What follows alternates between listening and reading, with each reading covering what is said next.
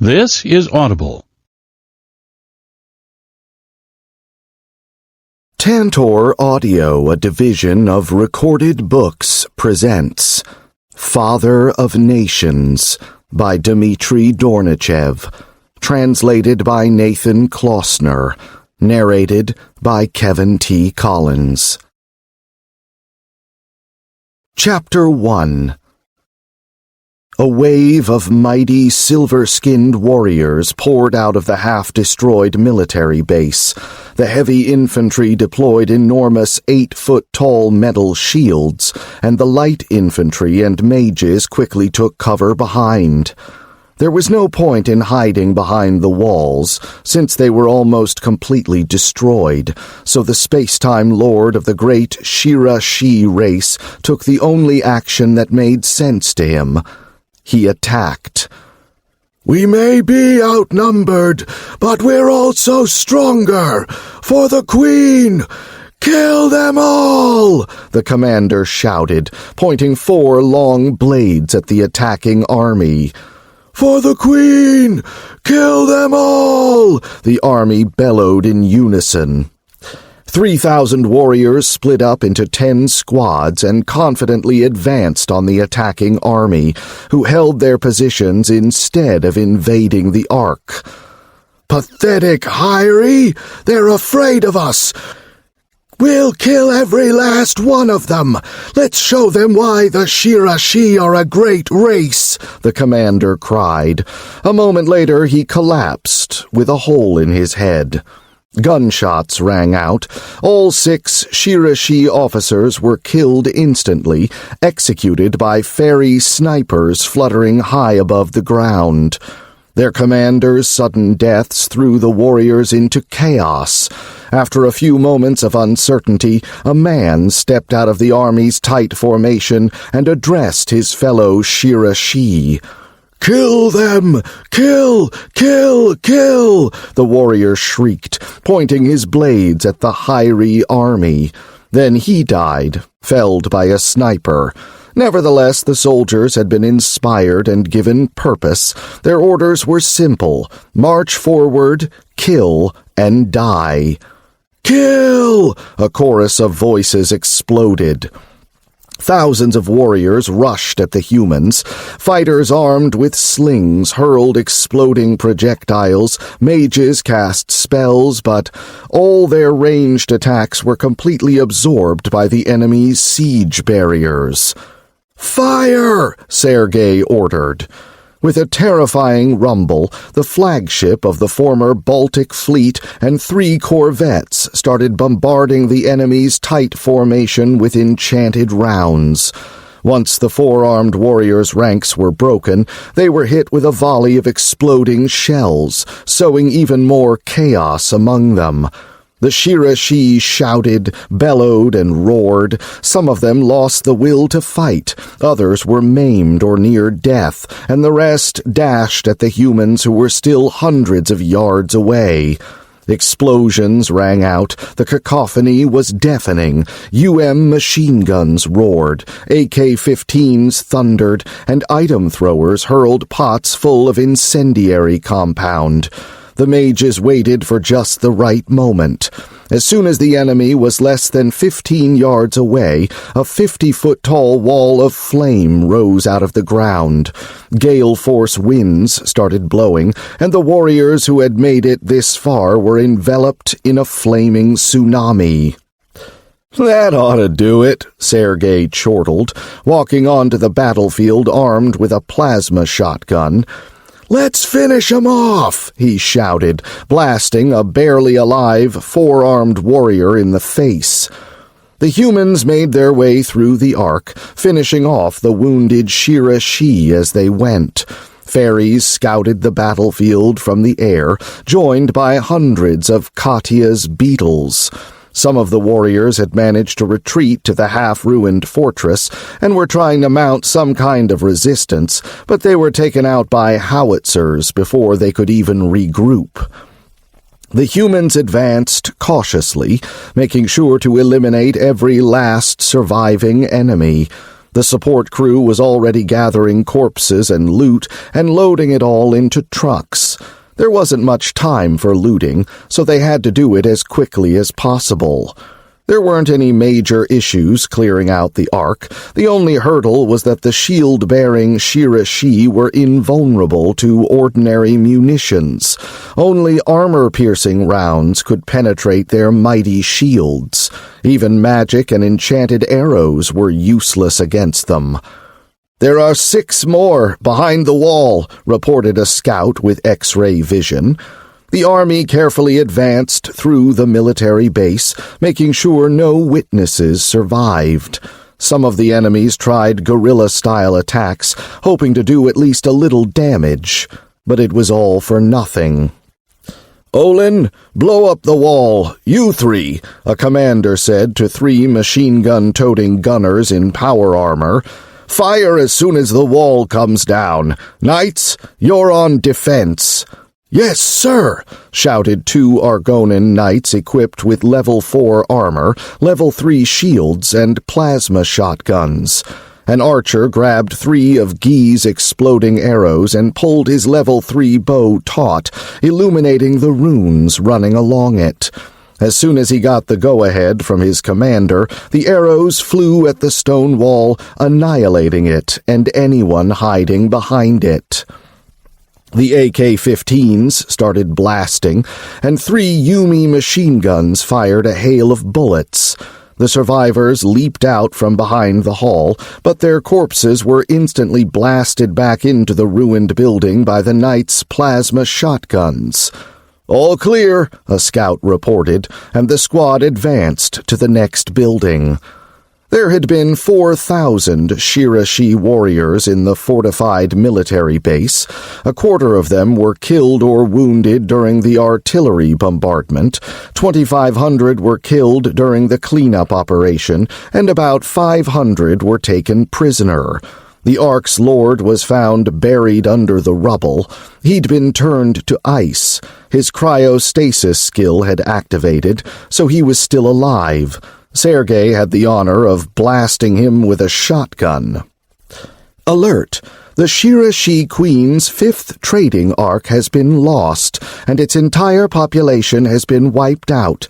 The ark is now under your complete control. Would you like to install a new control panel? Nah. Leave the old one, Sergey replied. A glowing orb similar to the one Guy had had when he was the lord of an ordinary ark appeared in front of the boss, who immediately placed both palms on it. Ark's balance, 29,180,770. Heh, looks like I got all my cash back, as well as a little something for my moral anguish, Sergey chuckled. Transfer the balance to the shelter system. Shelter's current balance, 81,800,585. Now I've got enough to buy a space-time bridge and arm the noobs, the satisfied man said with a nod. Then he got to work, looting the Ark. The Shirashi Ark didn't have much by way of valuables. It was just a small ark for transporting goods to harbors, after all. However, it did have plenty of armor, weapons, and other loot. Unfortunately, Sergey couldn't sell it, or he'd give away the fact that he'd destroyed the ark. Hopefully the weaponsmiths could come up with something. If not, they could always use some extra matter. The only space-time item the Ark had was a space-time sail, a purple one. Unfortunately, it was only level 1. The gray-skinned queen had been too stingy to spend 20 million coins upgrading it. Before long, everything that could be recycled into matter was gone, leaving nothing behind but bare ground. Instead of adding the Ark to the shelter, the boss just abandoned it to be torn apart by space-time monsters and the undead. "Want a little snack, Cthulhu?" Sergey said mentally as he stood by the shore of the lake. He knew the overgrown shrimp could hear him. "I do," said an eerie voice. The water in the lake started roiling, and the creature himself emerged. "Well, here you go. Sorry if they're a little on the bony side," the boss snorted. He waved his hand, and 500-bound Shira Shi appeared on the shore. The ones that knew anything had already been interrogated, and as for the ordinary soldiers, Sergey wanted to eradicate their entire species, so he had no intention of leaving them alive. "Strong, delicious flesh," the monster cried. The prisoners were less than thrilled. They started screaming and panicking, but couldn't get away because their legs were tied. Long, flexible, tentacle-like appendages burst out of the water and started grabbing the prisoners and tossing them into the creature's gaping maw. "Well, bon appetit," Sergey said with a smirk, then teleported to the Citadel. He found Rain in the Spacetime Ocean, carefully scanning the area in case an enemy showed up. She was assisted by Gary, who had continued to grow and was now truly enormous. The boss thanked Rain for her hard work and set a course for the planet. It could take them up to 4 days to get there, depending on the direction of the space-time current. A meeting was held at the Citadel that night. There were a lot of urgent matters to discuss. Aside from Sergey, the attendees included Alice, Solomon and his lieutenants, Azarus, Curie, Louis, Emmanuel, and Oriane. "For starters, I'd like to ask Solomon to report on the Norwegian op," Sergey said once everyone was settled.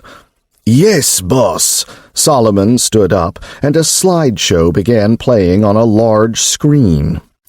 "Today we helped the Allies fight off a large-scale attack against their main base. We got there a little late, so they suffered casualties. Some of them are being treated at our hospital." "If I might interject, we were able to bring 2/3 of their fallen soldiers back to life," Professor Curie interrupted. He looked exhausted. "Yeah, we got a little held up. How about Petersburg?" the boss asked.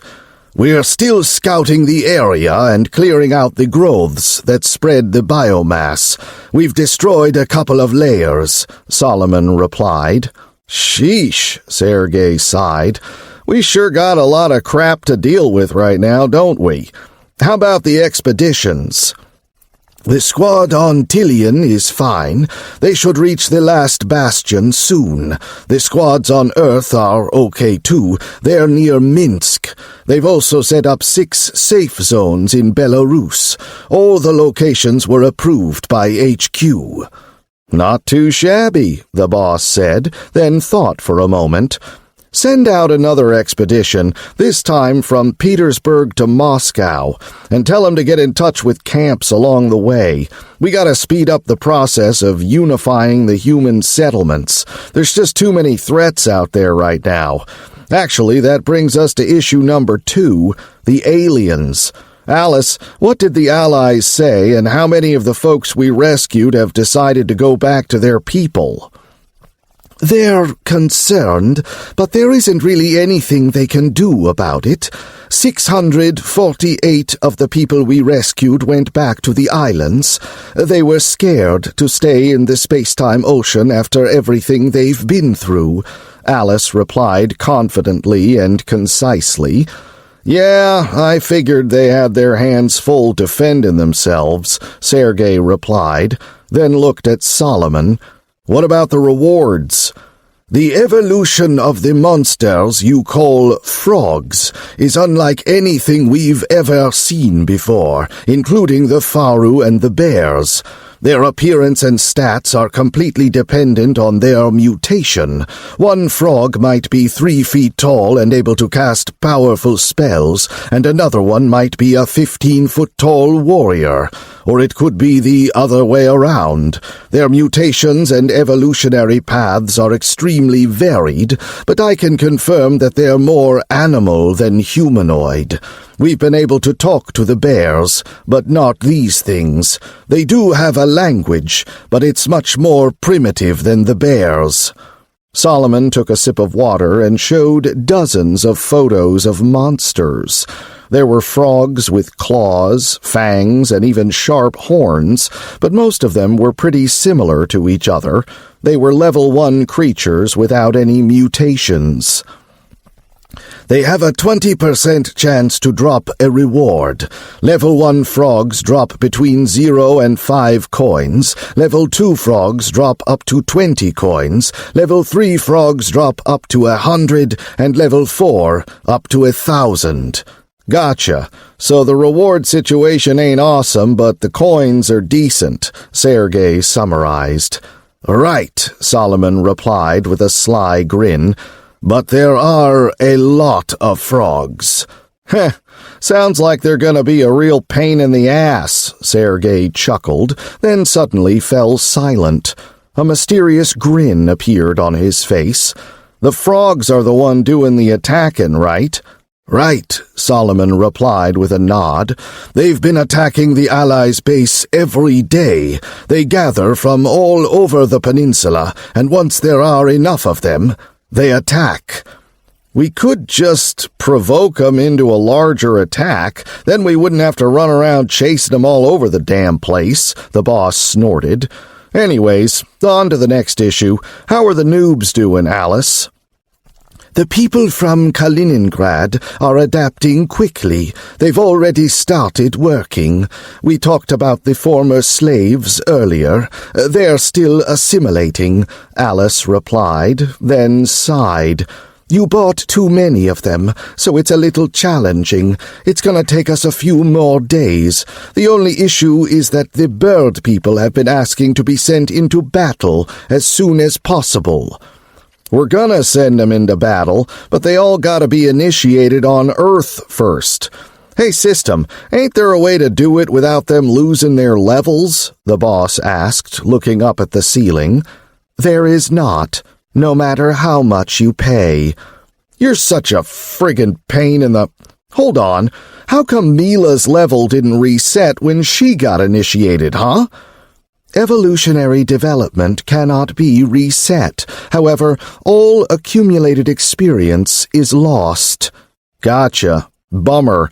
Can we do an initiation here instead of on Earth? Yes, but then it will spread to all creatures, and they will undergo initiation when killing systems spawn. Then I guess it's Earth or nothing, Sergey muttered. He glanced at Solomon. Send the birdies to Earth and help 'em get initiated. Will do, Solomon replied with a nod. Once these topics had been addressed, they discussed their plans for the shelter's future development. Rain would continue to catch shards, Oriane would gradually expand the fields, and Emmanuel would finish upgrading the industrial area and building the port. They had a lot of plans, but not enough time to get everything done. The shelter was actively trading with the camps and functioning as a logistics hub. People had started getting essential industries up and running again. The camps were also getting ready for winter, especially the ones in Russia. Now that they had food and weapons, all the cities in the Russian alliance had started expanding quickly. They were rebuilding power stations, forcing mutant animals away from coal mines, working on heavy industry, and a lot more, and anything they didn't have or had too much of could be bought, sold, or exchanged through the shelter. The Allies needed coal, and the Russian alliance needed clothes, medicine, and machine parts. Now that that's all settled, I want to know how the new recruits are doing, the boss said, looking at his army officers. 3,700 soldiers from Kaliningrad's army have joined the Shelter Army, and 3,800 recruits have signed up to be civilian volunteers. 178 human Tillians have also joined the army. That's more soldiers than they had back on Tillian, Sergey said, surprised. He remembered how many soldiers he'd seen defending the Tillian settlement in the Knoll. We've also started forming the special squads we talked about earlier, the head of security continued. "Wolf riders? Stuff like that?" the boss asked. Solomon nodded. "Don't the wolves mind being ridden?" Orianne asked. "Nope," Solomon replied with a chuckle. "And if they do, they get 2 riders instead of 1, both Taru. This is the army, Orianne. You can't say no," the admiral explained. "Let's keep going," the boss said, glancing from the dryad to the head of shelter security. Solomon nodded, then told him about the new squads and how they were being assembled. To make a long story short, a new squad of fairy snipers was being put together. Each sniper was teamed up with a soldier with a level 4 shield to cover them. Then there were the beast riders, although all the beasts were actually wolves, and then only the ones that were fast and mobile enough. Another squad was made up of mechanized warriors, i.e. mechs. There were only 20 of them so far, but 50 people had been implanted with symbiotes. They were planning to buy a lot of upgraded mechs in the near future, since the quality of Tillion's vehicles and equipment should increase significantly now that the planet's difficulty level had increased. A quick response squad was also being assembled. Their gear was still being crafted, and they hadn't settled on their skills yet. The officers needed at least 2 more days to decide on the skills and equipment for all squads. These things were going to be standardized from now on. They'd already prepared a large number of respec potions for this purpose. Then there was the really tricky part: building companies. The riflemen and heavy infantry would be divided into companies of 300 soldiers, including mages and Argonan knights. Each company would be equipped with a siege barrier and have at least 1 soldier with a unique skill, and their individual tactics would be based on these unique units. However, this was all just words for the time being. They wouldn't be able to implement any of it until all the newcomers had been assigned to squads, had their skills reset, and reached the minimum level. Rain had started catching shards again, so the new recruits would have a place to train and work on their teamwork. "And now for the last problem," Sergey said, casting a weighty glance around the room. "The Shirashi and other human eaters who are running around Earth like they own the damn place. It won't be long until we're strong enough to go after 'em without worrying about payback, so I want to start hunting their arcs. Since slaves have already started being sold at harbors, I'd say the portal to Earth's gotta be fairly close. That's why the enemy's forces are nearby, so if Earth's protection falls, I don't think I gotta tell you what'll happen." "We'll accept whatever decision you make, boss. If you say it's war, it's war," Solomon said with a grin. Everyone else agreed with him. "Then get ready," the boss chuckled. "Aliens ain't zombies. They're way more dangerous. Once Ceres done evolving, we'll be able to track other arcs. Till then, we gotta wrap up all our important business on Earth."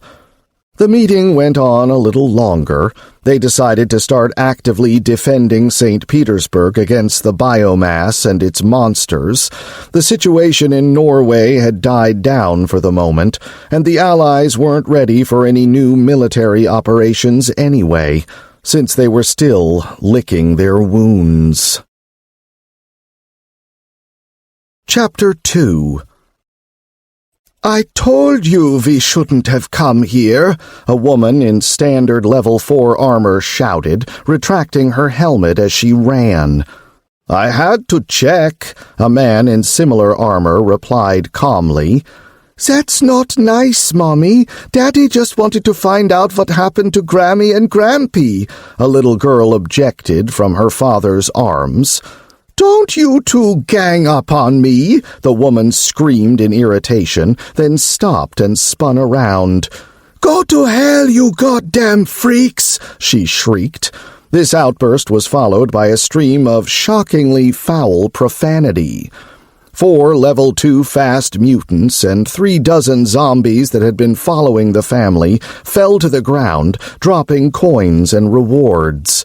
Instead of collecting them, the woman turned around and ran after her husband and daughter. There were plenty more zombies right behind them. "We've almost fought our way to your position, Commander," a shell driver said over the radio. "Understood. Thanks, guys," the large man replied.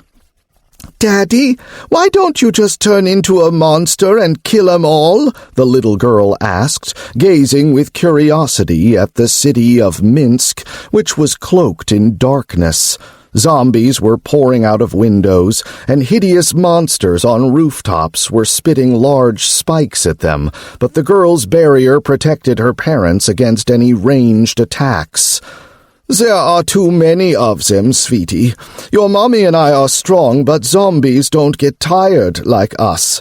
If we fight them, we'll eventually run out of energy and get killed," Constantine said, touseling his little daughter's hair. "Okay," the girl replied, nodding just like her daddy. "When are those beeping freaks gonna beeping stop?" Corinne shouted. Emmy covered her ears right away. Daddy told her to always cover her ears when Mommy said bad words. Swearing is bad. If you say bad words, you'll never become a princess. "Arrgh!" something bellowed. A 25-foot-tall bruiser appeared in front of the family. An explosion suddenly rang out, followed by 2 more. The monster collapsed, dropping a purple reward. "Finally! What took those beeps so long? I ought to shove a beep right up their beep!" Corinne shrieked, killing a group of enemies that were blocking their path. 3 shells flew around the corner, turning several undead into a pile of mutilated flesh with their plasma cannons. The vehicles stopped, and over 50 soldiers got out and opened fire on the zombies that were chasing the Karpoviches, while the family ran the rest of the way to the shells. "Get us the beep outta here!" Corinne roared.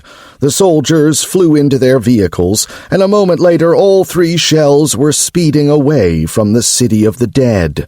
There wasn't a single survivor left in Minsk. An extremely smart and dangerous zombie general had taken over the city.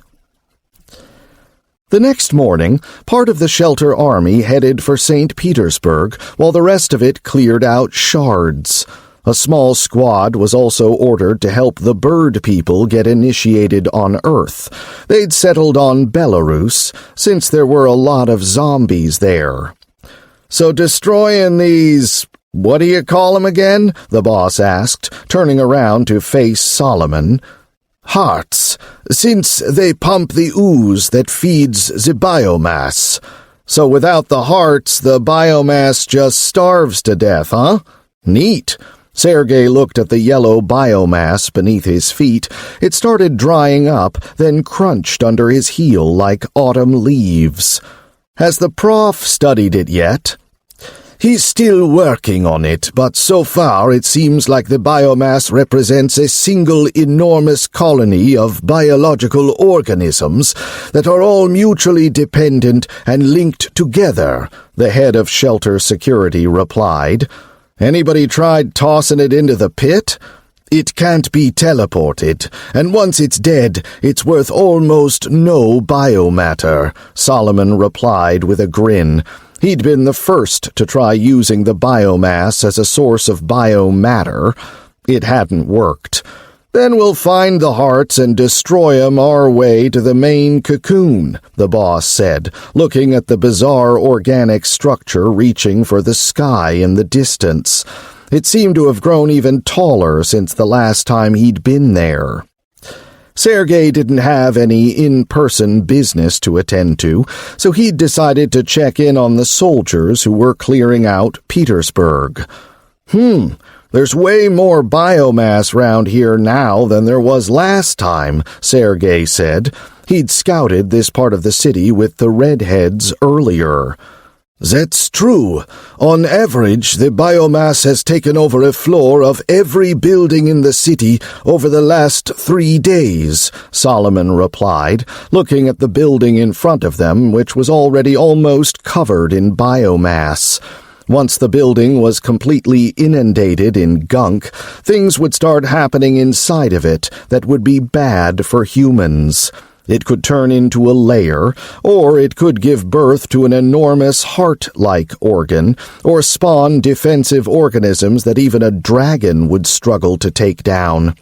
Incidentally, the flying lizards were in Norway at the moment, terrifying frog villages and doing recon at the same time. Gotcha. How about the locals? The boss asked, down the gray, biomass-covered street. They've basically agreed to work with us, but they're still worried we're gonna kick over this hornet's nest and make things even worse for them, so they're prepping an escape route first. Solomon was walking next to the boss, answering all of his many, many questions. The head of shelter security had never been to St. Petersburg before. He'd never even been to Russia before the apocalypse, but he'd heard a lot about it and even seen it in movies. Unfortunately, the city would never be the same again, especially now that Sergey was there. "See the apartment building on your left, boss? There's a heart next to it," Annette said over the radio. "You heard the lady," Sergey said. He waved his hand, and a group of 30 men headed down the alley. There really was a heart there, but it was growing in the canopy of a tree. Needless to say, the tree was covered in biomass. "Let's not rush into this, guys. We're out in the open here. We'll start by setting up some cover," Solomon said, training the squad. Since the boss was on the team, he'd decided to bring in some new recruits. The squad didn't wander off too far, since they had no idea what might be hiding around the next corner. The biomass was a living organism, so the shelter's cameras couldn't see through it. That meant that there could be enemies hiding just about anywhere, underground, in buildings, in cars, even behind a big gray heart, which was exactly where they were. A long, snake-like head made of pale, slimy flesh poked out from behind the goo-pumping organ. "Hiss! Arg!"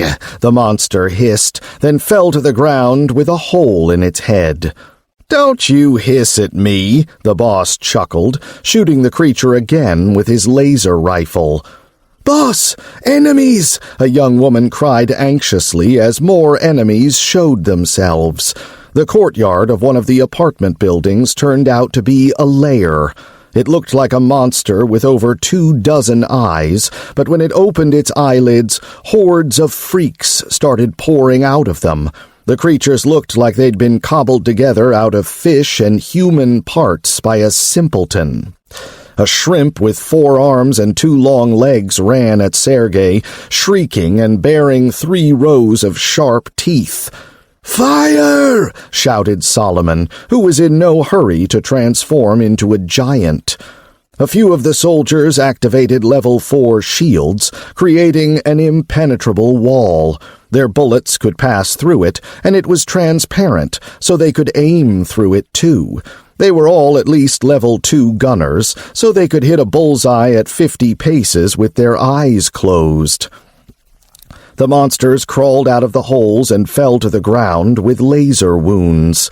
Some of them got back up and resumed their assault, but the soldiers' high rate of fire and stopping power was no match for them. 2 minutes later, when the onslaught started tapering off, Sergey walked forward, removed his glove, and held out his hand. "Geez, I hope I don't roast myself," he muttered, firing a powerful jet of flame. "You've killed a small bud and earned 50 XP.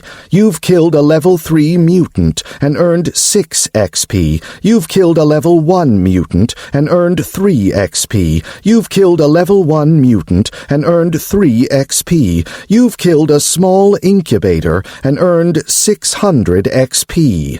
"Shit, that hurts," the firebug hissed. "Well, at least my hand didn't get burned to a crisp this time." Sergey's hand was burned, but not too badly. 30 seconds later, it was as good as new. "Those things drop some pretty decent XP," he said with a grin, heading toward the lair in search of rewards. Meanwhile, the soldiers started teleporting corpses to the pit and collecting coins.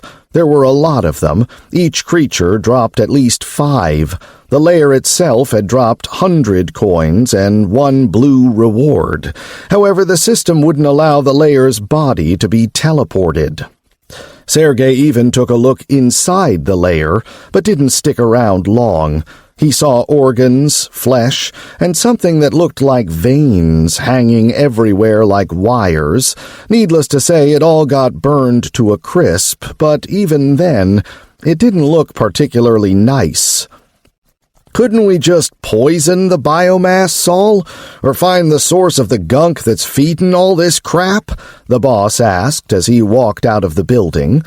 "We think the source of the gunk is in that enormous cocoon over there," Solomon replied, pointing at the massive cocoon towering over the city. "Duh! It's obviously gotta be in the best defended place, right?" Sergey chortled, looking at the cocoon. "Could we blow it up with missiles?" "That might work, but it could also damage the cocoon surrounding the hospital." "I don't think our sailors would miss it," Sergey snorted, pointing at the gigantic flesh pod. "How could you miss a big honkin'-ass thing like that?" "Should we get the ships ready?" Solomon asked thoughtfully. "Nah," the boss said, shaking his head and rematerializing his laser rifle. "The biomass might freak out and send all its troops at us. We'll keep clearing out the city for now. Once we've gotten rid of about half the biomass and monsters, we'll be able to withstand a massed assault. That's when we'll blow the thing to hell." The squad returned to the street and moved out, throwing a pot of incendiary compound at every building to see whether it was a lair or not. Before long, 2 squads reported discovering hidden lairs and engaging them in combat. The rest of the shelter's forces slowly moved from south to north in squads of 30. There were also support squads that could quickly drive shells to other squads' locations and assist them if necessary. Meanwhile, on Tillian, near Garrett Bastion, a brutal battle raged in front of a metal fortress in the middle of the wasteland. 36 mechs were fighting hordes of animal-like robots of various shapes and sizes. There were humanoid robots there too, but they weren't fighting, just observing. They were extremely difficult to kill. The animals defended the observers against any attack, and they had no trouble dodging ranged weapons or taking cover behind the beast bots. "There's too many of them! How did this happen? How did our scouts mess up this bad?" A voice barked over the internal radio of a level 3 mechanical warrior.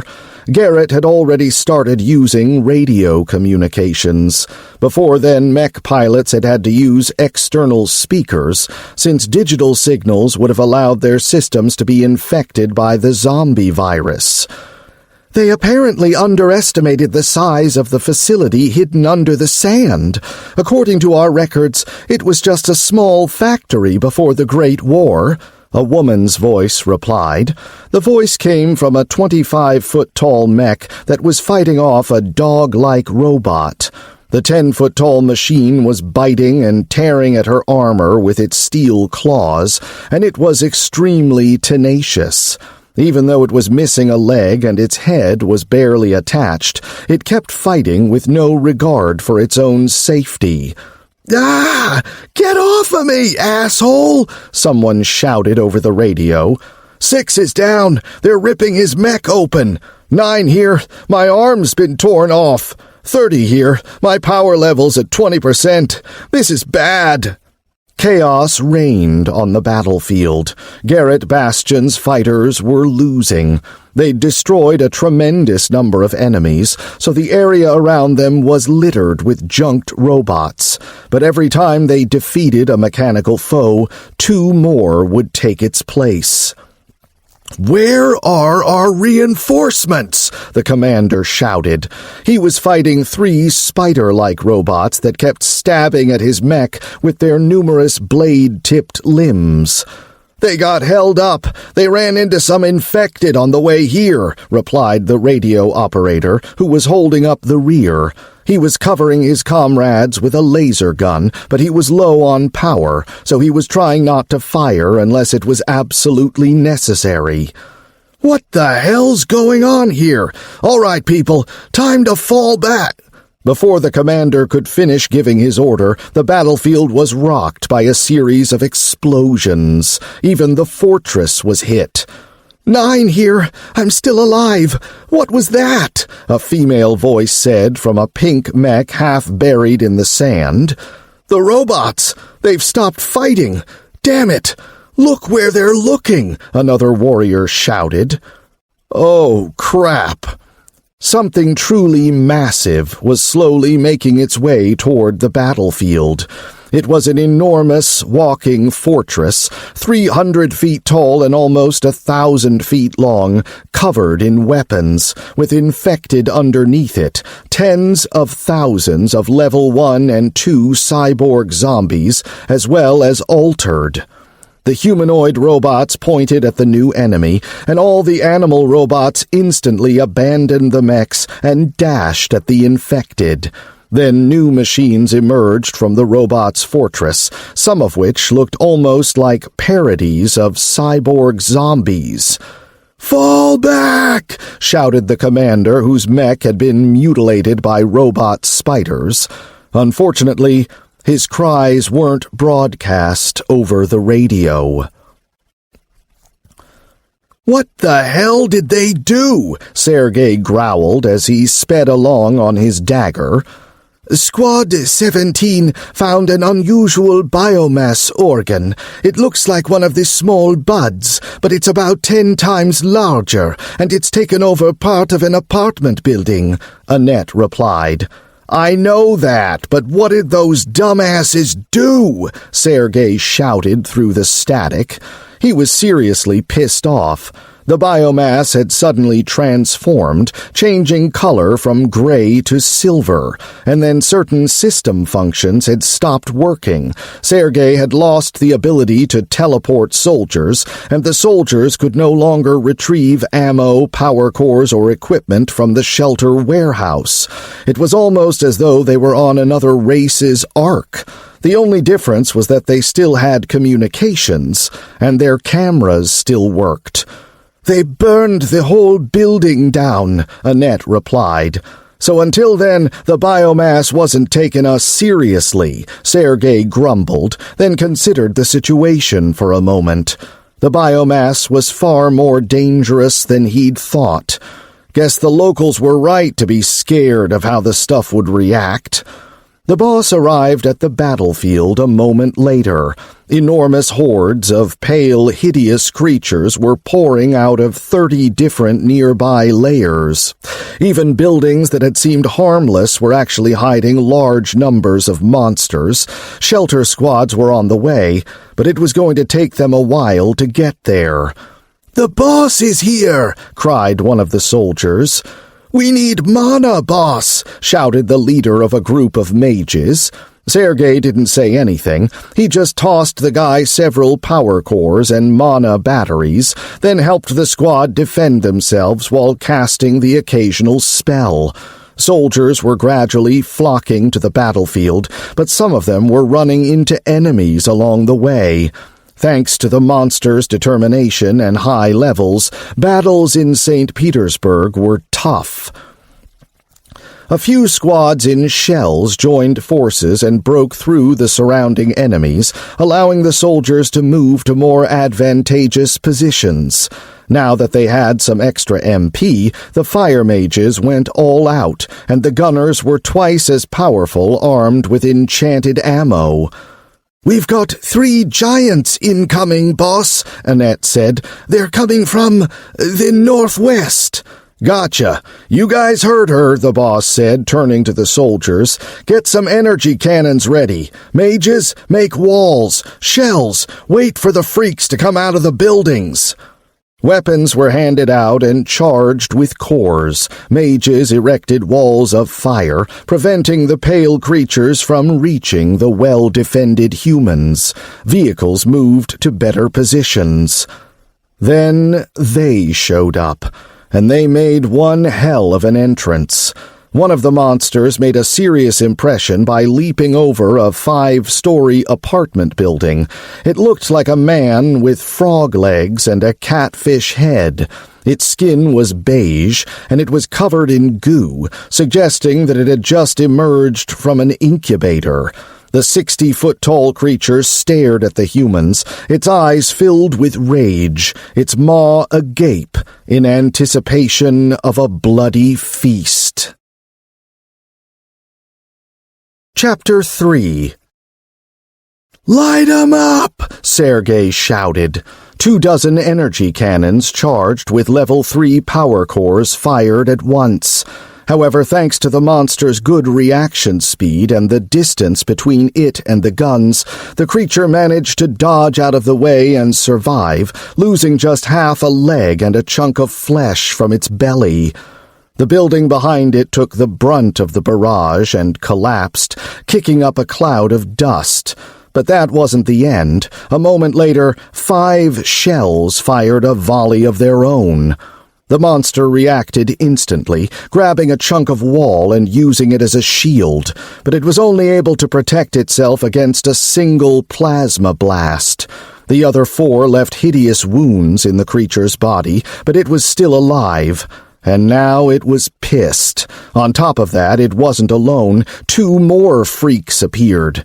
They were smaller than the first, just 25 feet tall, but they were extremely bulky. They tried to sneak up on their foes, but the eyes spotted them, and the monsters were immediately met by a series of enchanted rounds. The soldiers aimed for their legs, trying to bring the freaks down, but only one of them fell. The other roared, jumped high into the air, and landed on one of the shells. Its barrier burst, and its frame caved in with a terrifying metallic shriek. Without waiting for the boss to ask, Annette reported that the driver and gunner were still alive, but the driver was seriously injured. The remaining shells immediately started attacking the monster as the infantry hit it with a volley of explosive rounds. The creature was knocked off of the vehicle by 3 plasma blasts and 30 rifles. Once it was on its back, one of the APCs drove over it, snapping its ribs as it howled in agony. Meanwhile, the boss distracted the 40-foot-tall giant, which had rejoined the fray. The monster had lost its legs, but not its arms, so it started hurling pieces of the collapsed building at the humans. Their energy cannons needed another 30 seconds to recharge, and the creature intended to make the most of it. The human's aura barrier collapsed after being hit by a 1,000-pound chunk of concrete, but it still managed to do what it had been created to do. It slowed the debris down and allowed the boss to intercept it, saving a dozen soldiers from a guaranteed trip to the hospital. The energy cannons were finally recharged. The freak wasn't able to cheat death this time, but it was too early to celebrate. More monsters were flocking to the battlefield. Reinforcements were on their way too, but there were brutal battles raging all over the city. Then something unexpected happened. The survivors from the St. Petersburg camp decided to help. They hit the biomass monsters with everything they had, which turned out to be quite a lot.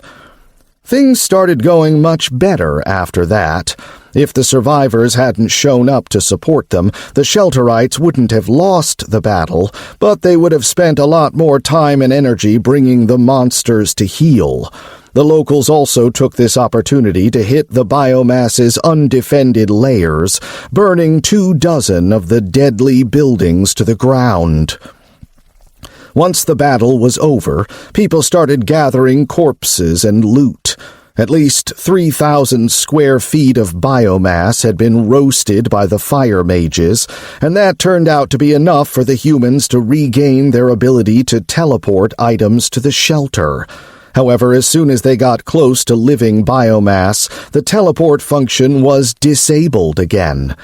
"You've got company, boss," Annette reported. Sergey heard the sound of an engine in the distance. An old but souped-up Ziguli was making its way toward the shelter army. The ancient Soviet car was adorned with images of flames and skulls, and it had the skull of some kind of freakish mutant animal strapped to its hood. "Hello, gentlemen," said a man in his 40s, stepping out of the car. He was well-kempt, if a little scrawny, with standard level 3 armor and a garrison cap cocked to one side. "Allow me to introduce myself. I'm Innocenti." "Sergey," the boss said, shaking the man's hand. "I assume you're the leader of the Petersburg survivor camp?" "That's me," Innocenti replied with a nod. "It's nice to finally meet you. Your people have had a lot of good things to say about you, Sergey." "You could have just come to my shelter and met the leaders of the other cities," Sergey said with a shrug. "Yeah, maybe." Innocenti glanced at Sergey's armor, then noticed his people's equipment. He couldn't help but feel a pang of jealousy. "It looks like you could have managed without our help." "Probably, but your help really cut down on our expenses. Just out of curiosity, how come you decided to help us?" the boss asked politely. "We were pretty surprised to see monsters wandering out of buildings we didn't think were lairs, so we decided it was time to do something," Innocenti replied with an awkward smile. "So what are your plans? Are you gonna keep clearing out the city or stop here?" "We can't rest on our laurels. How many freaks have we killed? 100,000? Sergey asked, turning to Solomon. "More like 150, the head of shelter security replied, scrolling through a tablet. Sergey couldn't tell what he was doing, but he didn't really care either. "That means a lot of layers are defenseless right now. We gotta hit 'em hard," the boss said with an eerie smirk. The soldiers were rotated out. Some of them returned to the shelter, and others were recalled from shard-clearing duty. Sergey ordered the army to focus on the south bank of the Neva River and fight its way to the Hermitage Museum. Then he summoned Louis's tank, which was more like a battleship on treads at this point. The contraption was so large now it could only drive on the city's main thoroughfares, but its flamethrower turrets were capable of roasting buildings on both sides of the road without having to stop. Using Tillian technology, Louis had managed to upgrade the turrets to the point where they'd finally stopped breaking down. The key was a new cooling mechanism that flooded the system with a special liquid after each blast. The old-timer had also found a way to work parts from 24 broken tanks into his behemoth, so it could now fire enchanted tank shells. Now that his stats had been increased by his bond with Sergey, the mechanic's magic to over 250, which allowed him to really cut loose. Theoretically, he could even transform his rolling battleship into an enormous suit of metal armor like he'd done on the first shard. However, according to Louis's own calculations, he'd be lucky to survive for more than 60 seconds in this condition, and he didn't even want to think what would become of his crew. Tillian, outskirts of Leshir Bastion. Shelter Trading Base. "Are you sure this is the place?" asked a cyborg whose synthetic skin had mostly peeled off. He was using a special device to observe the base nestled, which was among the hills. It looked abandoned and empty. No guards, no vehicles. "Yeah, this is where they get their supplies from. We've got people in the convoy's security detail," replied another cyborg in a camouflage suit that made his body seem to blend into the wasteland. "They come here at the same time every day with nothing, then leave with tons of fuel, materials, and other vital supplies." "Understood. So what are we gonna do? Destroy it?" the skinless cyborg asked. "And doom those people to certain death?" the camouflaged cyborg asked, glaring menacingly at his companion. "Guess I didn't think that through," the cyborg replied, scratching his peeling skin and smirking as much as his face would allow. "The situation in the Bastion is improving thanks to these shipments.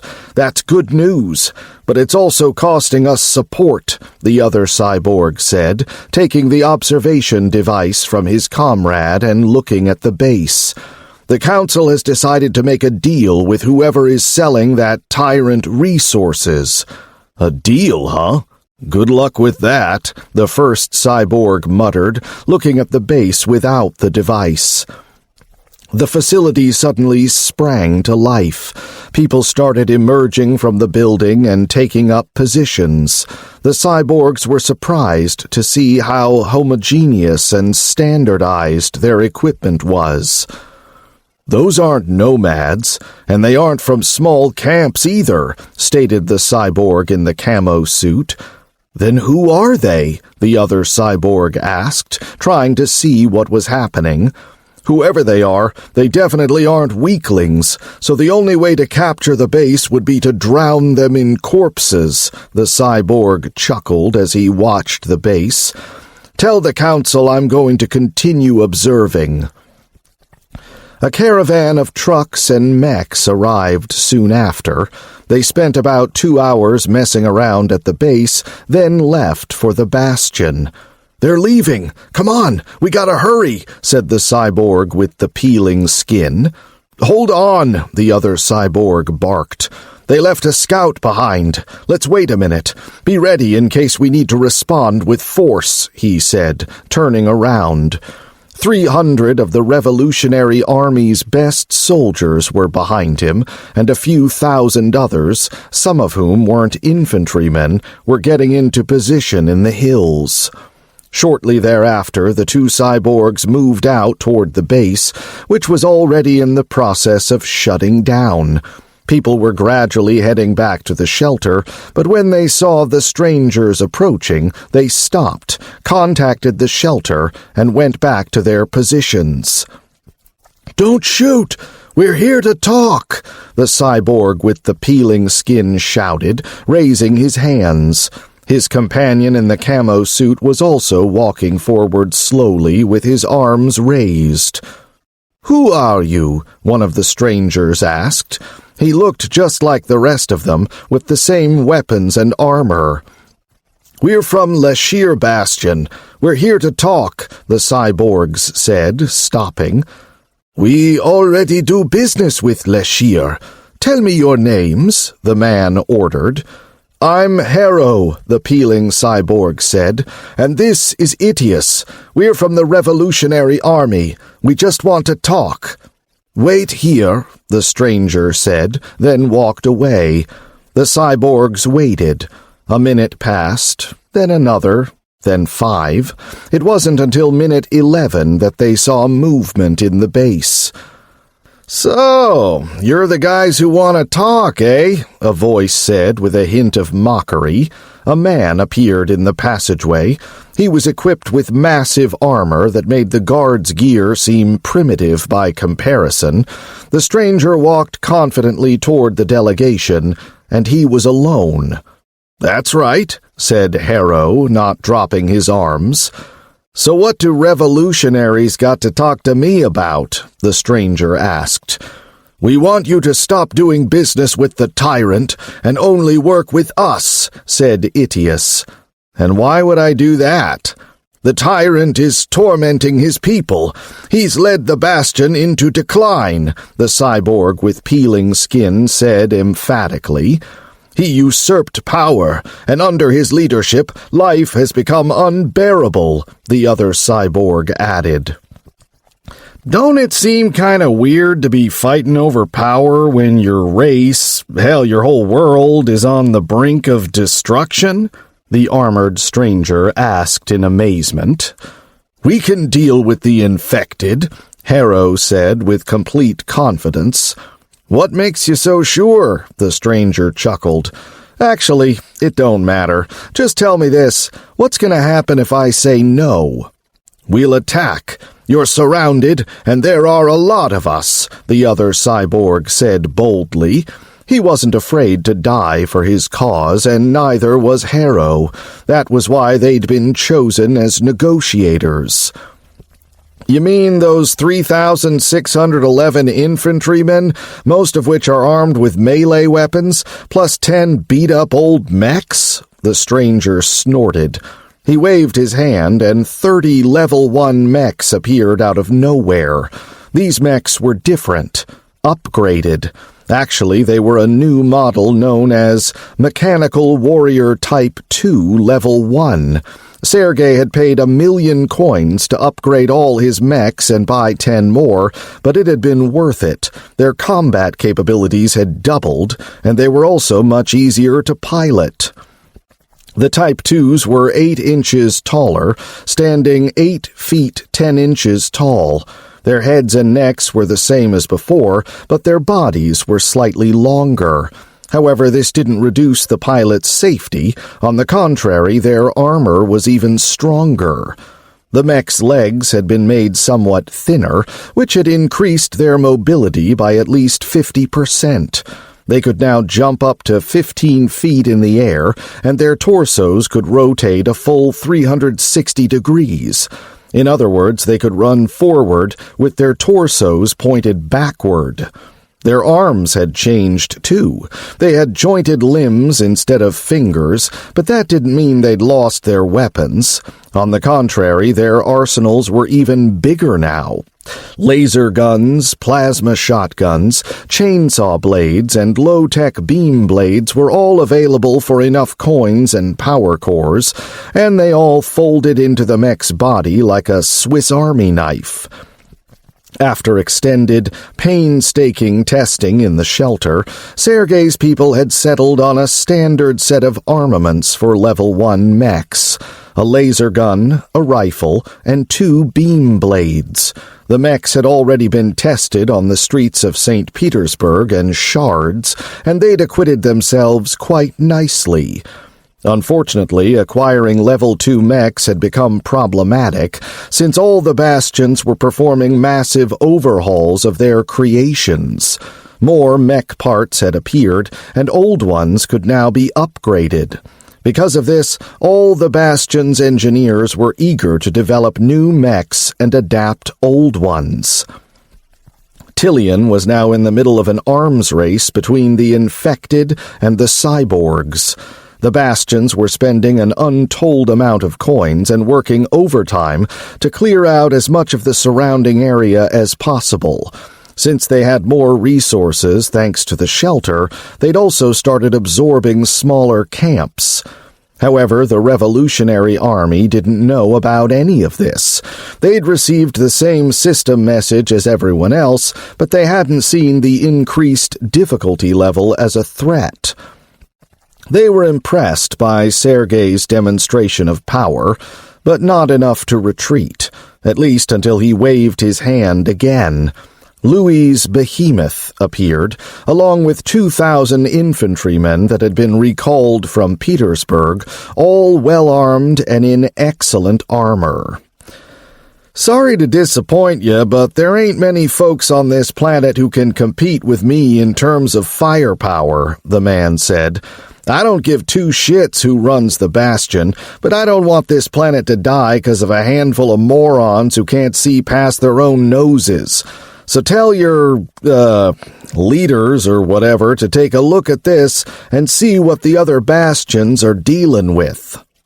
Sergey tossed the cyborgs a tablet. It was an Android tablet, and it was in English, so it wasn't obvious how they were going to use it, but that was their problem.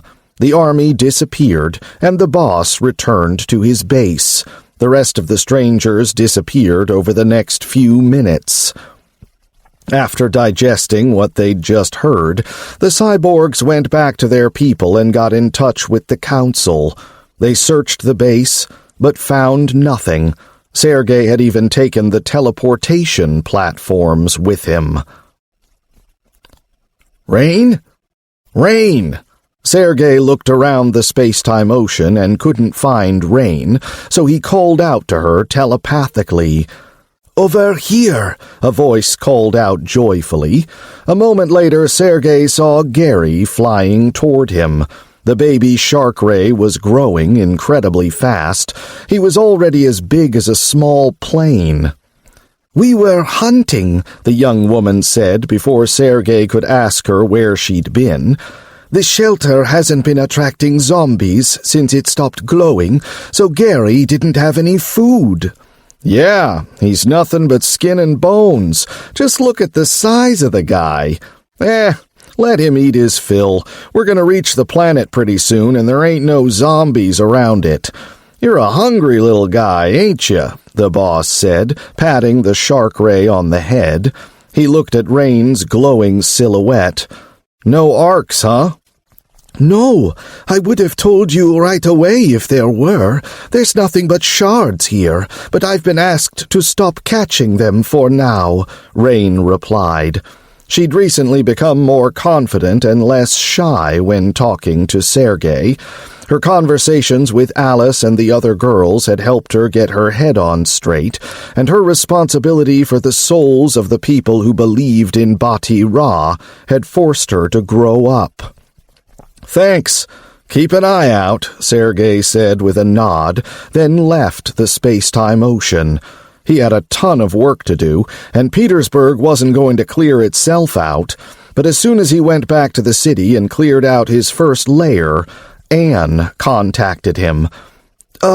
Boss?" she said sheepishly. Why'd you punish Ludwig?" "Who says I punished him?" Sergey asked in surprise. "Well, he's been in the old treasure room for the last few days, and he's really sad," Anne said pathetically. She'd gone to the old treasure room to get some personal items and noticed the poor horsey there. After looking into his big sad eyes, she had no choice but to try to help him.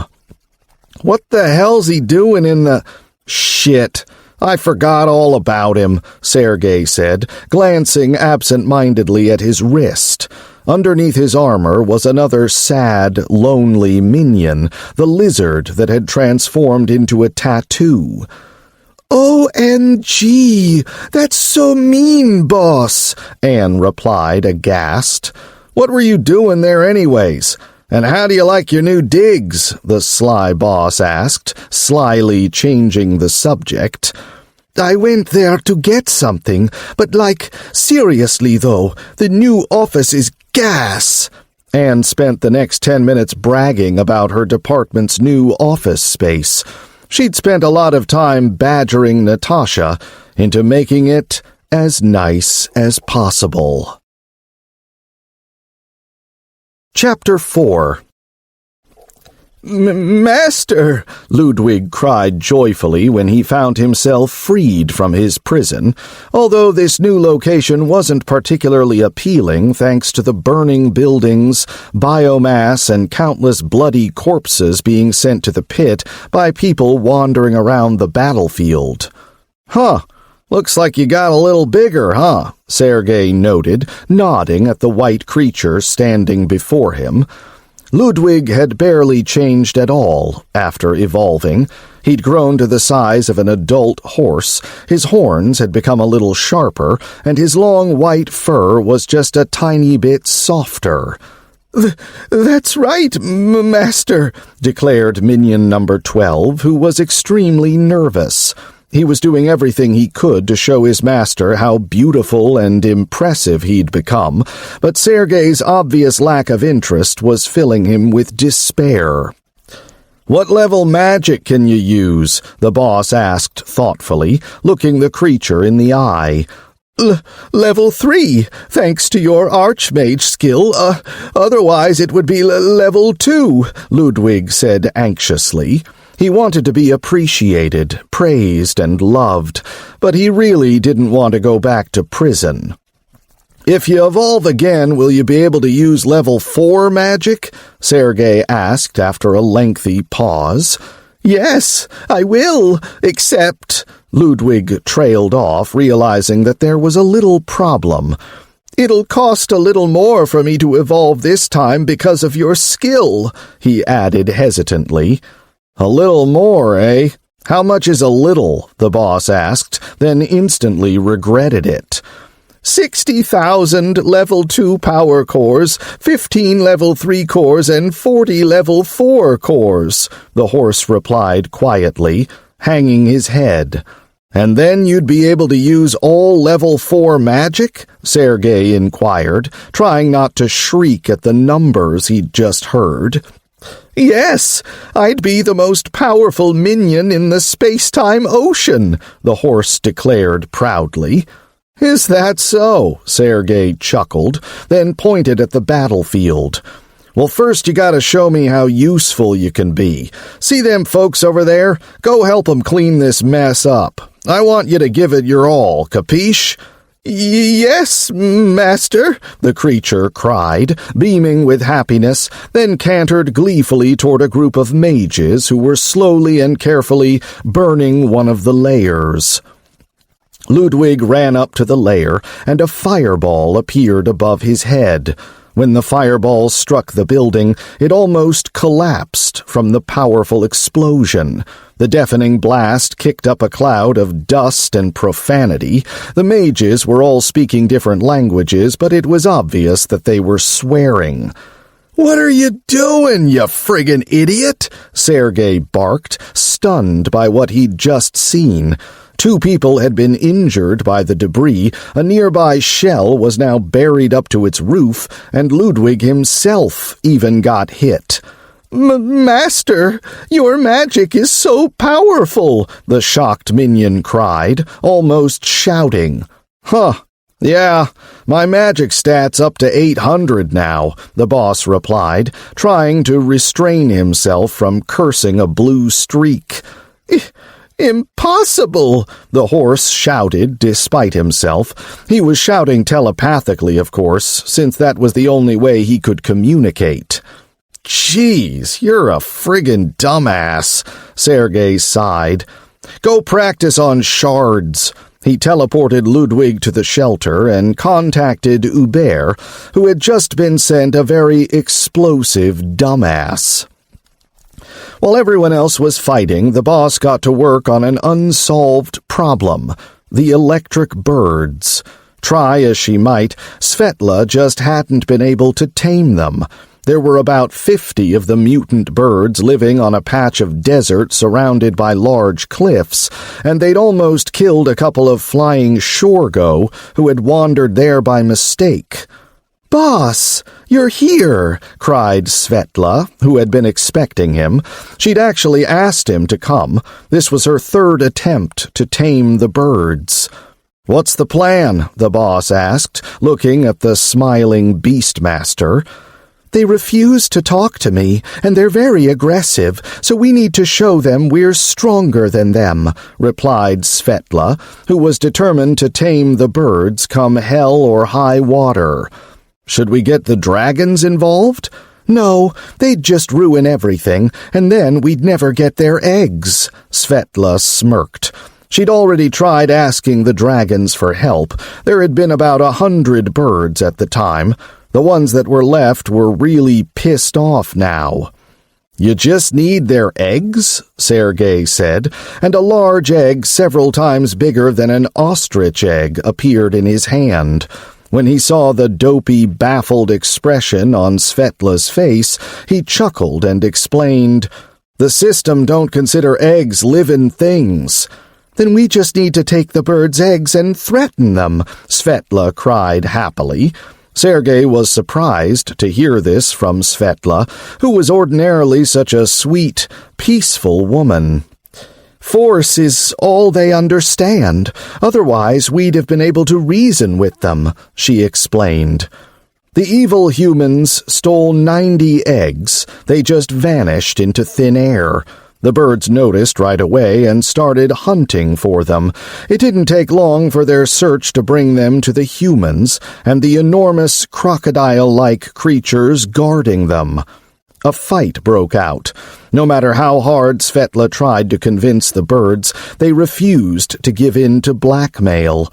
They blasted their enemies with lightning bolts and tried to peck the crocodile's eyes out, but the crocs were much larger than them and had a decent stat boost from their Beastmaster. And since the Beastmaster had a bond with Sergey... To make a long story short, the birds got their tail feathers kicked.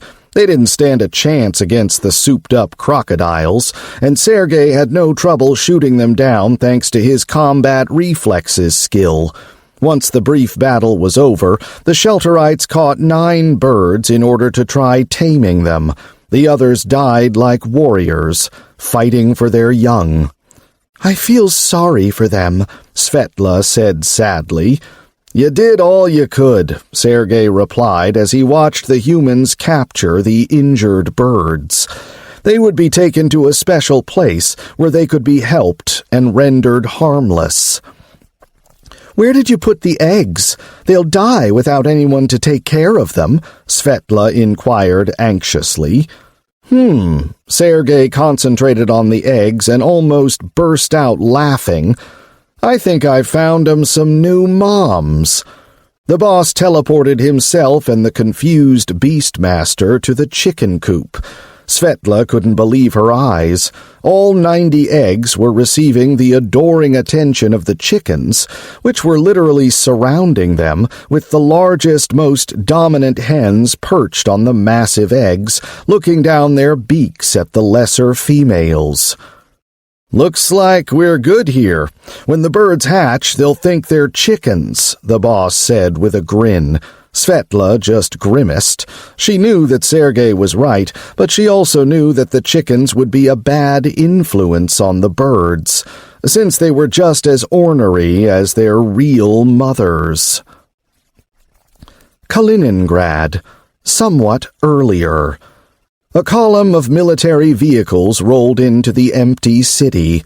Actually, it wasn't completely empty. There were Imperial soldiers hiding here and there, digging around in apartments, buildings, and even the sewer. "They couldn't have just disappeared," a large man in an army uniform shouted, punching his palm. He wanted to punch someone or something, of course, but with his strength, whatever or whoever he punched probably wouldn't survive. He'd gotten in trouble for that plenty of times already.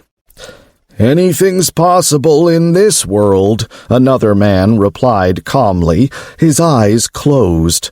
He looked like a mountaintop-dwelling sage, with a long shaggy beard and a red dot on his forehead, but instead of a robe, he was wearing level 3 system armor. 200,000 people can't just disappear. They couldn't have evacuated their entire navy, the bruiser objected. "Why do you assume they couldn't have had help from another navy?" the sage replied. I never thought of that, but if that's what happened, we've got a problem, right?" the big man asked, his eyes wide with surprise. "You're just realizing that now," the sage said serenely.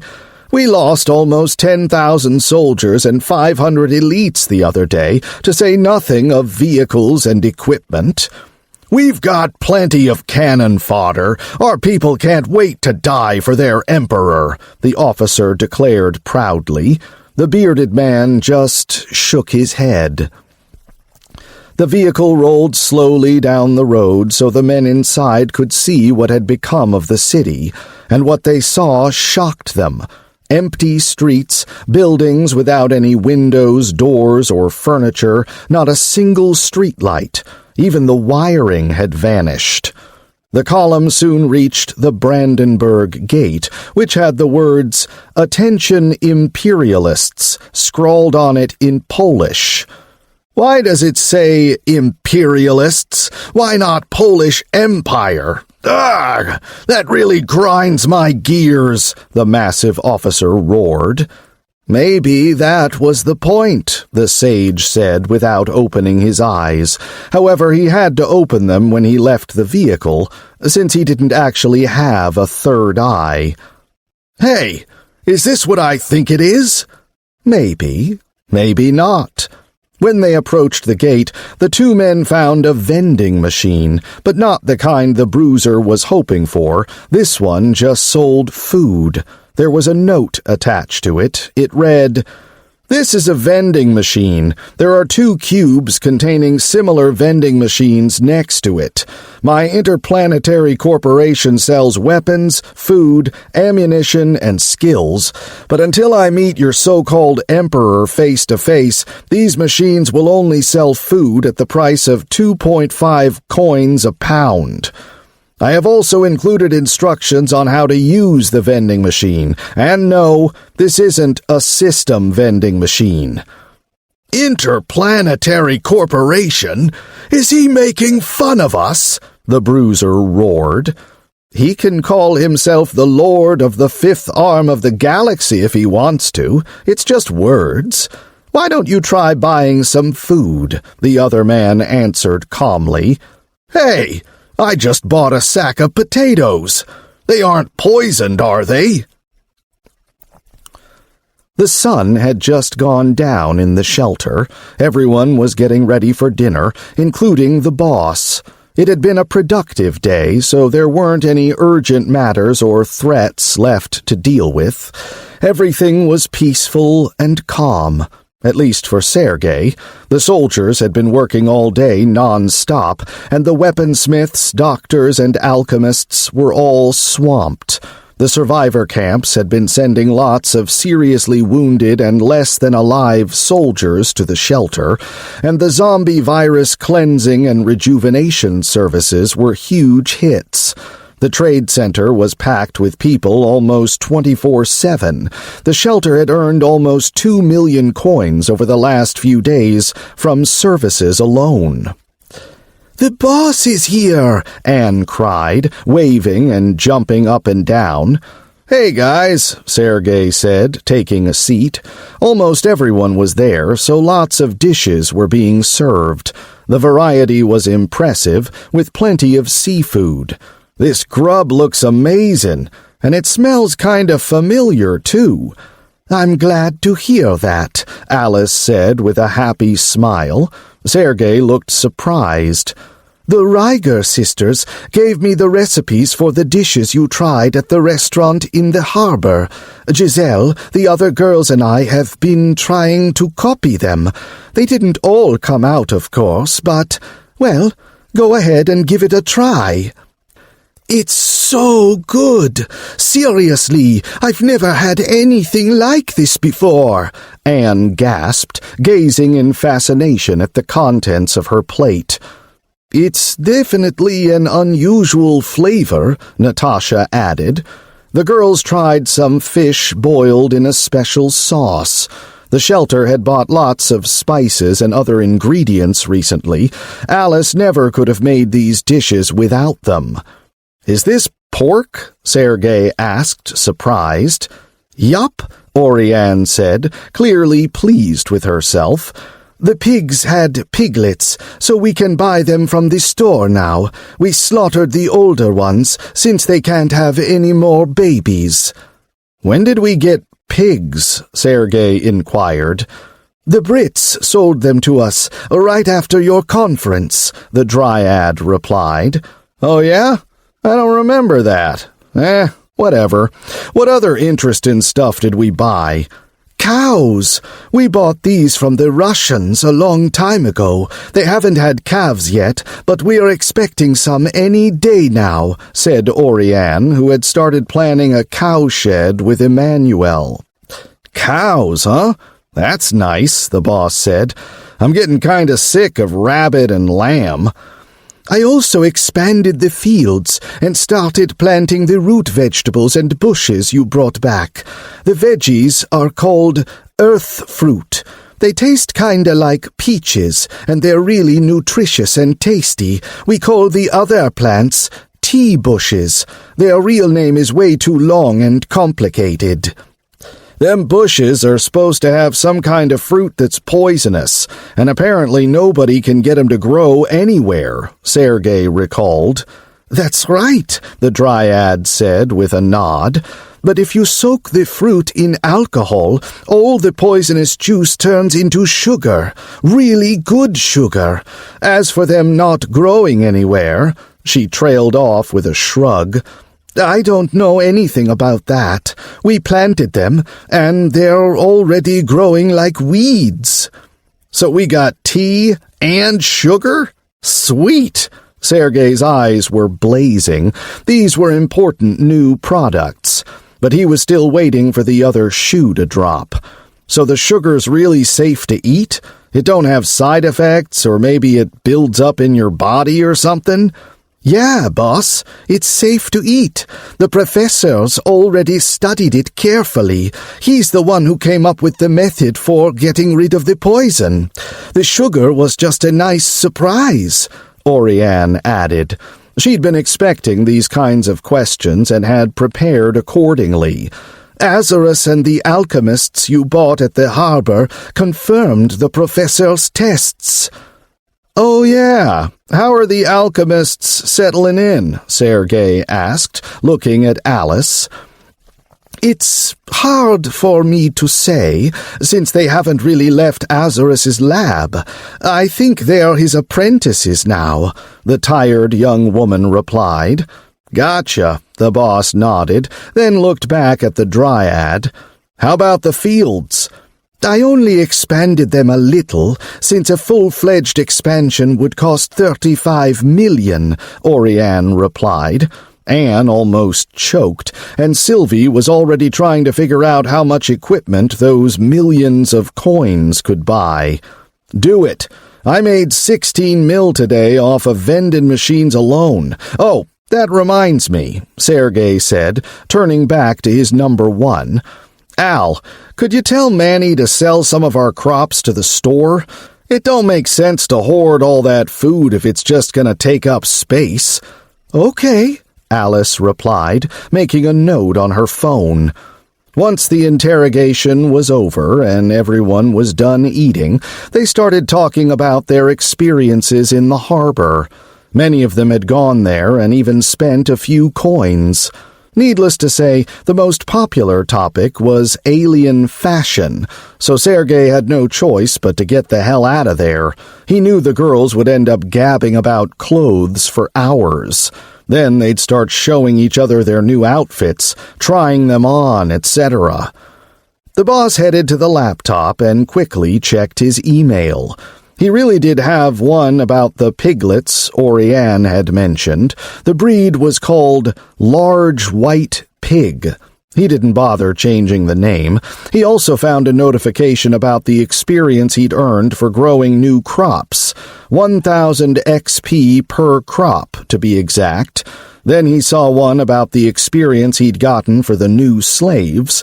180,000 XP for a little over 18,000 recruits. The shelter had also earned almost 2.5 million experience for shards, and its area had increased by 42,000 acres, reaching a total of 116,000. Regarding Level Up, congratulations, your shelter has reached level 21. Regarding Level Up, congratulations, your shelter has reached level 22. The selection at the store has been updated. Whoa! 2 whole levels plus new stuff at the store? Sergey exclaimed, then immediately pulled up the shelter information screen. Shelter. Level 22. Experience 76,843 of 5,242,880. 1%. Balance, 61,924,044 coins. 348,766,710 biomatter, 1,276,227 tons of matter. Area, 42,000 acres. Size, large. Space-time detection radius, SDR, 0, 9,801. Current speed, 5 space-time units per hour. SU per H. Space-time devices. Harpoon, purple, level 2. Shield, level 1. Dome, level 2.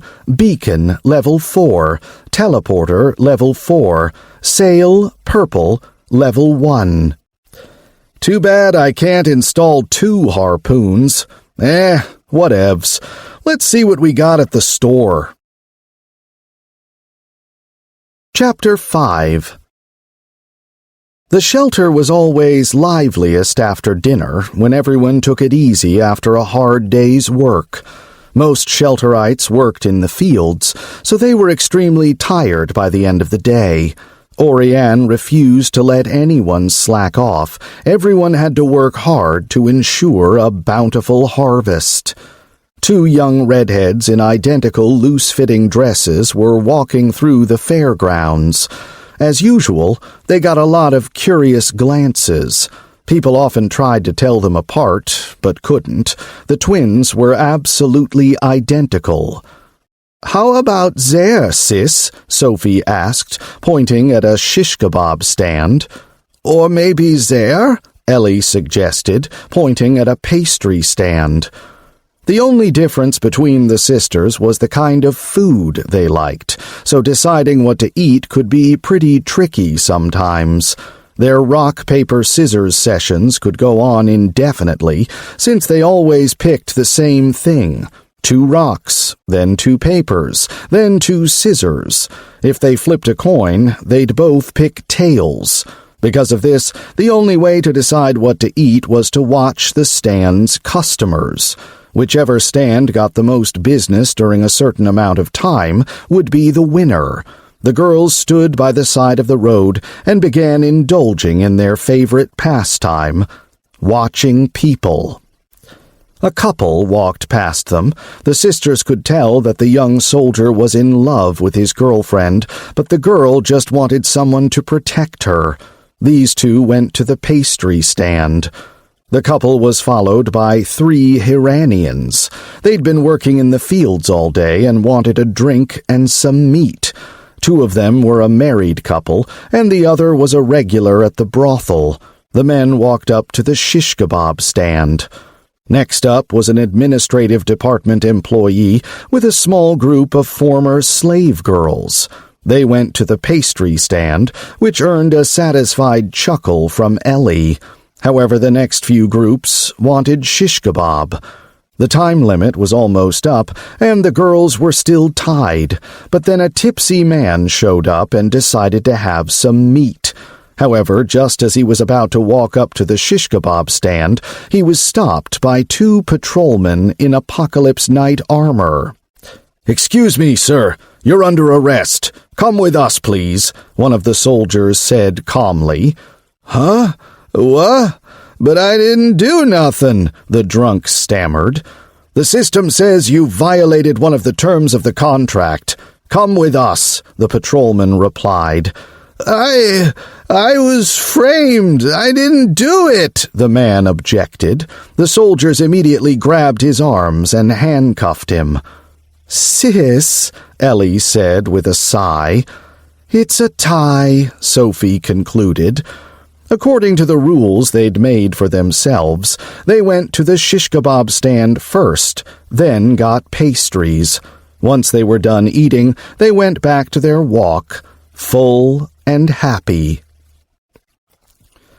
The morning started the same as every other morning, with breakfast. Sergey was planning to clear out the south bank of the Neva, but the closer his people got to the Hermitage Museum, the more difficult it became to move forward. Because of this, the officers had decided to fall back and resume their assault the next morning, but with a new plan. The army had run into some extremely fierce resistance in Bagration Square. The concentration of biomass there was off the charts. Every building was covered in gunk and belching endless streams of aggressive pale freaks. Today, however, the soldiers had new orders. Instead of attacking, they took up defensive positions while quadcopters combed the city.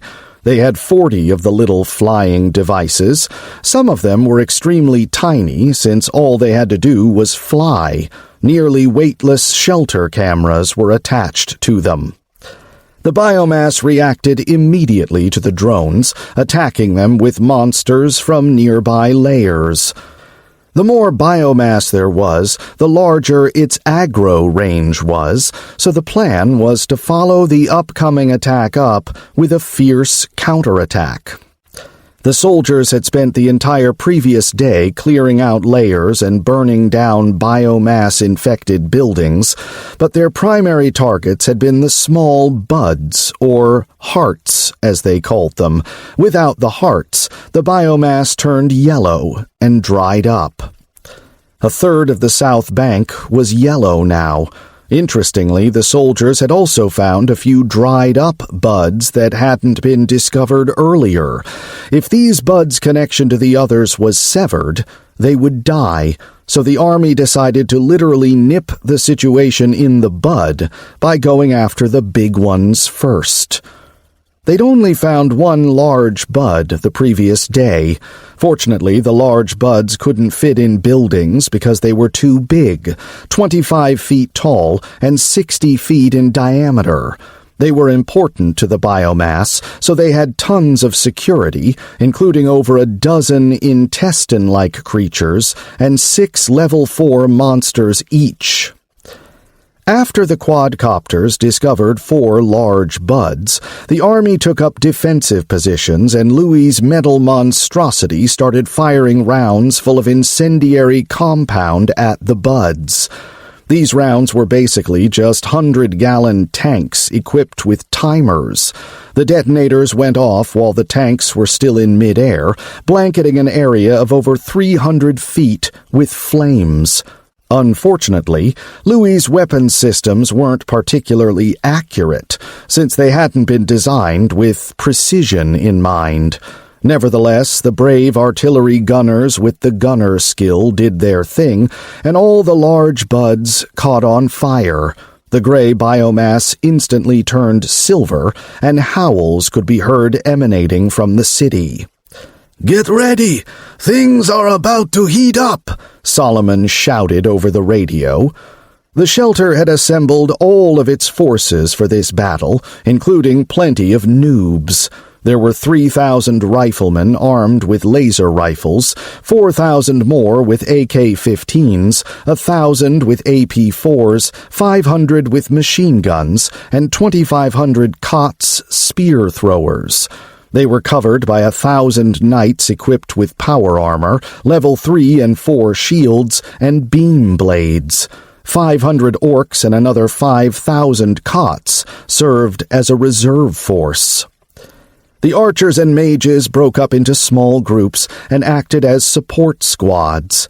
The officers decided not to use vehicles or artillery this time around because they weren't very effective in urban environments, although there were a few groups of shells and quick response squads. It didn't take long for the biomass to retaliate. Monsters started running at the army from all over the city, including the Neva River and the Baltic Sea. The first freaks to reach the humans' positions were shot and burned to death in seconds, but after that, the intensity steadily ratcheted up as larger, stronger monsters began to appear. The machine guns turned the creatures into Swiss cheese. Their flesh was soft, so one bullet could penetrate several of them at once. Unfortunately, this wasn't particularly helpful. There were just too many enemies. They clogged the street with their corpses, forcing the humans to keep falling back from one defensive line to the next. The freaks just kept coming, and some of them were surprisingly inventive, climbing through the windows and rooms of nearby apartment buildings, scaling walls, leaping off of rooftops, and even popping out of the sewer. The sewer rats were the easiest enemies to deal with. The earth mages just blocked all the manholes and impaled the rats with stone spikes. The dragons were called in, too. They weren't allowed to fly, since they would have been shot down, but Gautier made a decent stationary flamethrower turret. Even Ludwig got in on the action, blasting enemies with fireballs.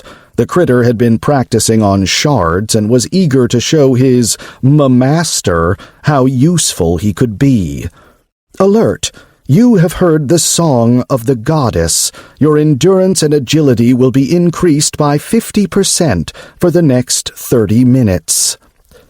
Katya joined the fray too, her beautiful voice echoing throughout the entire battlefield.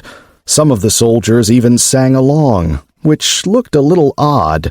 She was singing in French, since she didn't know any morale-boosting songs in other languages, but Sergey had already ordered Natasha to get a collection of Russian songs together. It was a tough battle, but the situation was under control. The monsters just dashed headlong at the humans' positions and died by the thousands.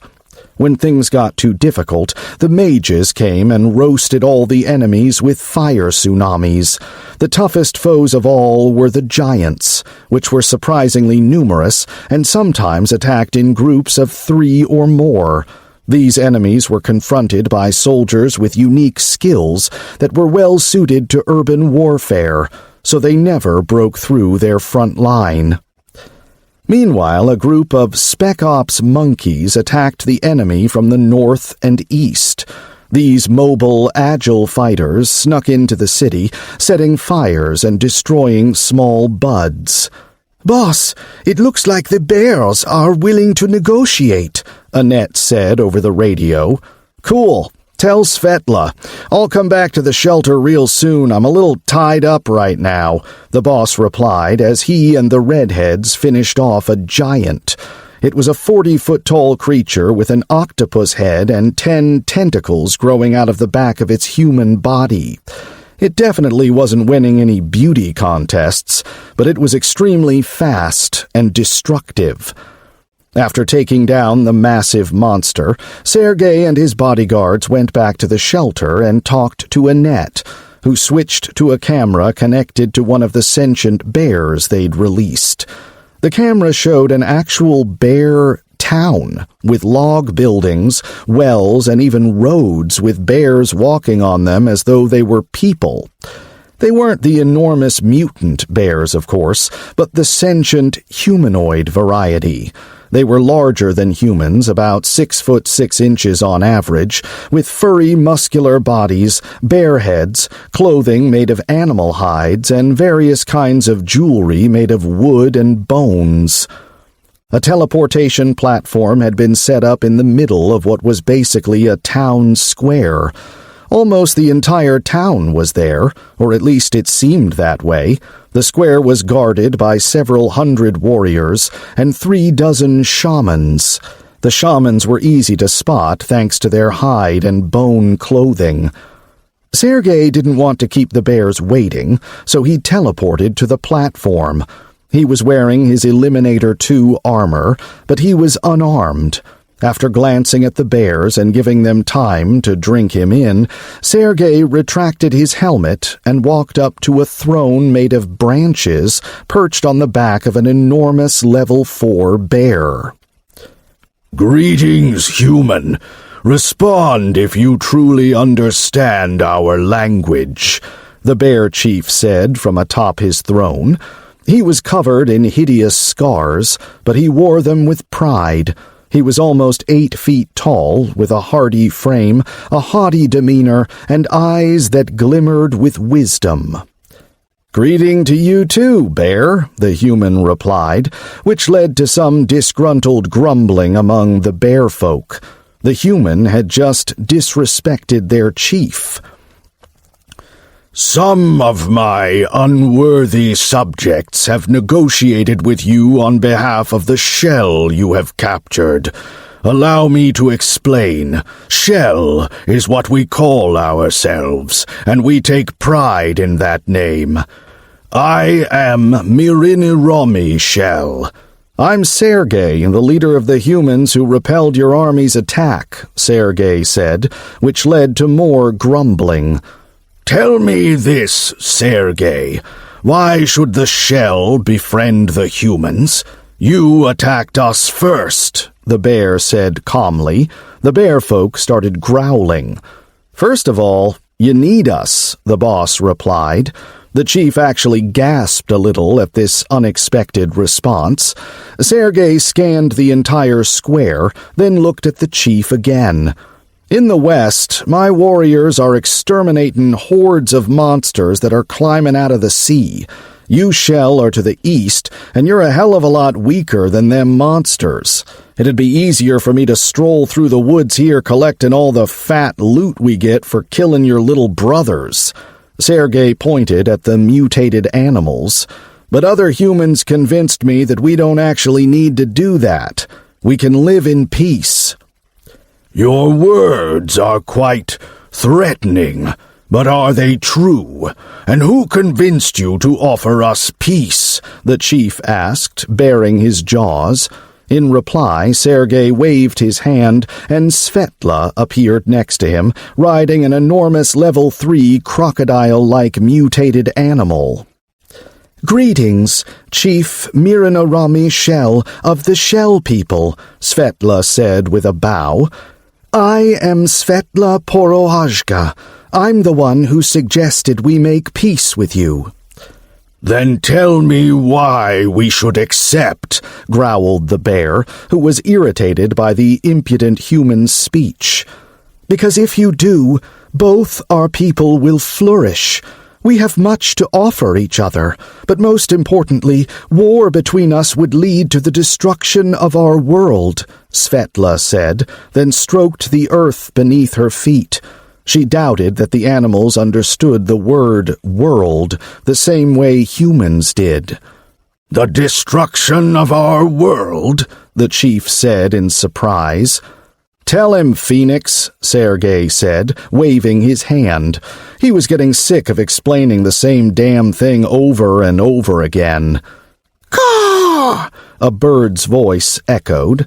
Thousands of yellow lights came floating up out of the ground, then spun in a beautiful dance above the town before merging to form a magnificent phoenix.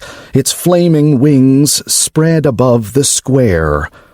"The Earth Spirit!" the chief exclaimed. He leaped off of the giant bear's back, fell to his knees, and touched his head to the ground. This was followed by an impassioned, if somewhat verbose, speech by the phoenix. The bears hung on its every word. The world heart spoke telepathically, of course, so there were no actual words, just the occasional caw. The bird talked for so long, Sergey got bored and decided to pass the time by chatting with Svetla. As it turned out, the Beastmaster was engaged, and her fiancé was none other than Pyotr, the shelter officer who had led the mercenary squad in the power plant near Dusseldorf. The boss also learned that 4 other crocs and 9 horses had reached level 3. Oriane was thrilled about this, since both kinds of animals could pull a plow. The phoenix eventually finished its speech, then dissolved into countless lights that blanketed the entire town. They dropped to the ground like snowflakes, warming everyone they landed on and inspiring intense emotion in the bears. The negotiation was much more productive after that. First of all, the war was officially over. The humans would return the captive bears, and the bears would release all the humans they'd enslaved. As it turned out, the bears had actually been trying to enslave the humans, not kill them. In fact, they'd already used their captives' knowledge and skills to build their town. Second, a shelter branch office would be opened in the Bears' town, and a vending machine would be installed there too. The Bears would use it to sell power cores and buy meat, potatoes, and more. To everyone's surprise, including the Bears really liked potatoes. Third, whenever the Bears came into contact with humans and survivor camps, they would get in touch with their local shelter representatives before engaging in violent conflict. The two sides also agreed to aid each other militarily. The Bears would help protect human camps against mutant animals, and the humans would help the Bears if they were attacked by other sentient tribes or hordes of monsters. "Do you think they'll honor the agreement, boss?" Annette asked. "Heh, did you see their faces when they tried rabbit and potatoes for the first time?" the boss chuckled. "Yeah, they almost looked like junkies." "Heh, they're basically our slaves now," Sergey added with an eerie smirk. "We ought to open a restaurant in their town, and a sweatshop, and introduce them to beer." "Boss, you're worse than the conquistadors," Annette laughed. Another meeting was held shortly afterward. It was attended by delegations from the Bears and the cities of the Russian alliance, and all parties present confirmed their intention to uphold the peace accord. Hands and paws were shaken, and everyone was taken on a tour of the shelter, where they met Cthulhu, saw the rabbit farm and chicken coop, and a lot more. 6,505 humans were released from bondage and allowed to join the shelter. It was too dangerous to let the former slaves go back to their camps on Earth, since they'd end up spreading their hatred of the shell. The most important thing right now was stability. Other problems could wait until after the world was saved. While these negotiations were underway, the soldiers in Petersburg were still fighting. The monsters were relentless. The army ended up having to buy 2,000 more AK-15s for a little over 4 million coins and deploy most of the reserve forces. The locals were there too, defending the bridges. They were facing fierce resistance, but they were hanging in there. The monkeys kicked some serious butt. Unfortunately, they weren't able to advance too far into the city, since the biomass was densest in the north. There were more intestine-like defensive thingies there too, and in tremendous numbers. Thanks to intel obtained from the locals and aerial reconnaissance, the Shelterites had discovered a huge number of mutated deer and lured them into St. Petersburg. Actually, the Mizuru had lured the pale monsters to the deer, which had then charged into the city. For some reason, the animals flew into a rage at the very sight of the biomass creatures. Unfortunately, all the deer ended up getting killed. By the time the humans finally stemmed the seemingly endless tide of monsters, it was almost sundown. The soldiers didn't get a break, however. As soon as the enemies stopped coming, the army rushed into the biomass's domain, leaving civilian volunteers behind to collect the loot. They couldn't let the incubators build another army of freaks.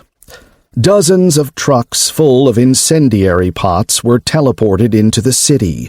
Teleportation wasn't available in biomass-infected areas, so they had to do it the old-fashioned way. Before long, the city was in flames. The humans even set biomass-covered trees on fire. But the further north they advanced, the harder things got. Chapter 6. The large group walked down the broad street with 2 shells in front of them and 4 trucks full of incendiary pots and ammo behind them. The soldiers burned every biomass-covered thing they found, including buildings, cars, trees, other structures, and even sewer tunnels, which they found using X-ray vision. One of the biomass's defensive organs suddenly popped out of the rooftop of a 9-story apartment building like a jack-in-the-box. Then another jack-in-the-box sprang out of a building across the street. The worm-like creatures were 30 feet tall and 10 feet in diameter. Or at least the visible part of them was. Before the soldiers could react, dozens of sharp, 1.5-foot-long spikes rained down on them. A few soldiers were seriously injured. A handful actually got impaled, but the heavily armored ones just walked away with scratches. Having exhausted their supply of spikes, the monsters, some of which turned out to be over 100 feet long, opened their terrifying maws like the sandworms from Dune and lunged at the humans. "Arrgh!" roared an enormous bear that had been an ordinary gunner a few seconds ago. The beast dashed at a worm, protecting his comrades with his body. He wasn't the only one who went on the offensive. 24 level 3 beasts rushed at the worms, giving the riflemen time to get their bearings and mount a counterattack. Firearms weren't very effective against the worms. Only enchanted explosive rounds could do any real damage. Fortunately, the archers and mages fared much better. A worm that had been pinned to the ground by a group of bears and other beastmen was literally cut in half by a barrage of arrows. Its severed upper body died instantly, while its other half retracted back into its lair, leaving a bloody trail behind. As it turned out, the building wasn't actually the worm's lair at all. It was a living creature, and the worms were its appendages. The soldiers burned the building down with extreme prejudice. Then they ran into other jack-in-the-boxes that popped out of the ground. They were also connected to a larger creature housed in a building, but they'd emerged from its basement rather than its roof. After that, devourers and arachnids were deployed and ordered to find other worms before they could attack. The dragons were tasked with drawing the worms' fire until they exhausted their supply of spikes. The freaks were actually pretty good shots, so the dragons' magical barriers eventually ran out of juice. They had no choice but to go back to the shelter to recharge their MP.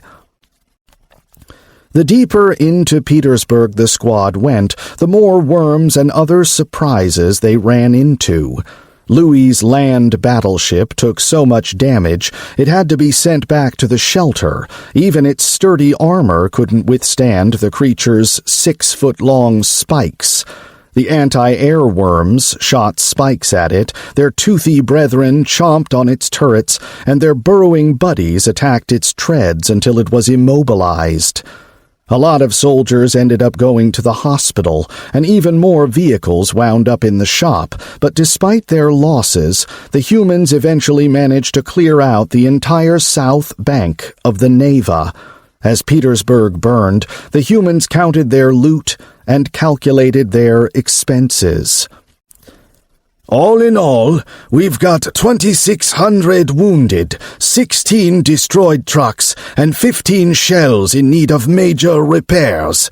We even had to recall a few expeditions and deploy them in the city," Solomon reported during a meeting of the military council. "Total cost?" the boss asked with a grimace. "Almost 4 million, Solomon replied. "Loot? We killed 2.5 million monsters and earned 19 million coins, 36,000 white rewards, 3,000 green rewards, 400 blue rewards, and 90 purple rewards." Huh. Kinda reminds me of the Reds. They dropped crap rewards too. But we did pretty damn good with the coins. Sergey thought for a moment, then looked at Admiral Ushakov. "The Navy ready?" "Yes, sir," Ushakov replied with a nod. "It pains me to use anti-ship missiles against something like that, but I agree that it's the best solution." I just wish we could enchant 'em, Sergey said, shaking his head. The rounds fired by the ship's cannons could be enchanted by level 3 gunners, but missiles couldn't. By the way, how'd the locals do? Fine, replied Svetla, the Beastmaster's fiancé Pyotr, whose squad had covered the locals. They got a lot of coins now, huh? The boss chuckled. They did, but they spent them all at our vending machines, the former Merc commander said with a laugh. Good for them. All the other camps ought to take a page out of their book, the boss said with a satisfied nod. All right, let's call it a day. We'll finally finish the friggin' biomass off tomorrow. That evening, in the Reward Processing Department's new office, "Listen up, ladies," Anne shouted at the 20 young women on her team. They were all excited about their new office. It was spacious and bright, with lots of sunlight and greenery, and it even had comfortable workspaces. "We got some rewards, but they're like no big deal, okay?" Anne said, smiling sweetly. "Just 18,000 or so. We ought to be able to open them all by the end of the day." "The end of the day? What are you talking about? The sun's already gone down." "You're a monster, Anne, you big bully." The girls started shouting and cursing Anne. A few of them even burst into tears. Others just sighed sadly and sat at their workstations. "Oh my God, this chair is so comfy," one of the girls cried. The employees who had been shouting a moment ago fell silent and stared at her. "Well, it is. It's got a built-in massager for your back, butt, and shoulders," Anne declared proudly, then made a pouty face. "If you guys only knew how hard it was for me to get you these chairs." "Oh, boss," one particularly emotional lady said with tears in her eyes, but before she could finish, the other girls were already seated. She dashed to the nearest chair. What if they didn't all have built-in massagers? "Heh, dumbasses," the big bully purred quietly. The morning started off with a chilly wind blowing in from the sea. It was October 13th, the middle of fall. The small fleet of ships deployed in the Bay of Finland was getting ready to attack the main cocoon. Quadcopters were already circling the city, and the army had taken up defensive positions. "We're ready to go, boss," the admiral said over the radio.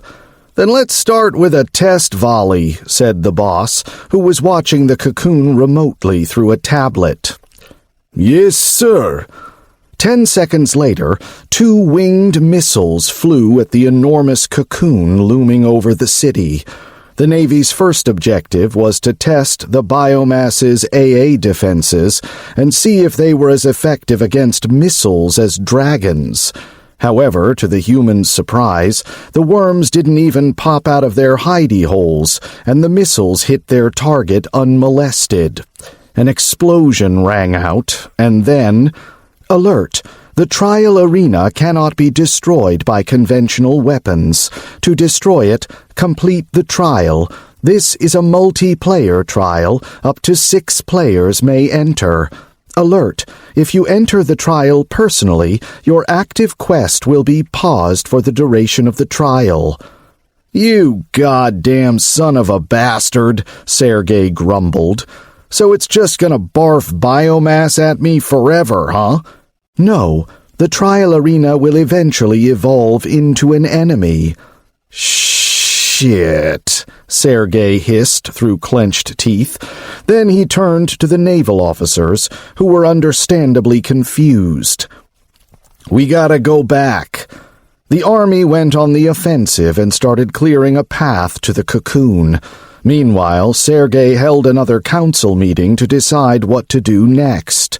There were plenty of suggestions, but at the end of the day the boss was convinced that if the cocoon was allowed to evolve, the Earth would be screwed. No matter what anyone else said, Sergey knew that if a squad went in there without him, there was an excellent chance they would all get killed, and then God only knows what might happen. What if they failed the trial, and the cocoon started evolving even faster? Sergey's mind was made up. He was going in there himself. They started preparing for Sergey's latest misadventure right away. The first step was to put a team together. The officers suggested bringing Rain and her shadow orcs, but Sergey rejected that idea immediately. Without Rain, there wouldn't be anyone to pilot the shelter. Solomon and Gautier were just too big. There was an excellent chance they wouldn't have room to transform. Kern, the Aura Master, was only useful when he worked with other Aura users. Lee the Psionic and Guy were options, but the officers weren't too keen on them. After a lengthy debate, they finally settled on the following party: Sergey, Sophie, Ellie, Pyro, Grot, and Sylvie. Why Sylvie? Sergey wanted to avoid a repeat of what had happened on the Knoll, when he'd ended up without access to his equipment. It took a while for the officers to convince Sergey to block Grot's initiation so the big guy's levels and skills wouldn't get reset. A suit of Shadow Armor 2 was crafted just for him. He refused to wear an Eliminator because his fighting style, which he'd demonstrated in impressive sparring sessions with the twins, required high mobility. Stat bonuses: Strength plus 20, Agility plus 40, Endurance plus 20, Vitality plus 20, Magic plus 16. The armor's stats were just slightly higher than the level 1 version, as was its defense, which had increased to 13. But the new version had an improved barrier and an EMP system for disabling electronic enemies. The weaponsmiths also crafted 7 vibro blades, 2 for the redheads, 2 for Grot, and 1 for Sergey. Vibroblade, level 4. A high-tech melee weapon designed for cutting through energy barriers and heavy armor. It has an ultrasonic generator in its hilt that causes the blade to vibrate at a high frequency, lending it remarkable penetration. It can parry energy blades. Hidden stats detected: attack, 50. Battery capacity, 200 of 200. Each blade cost 500,000 coins, so the shelter ended up spending 3.5 million on them. Once the vibro blades were done, the weaponsmiths crafted a suit of level 4 Technomage armor for Pyro. It cost 4 million coins. The recipe for it had been found by Anne, who had worked late the previous day. It increased all physical stats by 15 and magic by 16.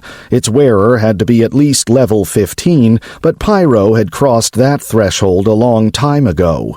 The armor had a built-in barrier, 10 power core slots that could absorb mana without harming the wearer, and a magic support system that helped Pyro cast more devastating spells.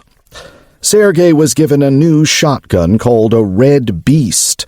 Unlike ordinary plasma shotguns, it fired red plasma, dealt +7 damage, and could fire 5 times a second. It was a thing of beauty, and it only cost 300,000 coins. Blue Blood, level 3. A rare medicine that doubles all physical stats for 1 hour. Each additional dose increases the duration by 1 hour. Alert: side effects may be unpredictable. Use at your own risk. Side effects may include death. Sergey wasn't afraid of any side effects, so 20 of these injections were made just for him. But this was all just a prelude to the really powerful and expensive stuff, which took a few more hours to craft. Devil, level 4. A mechanized modular suit designed for fighting level 3+ system spawn. Minimum level 15. This was a pretty lackluster description of what was actually a mighty mech that could even outperform Aegis's units. The pilot's cabin, which looked awfully uncomfortable, was in the chest of the bipedal robot, which resembled an Eliminator 2, but was a little over 13 feet tall. And that was just the base version. The Devil could be modded like a gun, and yes, it was priced accordingly. The base version cost 10 million coins, and then came the add-ons, weapons, armor, extra systems. All in all, it ended up costing 20 million. Demon, Level 4, a symbiotic biological organism designed for fighting Level 3+ system spawn. It features high evolutionary potential. Minimum level, 10. In technological terms, the Demon was basically the opposite of the Devil. It was living armor, and it wasn't crafted, it was grown.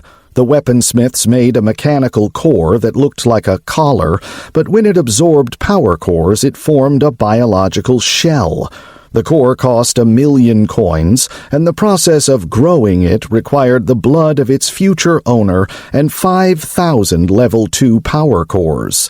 To be exact, it needed 1 million MP, so they could have used Level 3 cores, but they decided they had enough Level 2 cores to get the job done. Like the Devil, the Demon could be upgraded, but it would take time, and that was the one thing they didn't have. Once the armor was done, they moved on to skills. Grot and Sylvie were given a few stat-boosting skills, and every member of the squad learned Doctor and Healer. Sergey wasn't willing to give anyone unique skills just yet. The boss also created a bond with Sylvie. Even when she was fully kitted out in top-shelf gear, Sergey didn't get much out of the bond, but Sylvie got a massive stat boost, which she would need to get through the trial. Bond created. Sylvie to Sergey, Level 1. Sergey to Sylvie, Level 1. You've received 25% of Sylvie's stats. Strength plus 10, agility plus 11, endurance plus 10, vitality plus 8, magic plus 18. Sylvie has received 25% of your stats. Strength plus 113, agility plus 137, endurance plus 109, vitality plus 90, magic plus 210. While the squad was getting ready for the trial, the army cleared out all of northern Petersburg. They used all the weapons at their disposal, including missiles and tanks. Louis had stayed up all night repairing his monstrosity, so he bore the brunt of the defensive system's attacks. The army didn't have to clear out the entire city, of course. They just had to clear a safe path to the main cocoon. But even that was no joke.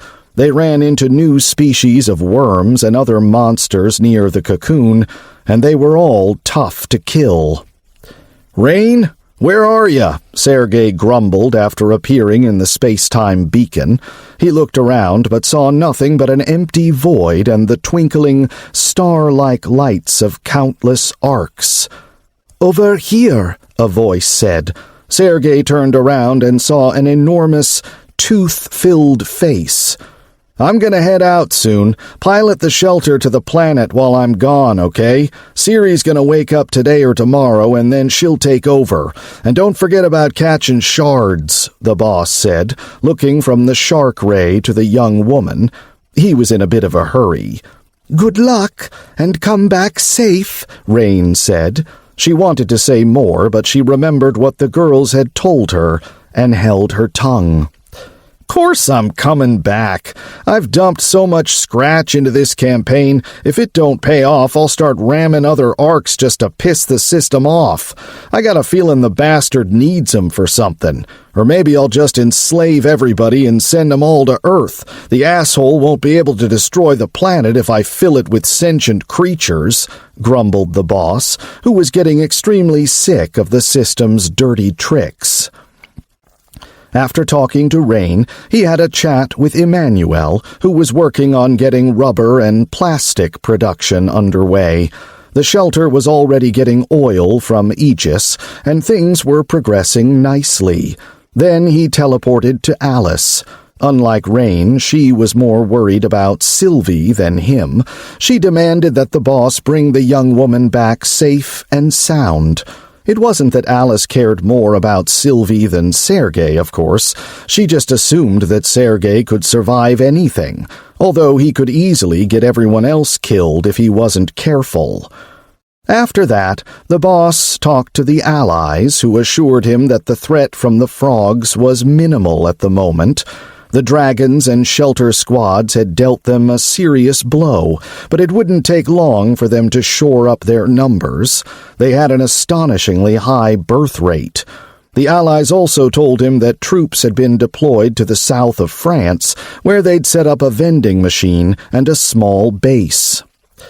After the trial, Sergey would pay the Southern Kings a visit and make tens of millions of coins in trade. The last trial had taken a long time, so he wasn't expecting to finish this one in a single day. Although, it would certainly be nice. After taking a moment to gaze lovingly at his 7,500 acres of fields and orchards, Sergey teleported to St. Petersburg with his squad. Chapter 7. Yeah! Now this is what I call a war, not like in the ocean at all, Grot declared with a huge grin as he gloried in the bloody spectacle.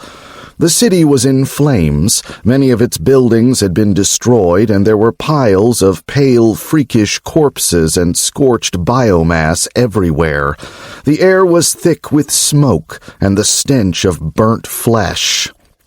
"If you convince your people to join us, they can be part of it too," the boss snorted. "No problem," Grot replied after a moment's thought. Sergey was a little surprised. "All races dream of settling down on a real world, and my people are no exception, and fighting for your home is every warrior's duty." "We'll talk about it after we get back, okay?" Sergey said. He'd never really considered this option before, but he doubted that it could be that easy. The squad made their way down the ruined street. A cacophony of explosions, gunshots, and roaring monsters filled their ears. The battle for the city was still raging, but as soon as Sergey entered the trial arena, his people would immediately fall back and take up defensive positions. "What did the Spacetime Ocean shit out this time?" Grot grunted when he saw the corpse of an enormous 60-foot-tall monster slumped against a burned-out 12-story apartment complex. "That's one of the freaks that popped out of a small cocoon. We had to bust our asses killing 'em all," said the driver of the jeep they were riding. "So there was more than one of them?" the barbarian inquired, surprised. "There were 3, and they all came out of the same cocoon," the driver replied. They came across the other 2 corpses soon afterward. One was lying against a building, and the other was half buried under the debris of another tall building. There was so much blood on the ground, the jeep almost skidded out. It didn't take long to reach the front line. The shelter army was going all out. The gunners were churning through enchanted rounds while the mages sucked the MP out of mana batteries like vape pens. The squad could also hear Katya singing The Sacred War, a Soviet song from World War II. Despite all the noise and chaos, her voice seemed to cut through the din of battle. "Arise, great Soviet nation, and fight to your very last breath, against the Nazi invasion, against the forces of death. Alert! You have heard the song of the goddess. All your stats will be increased by 30% for the next 30 minutes. Your stamina regen has been doubled." "That's a nice little bonus before a trial," Sergey said with a satisfied nod after reading the message. Then he looked at Grot and realized that the barbarian had taken off his translator and closed his eyes. It didn't take long to reach the enormous cocoon, which was surrounded by a number of smaller ones. One of them was on fire and another had been cut open. According to the driver, this was the cocoon the three giants had burst out of. Meanwhile, in the sky above the city, Mila was trying her best to dodge a furious barrage of 6-foot spikes. Every now and then Gautier would fly over to her, roast the enemy with his flaming breath, and get his butt kicked. Then his girlfriend would nuzzle his neck for a moment, and he would land again. "What an inspiring song! What did your people go through in order to write it? I feel like slaughtering enemies by the thousands," Grot said, putting the translator back on. "It was the worst war in our history. Our entire world was consumed by it," the boss replied. "We're here. This is as far as I go," the driver said, interrupting Sergey's musings. The squad got out of the jeep and prepared for battle. There was still a third of a mile of carnage between them and the main cocoon, and they were going to have to cover it on foot. "Take up the rear, Sil, and don't forget to activate your barrier," said the boss, who was genuinely worried about the red-haired weaponsmith. She was afraid of fighting, especially large-scale battles like this. "I want you to protect her, Grot. Don't let them freaks harm a single hair on her head, capiche?" "Yes, master," Grot said with a slight bow. Sorry, I mean, boss. Force of habit." "And you," Sergey stared at Pyro, who looked surprisingly impressive in his lightweight black armor.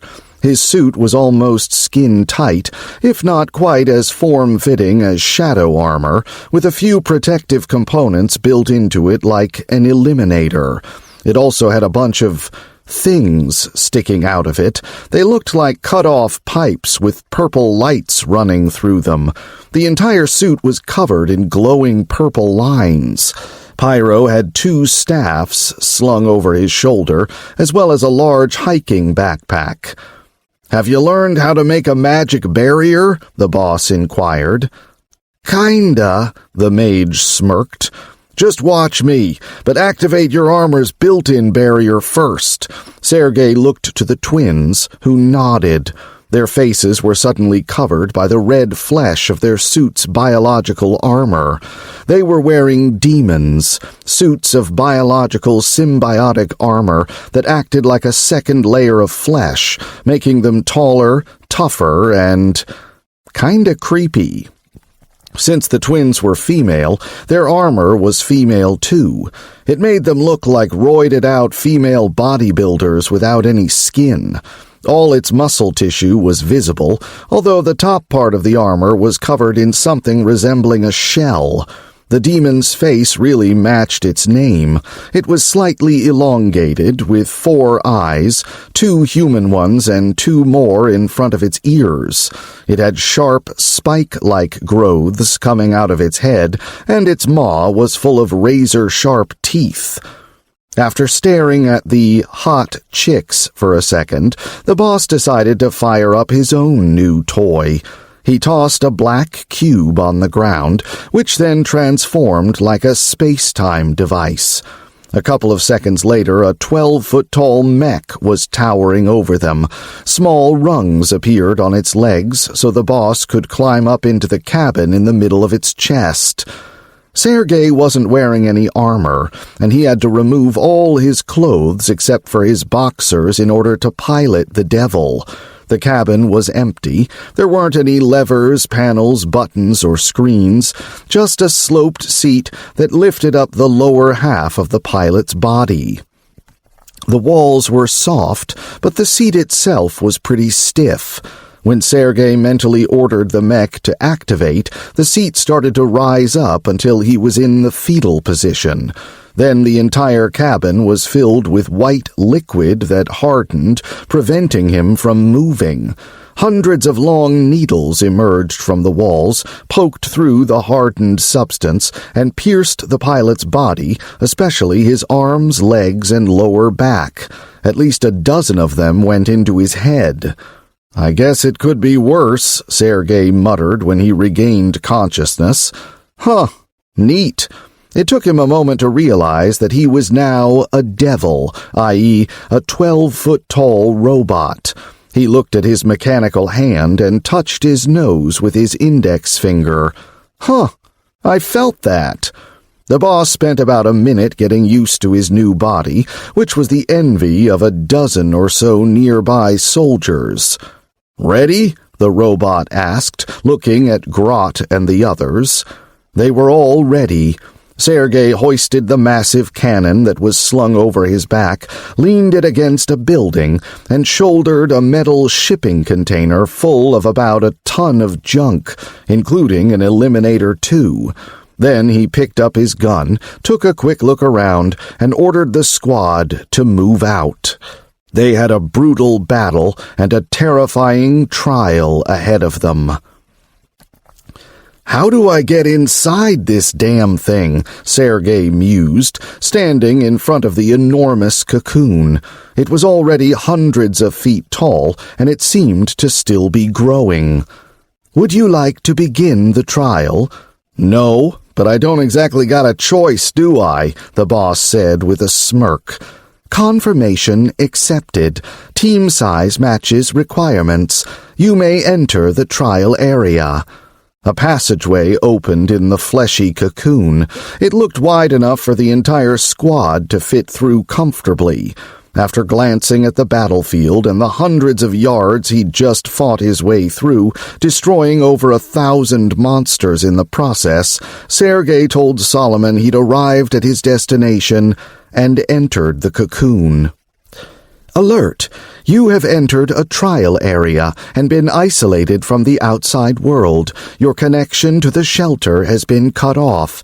All external links have been blocked, including telepathy and skills." "Assholes," Sergey grumbled, then looked at his stats. Strength, 48, 327. Agility, 50, 428. Endurance, 43, 274. Vitality, 39, 224. Magic, 50, 501. I guess they ain't actually gone down all that much, Sergey thought, then looked at the hot chicks. "Our stats went down. A little." The girls were speaking telepathically to see if they could use telepathy during the trial. "Everybody's did," the boss replied with a nod, then activated a large flashlight built into his body. There was slippery, undulating flesh everywhere. The squad felt like they'd been swallowed by a monster and were now making their way through its guts. They could only guess what it smelled like in there, since none of them wanted to remove their helmets. The straight path went slightly downhill as it advanced, so they found themselves gradually going deeper and deeper underground. The descent wasn't especially obvious, however. The devil was the only one who noticed it, since he was mapping the area in real time. The squad walked for about an hour without encountering any enemies, but they all stayed on their guard. They knew that trials could be unpredictable.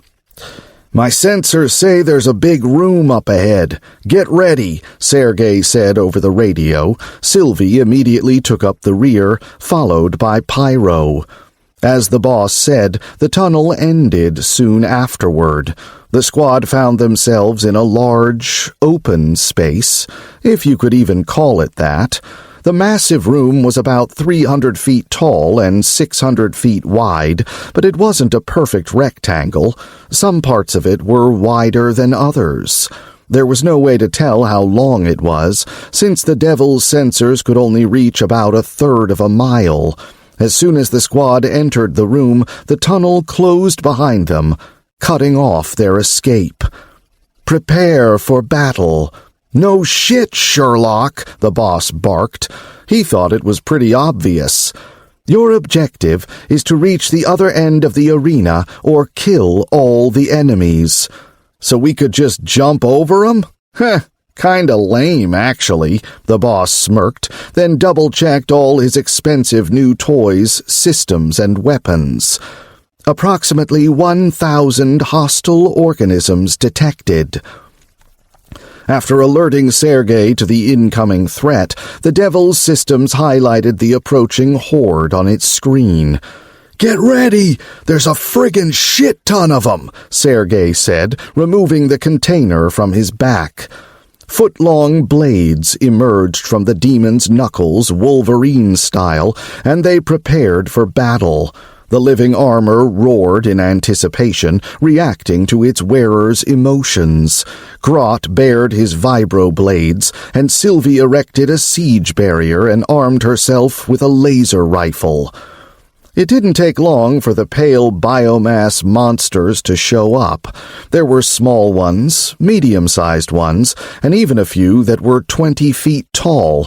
The creatures shrieked, bellowed, and jostled each other as they dashed at the squad. "Activate Swarm," Sergey said, highlighting a few hundred enemies with a glance. The robot's shoulders opened up, and a huge number of finger-sized missiles flew toward the ceiling, then dive-bombed their targets, causing a series of explosions. Fortunately, Sergey had disabled all notifications, or they would have completely obscured his view of the battlefield. "Hot damn! That was hella powerful!" Pyro exclaimed, and everyone else agreed with him. Sergey had just taken out a few hundred enemies with a single attack. They were all small fry, of course, but the carnage was still extremely impressive. "Stay on your guard," the boss barked as he aimed his cannon at the larger enemies. "Yes, sir," Pyro shouted, then started spinning his arms around. The two staffs on his back glowed, and 3 fireballs appeared, one above each staff and one in his hands. "Holy shit! This is awesome!" he cried. Pyro's Technomage armor could use equipment such as staffs to copy spells. It also allowed its wearer to get buffs from his weapons, although it only counted the most powerful one, so the 2 identical level 4 staffs only gave him plus 30 magic instead of plus 60. The fireballs flew at 3 different equidistant points. Powerful explosions rang out, lighting up the trial arena for hundreds of yards in all directions. Superheated wind blew as the creatures shrieked in agony. Many of the monsters were burned alive, and a few of them were literally blown apart, but the surviving creatures were undeterred. They ran forward like mad, dying one after another as Sergey blasted them with his laser cannon. Once all the larger enemies were dead, the boss switched his weapon to rapid-fire mode and started targeting the smaller ones. "Wall!" Sergey shouted, and Pyro surrounded the squad with a wall of fire. Only the redheads remained outside of it, drawing the enemies away from the group. Meanwhile, Sergey continued mowing the creatures down with smaller but still deadly laser beams. Their little claws never even got a chance to scratch the paint on his armor. "Grrrr!" the demons roared, dashing into the middle of the throng of still living enemies. Ellie sped up and leaped into the middle of a group of smaller freaks, landing on one of them and crushing it. The creatures were only small compared to their level 2 and 3 brethren, of course. The monsters spawned by the biomass were all different, but they tended to be about the size of a large man. "Grah!" the demon roared as it started spinning around with its arms outstretched. Over a dozen monsters were gutted and dismembered by its long, bony blades, but they were instantly replaced by others. Sophie, who was engulfed in the flames of Gudo the War Demon, was taking out a group of level 2 monsters. Her burning, bony blades seared the enemy's flesh as they howled in terror. They were afraid of fire, so none of them were willing to breach Pyro's wall, but... "Mwahaha!" Pyro guffawed as he began pushing the wall of flame outward, roasting the enemies around it. The monsters shrieked and fought each other as they tried to flee, but they were packed together so tightly only a few of them managed to escape. They didn't get far, however. Pyro had a lot of MP and wasn't shy about spending it to quickly expand the wall. "May I join them, boss?" Grot said. "Okay," Sergey replied. Since the monsters were afraid to pass through the flames, Sylvie and the mage were safe. "Thank you," Grot said with a slight bow, looking at the devil's back. The 6'6" barbarian ran forward and leaped. A silvery, translucent platform appeared in midair, which he bounced off of before leaping to another. He made it to the top of the wall of fire with ease, then came crashing down on his foes. "What wonderful weapons!" Grot exclaimed as his blades sliced through the enemy with no resistance whatsoever. Even the air seemed to part before his vibroblades, allowing him to strike his enemies like lightning. The barbarian fought as though he had eyes in the back of his head. Not a single monster was able to get close enough to hit him. As soon as he started to be surrounded, he leaped onto another platform and took the fight somewhere else. "Reload my missiles, Syl. Wave 2's coming," the boss ordered as he watched the map. Red points were approaching from an unexplored part of the room, and their numbers were increasing rapidly. 2,000 hostile organisms detected. Sylvie quickly ran up to the devil and started reloading its shoulder-mounted missile launchers with her copious collection of coins and mana batteries. Needless to say, Sergey could have done this himself, but a level 3 weaponsmith could do it for an eighth of the price. "Pyro, attack! There's a metric shit-ton of the damn things," the boss ordered, taking on the monsters by the left-hand wall. "Yes, boss." Pyro handed control of the firewall over to one of his staffs, then quickly created 2 fireballs that flew through the wall of flame and began gathering their bloody harvest. But Pyro wasn't done yet, and neither was Sergey. They kept bombarding the enemies until there were only about 500 of them left. Chapter 8. "How you doing, girls?" Sergey asked telepathically. "Okay. I'm not even tired." The twins replied one after the other, but as usual, Sergey couldn't tell which twin said what. The 3 fighters engaged the enemy in melee combat, while the boss covered them with his laser rifle. Its firepower and rate of fire allowed him to mow enemies down in huge numbers. Even Sylvie, who had clambered up onto the devil's shoulder, was helping to pick enemies off. 3,000 hostile organisms detected. "Jesus friggin' Christ! All right, here comes wave 3. Pyro, get ready. Sylvie, reload. How many more of these assholes they got, huh?" After wave 3 came wave 4, then wave 5. It seemed like the enemies were never going to end. But after wave 6, quantity made way for quality, with 300 level 3 freaks and 20 level 4s. Wave 7 featured 400 level 3s and 30 level 4s. Grot turned out to be a pro at killing larger monsters. He was fast and agile, and he had no trouble leaping up to a monster's head and slicing through its neck. In the sisters' hands, the demons really lived up to their name. They could teleport to each other, change places, and make full use of the special abilities offered by their shape-shifting skills. And if the twins took any damage, their demons healed them quickly.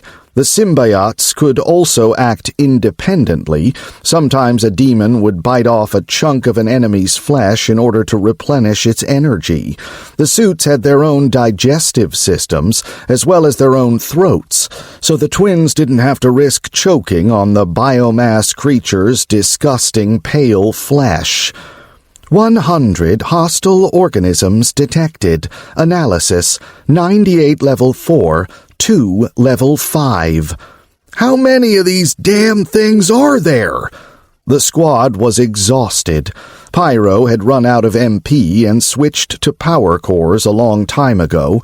Sylvie was completely worn out from endlessly reloading the Devil's missiles and was now lying motionless on the metal container. Even Grot looked like he'd seen better days.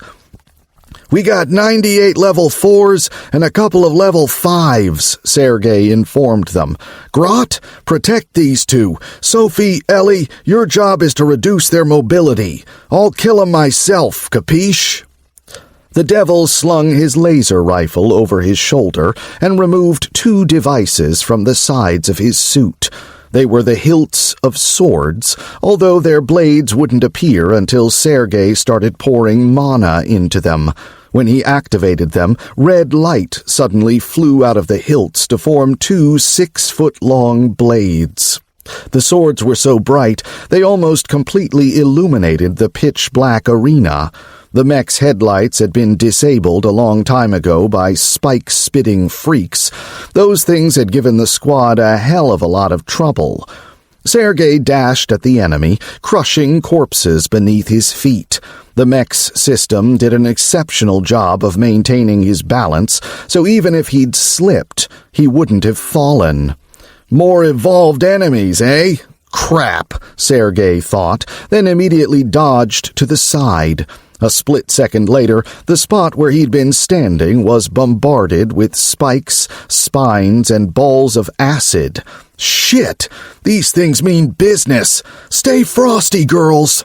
Countless projectiles capable of penetrating the Devil's armor flew at the boss, but thanks to his combat reflexes skill, he was able to dodge them all while running toward his foes at top speed.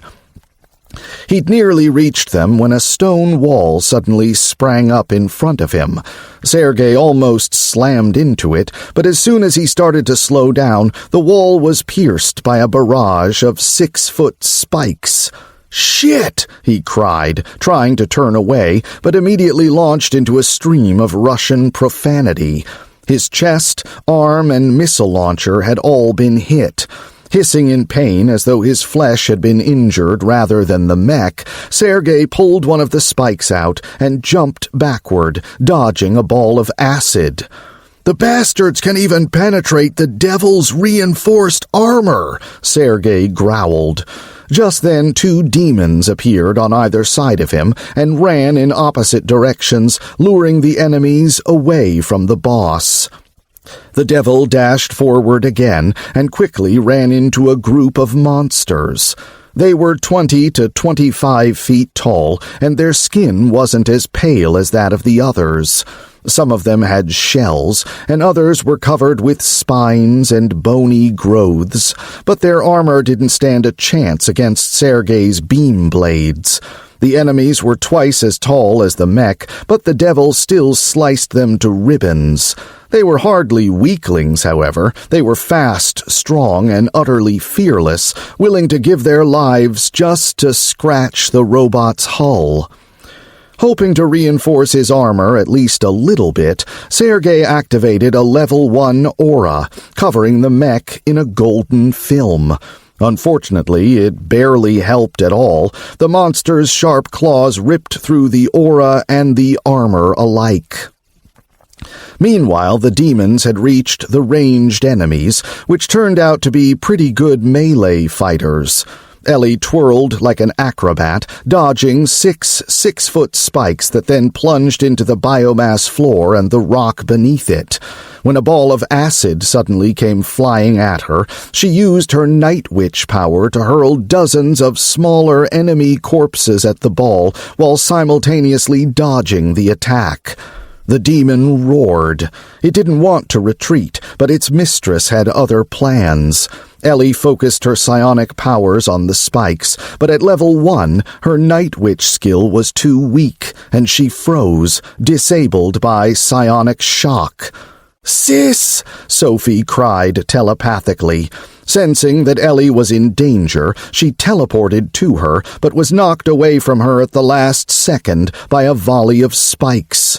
"Sophie!" Ellie exclaimed, watching in horror as her sister's demon was impaled on a spike and pinned against the ground. Before she could rush to her aid, Sophie's injured demon bellowed furiously and swiped at the spike. Unfortunately, the spike withstood the blow, so Sophie had no choice but to start pulling herself up along the spike in an attempt to extricate herself. Ellie wanted to help her sister, but couldn't. She was so busy luring the enemies away while carefully avoiding their attacks, she couldn't even look at Sophie, since even a split-second delay could have meant her death. Nevertheless, she could sense that Sophie was still alive. Meanwhile, the injured demon finally managed to pull itself off of the spike. There was an enormous bleeding wound in its belly, just below its lungs. However, instead of collapsing, the demon roared, and the living armor's muscle tissue started knitting the wound back together and staunching the bleeding. Its muscles grew noticeably thinner, and its physical stats plummeted, but the wound was completely healed, as was the girl inside of the armor. The demon roared again and dashed at the enemy.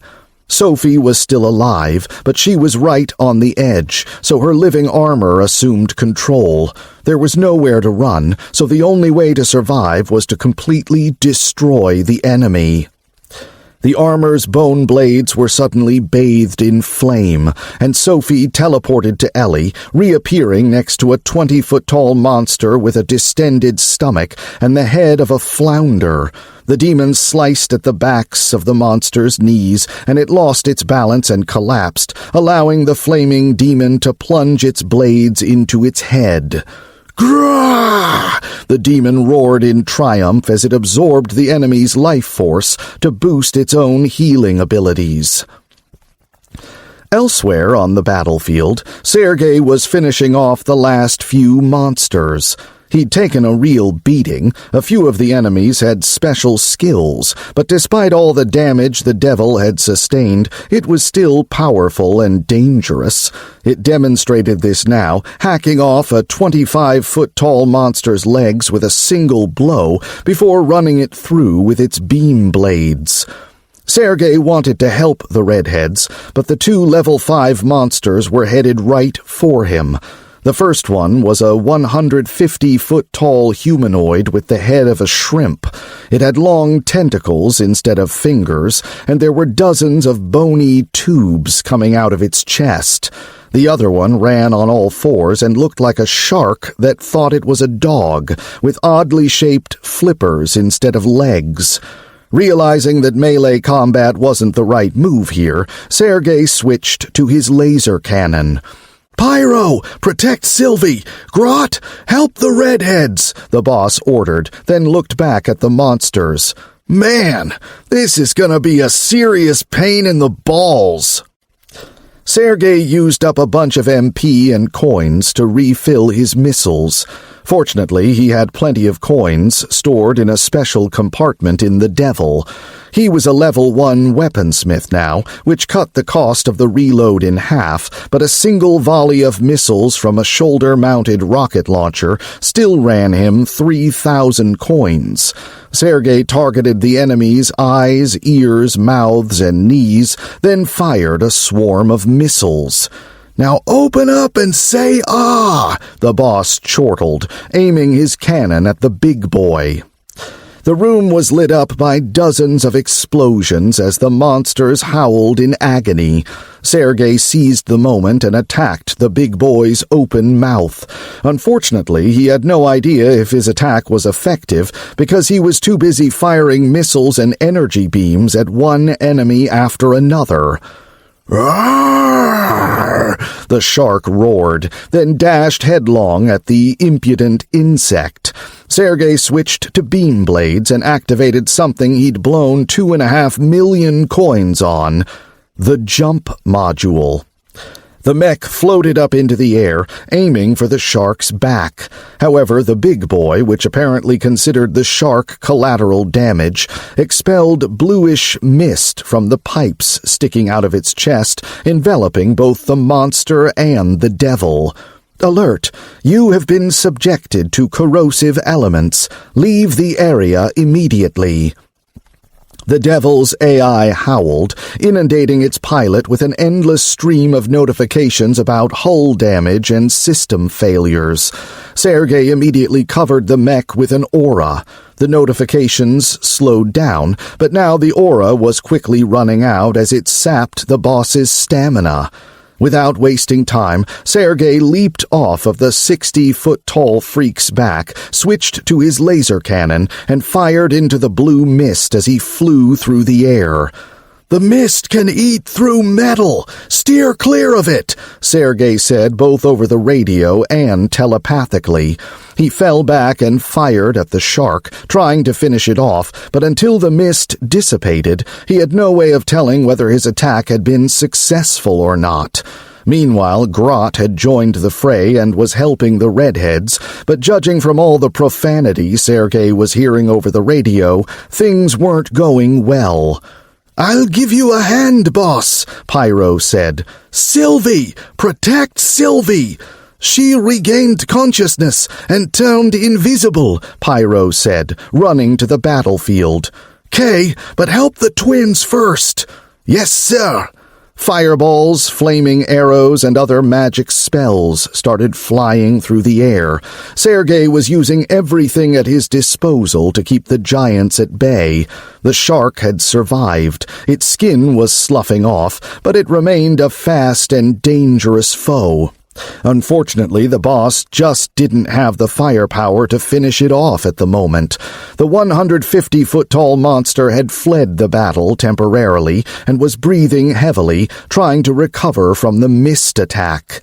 The mech dodged the shark's fins as it blasted the monsters with missiles and laser beams. Once the jump module had cooled down, Sergey switched to beam blades and floated up onto the monster's back. As soon as he got there, the shark immediately twisted and fell onto its back, so his plan failed, and the devil had to move to a new position. Sergey gave up on the shark and dashed at the big boy, firing a barrage of missiles and laser beams as he ran. The monster behind him started twitching, trying to get up, but Sergey couldn't have cared less. He was busy trying to shoot off as many of the giant's mist tubes as possible. The bony growths were hit by dozens of exploding missiles, but only a few of them were destroyed. Sergey kept firing at the damaged tubes, trying to finish them off. The big boy roared in pain and started coming out of its stupor. It roared at the puny human, its eyes blazing with malice. Its enormous foot lifted up into the air and came crashing down, aiming for Sergey's mech. It missed, of course. There was a reason Sergey had spent 3 million coins upgrading the devil's maneuverability and reaction speed. If he hadn't, he wouldn't have had time to activate his combat reflexes skill. As soon as he reached the monster's other foot, the boss heard a crash and a howl behind him. The shark, which had been running at him like a lunatic, had smashed into the big boy, and now they were both about to fall on top of the mech. As fast as he was, Sergey just didn't have time to get away. The massive foot crushed the mech, pressing it to the floor. Sergey received dozens of notifications about critical damage, but the devil's hull somehow managed to withstand the pressure and protect its pilot. "Hang on, boss!" Pyro cried as he pelted the giants with fireballs. He was quickly joined by the redheads and Grot, who managed to get the giants to focus on them long enough for the devil to free itself from under the giant's foot. Unfortunately, Sergey's laser cannon was out of commission, and his damaged leg prevented him from engaging in melee combat, so he blasted the freaks with missiles and crawled away from the fray. You've assisted with the killing of a level 5 mutant and earned 455 XP. You've assisted with the killing of a level 5 mutant and earned 129 XP. It was a difficult battle, but the humans eventually won. Unfortunately, Sergey ended up getting stomped again, and his jump module and secondary missile launcher were now damaged beyond repair. A number of modules and external sensors were also disabled, but the Devil could still move, which was the most important thing. Alert! You've destroyed all enemies and completed the Strength Trial. Rank S. A reward is waiting for you in the break room. If you do not enter the break room within 2 hours, you will be teleported there. Master! Sergey! Boss! Grot, the twins, Pyro, and Sylvie dashed over to Sergey. The weaponsmith ended up getting there first. "I'm okay. Let's collect those coins and get the hell out of Dodge," replied the boss, who was still hale and hearty. "The coins disappeared," Grot said with a shrug, then suddenly turned around. Sergey didn't understand why at first, but then he saw the redheads. "Damn it, Pyro! Turn the hell around!" Okay," the stupidly staring guy stammered, then turned around right away. The Ryger sisters' living armor was almost completely gone, leaving 2/3 of their bodies bare. They were covering the most interesting stuff with their hands, of course, but they were still embarrassed. They didn't want anyone other than the boss to see them naked. Sylvie helped Sergey do some minor repairs on the Devil. She couldn't do much despite spending a ton of coins and MP, although the mech's damaged leg could now move enough for the boss to limp over to the supply container. Grot and Pyro took point, and the girls took up the rear. They retracted their living armor into their collars, leaving them completely nude. "Sweet! It's still in one piece," Sergey said in satisfaction as he examined the container. The redheads immediately pulled out their shadow armor and put it on. They also grabbed some food. They'd burned a lot of calories during the battle. The mech slung the container over its shoulder and headed toward the break room, which was presumably at the other end of the arena. Sergey couldn't walk very fast, and his mech's radar and mapping system were out of commission, but the arena looked to be about 2 miles long. "If we'd tried to fight our way through to the other end, we would have gotten killed," the boss grumbled. After walking a mile, they saw a number of holes in the walls and floor, with dead worms sticking out of them. The system had killed them so they wouldn't stop the winners from reaching the break room. After that, they came to a flooded area that they had to wade through. There were more dead worms underwater and in the walls, as well as small fish-like creatures. After overcoming all these obstacles, they finally reached their destination, a 10-foot-tall, 12-foot-wide door. "I ain't fitting through there like this," Sergey thought. He removed the container and started exiting the mech.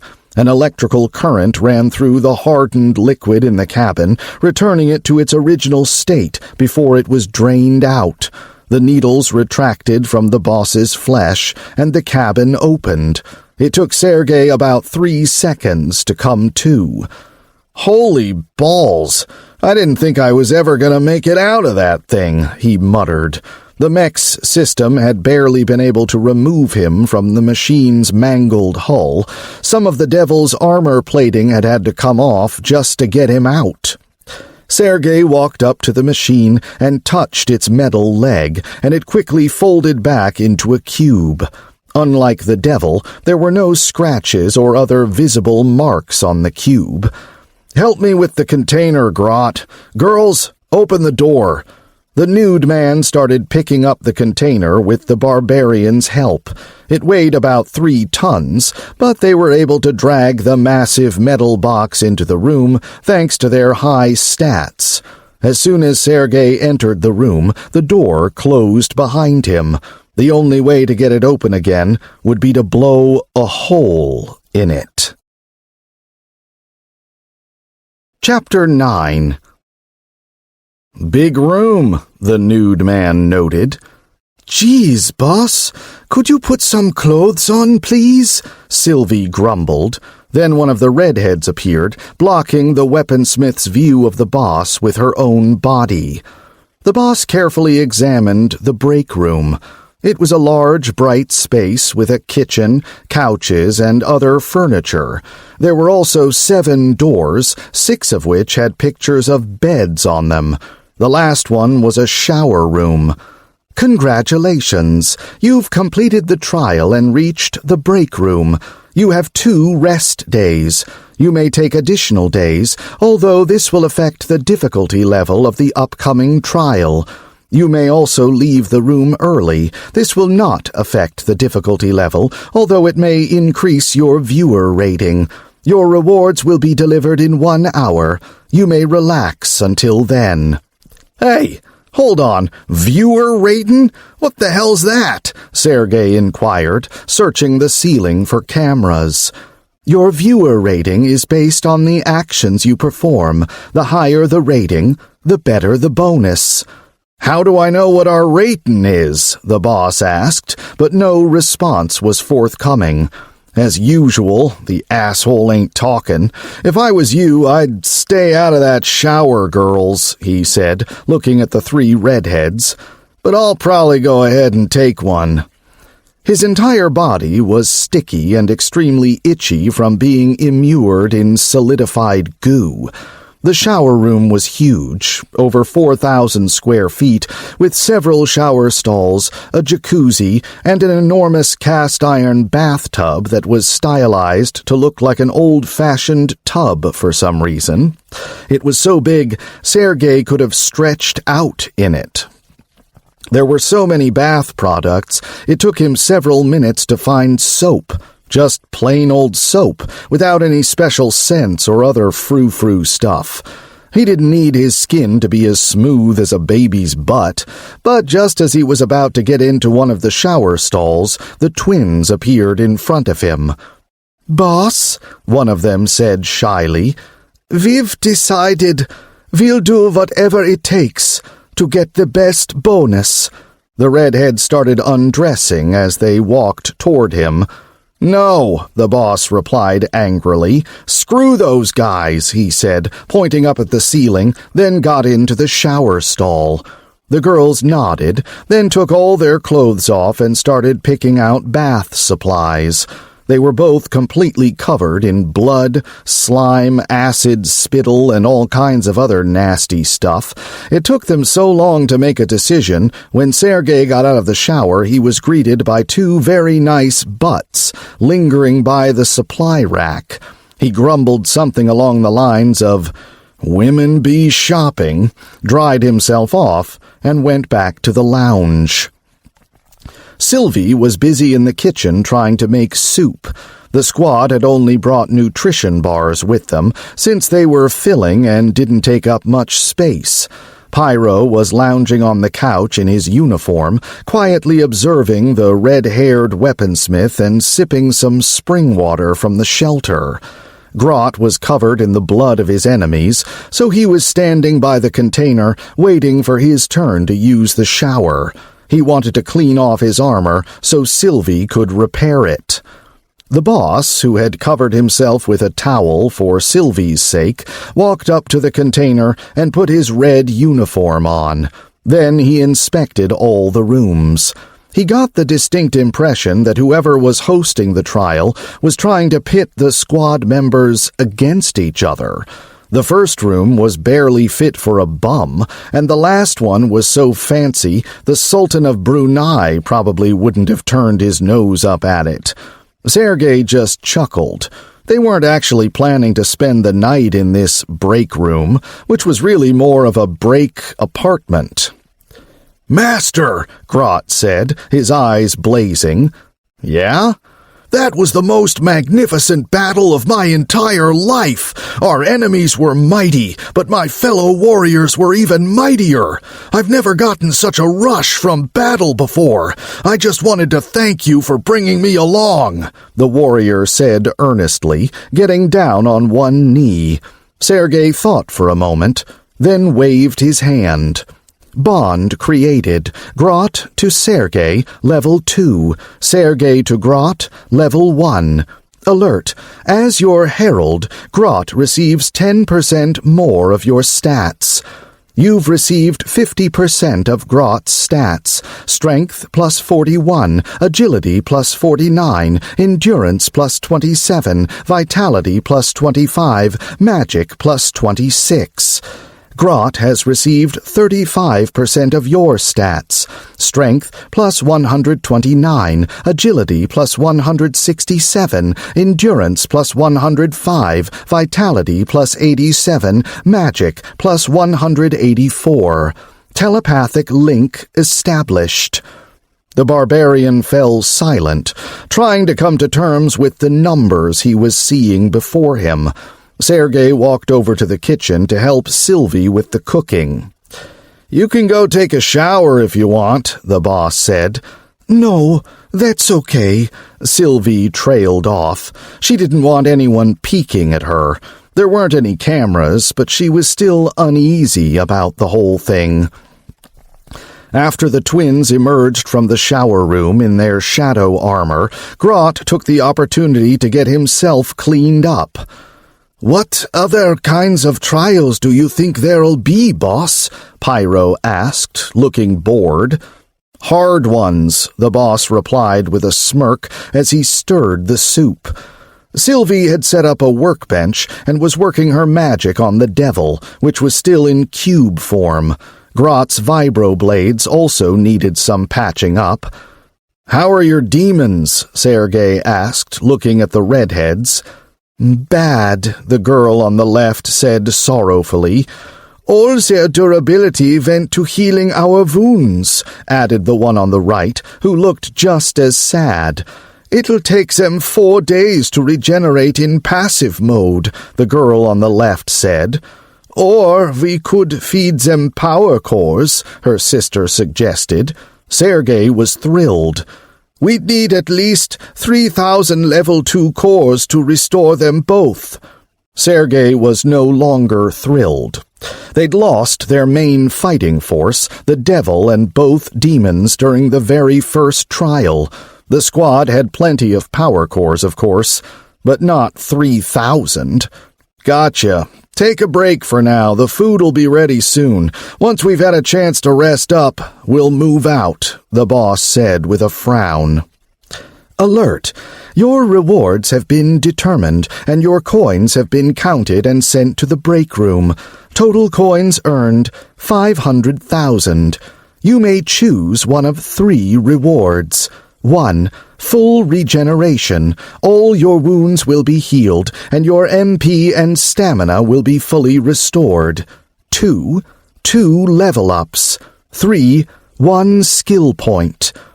"If it offered you skill points, take 'em," the boss said, accepting option number 3.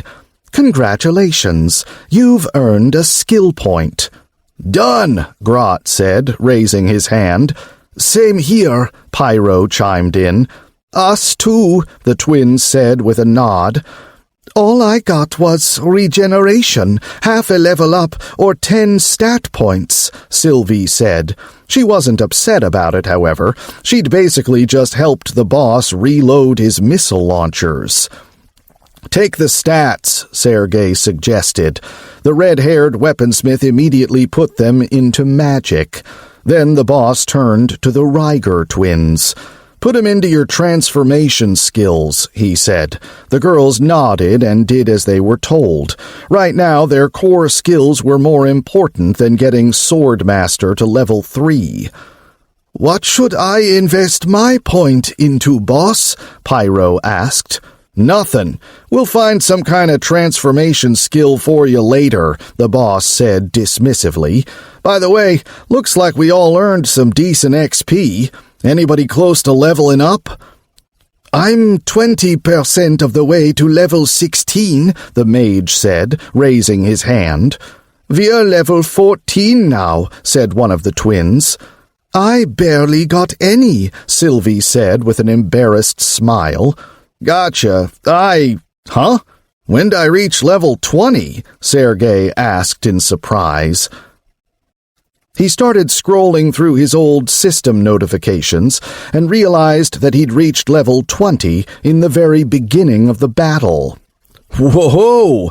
I got 3 whole skill points to play with now. 1 from the potion of evolution I drank yesterday, 1 for leveling up, and 1 for the trial. You cannot increase the level of the bond skill. The conditions for level 4 have not been met. Conditions? What friggin' conditions? Sergey barked, then noticed that everyone else was looking at him. The other squad members had all used a level 3 translator before leaving for the trial, so they understood exactly what the boss was saying when he mumbled to himself in Russian. The soup was done. They ate in silence. Sergey was thinking about what to invest his skill points in. After mulling the issue over for a while, he decided to come back to it later. He had no idea what would happen to him if he tried to level up one of his level 3 skills. He still wanted to try increasing combat reflexes to level 4, and if that worked, he'd boost King of the Moo to level 4 too. The soup was made with spring water from the shelter, so their wounds healed and their MP regenerated very quickly. An hour after the meal, they were ready to move out. Sergey got into the Eliminator too, since the Devil still needed extensive repairs. The most important contents of the container were transferred to backpacks. "We're ready for the next trial. Open sesame," Sergey said loudly. The only door they'd seen in the break apartment was the one they'd come in through, so they needed the system's help to get out. "Are you sure you want to begin the second trial ahead of schedule?" "Yes, I'm sure," the boss said loudly, then quickly scanned the room. He saw a horny young mage, 3 hot redheads, and a grinning, tattooed barbarian in a skin-tight outfit. Thanks to his heavy armor, Sergey was the only one who looked even remotely intimidating. He considered cracking a joke about how they weren't exactly the Avengers, but then the lights went out, and Sergey was overcome by a sensation of lightness and relaxation. It didn't last very long. "Where am I? And where's everybody else?" he grumbled.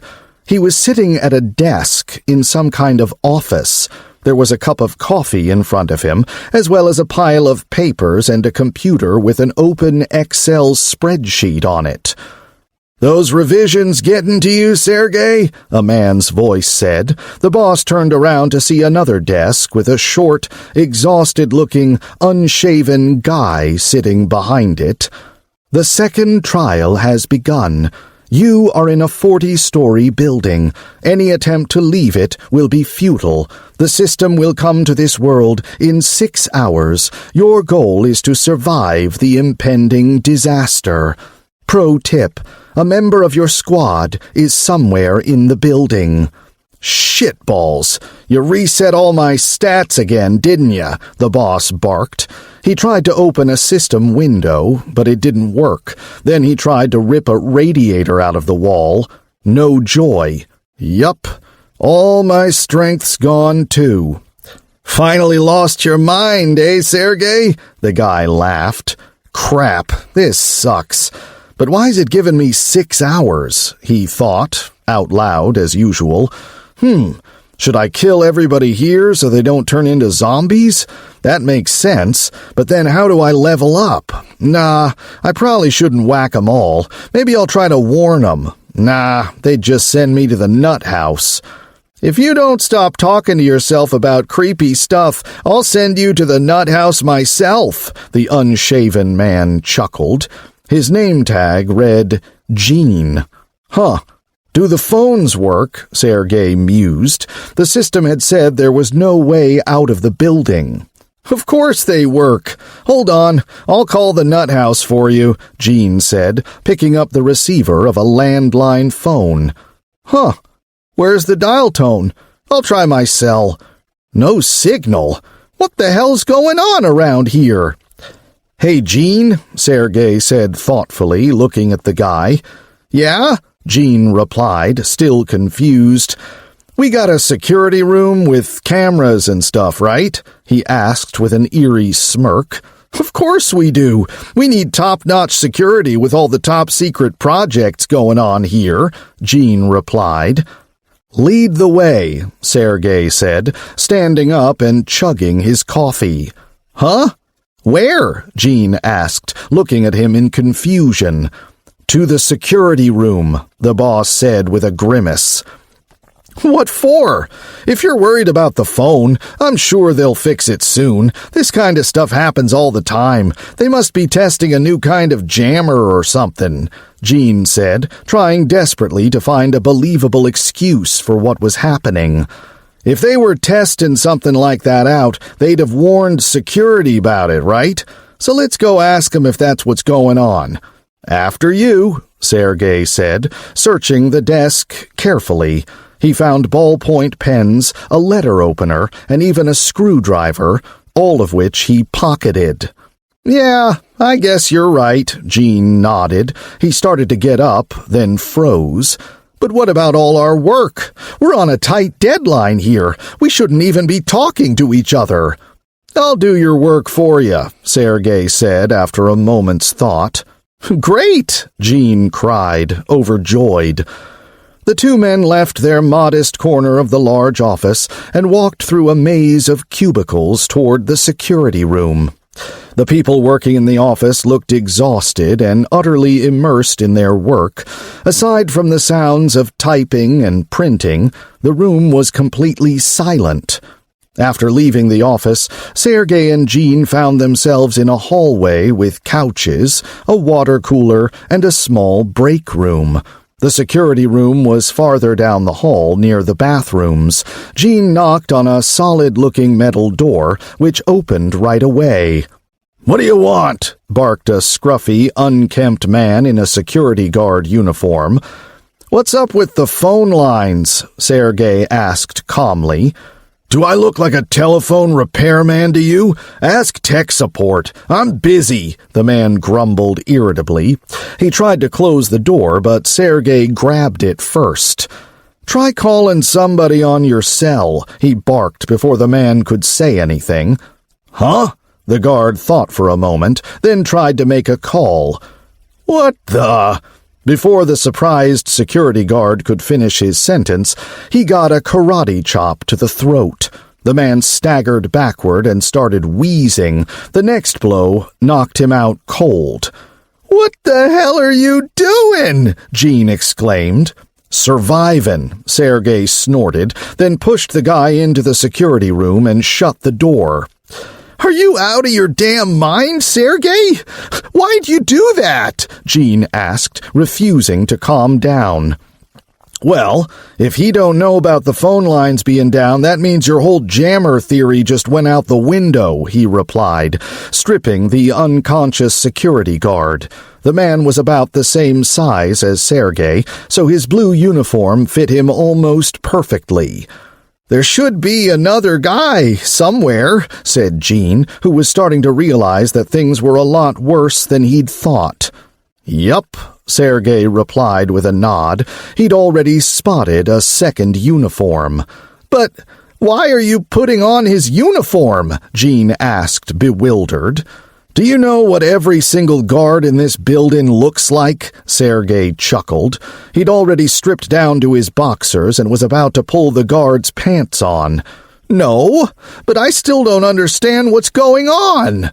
This place is about to turn into hell on earth. Don't believe me? Fine, you can go ahead and hide someplace, or you can follow me and maybe you'll survive. Sergey shrugged. He'd already put the uniform on and was tying the guard's arms and legs. You're nuts! Hell on earth! What are you talking about? You don't gotta believe me, but you're already an accomplice to assaulting a security guard. Heh, Sergey declared, flashing a mocking grin at Jean.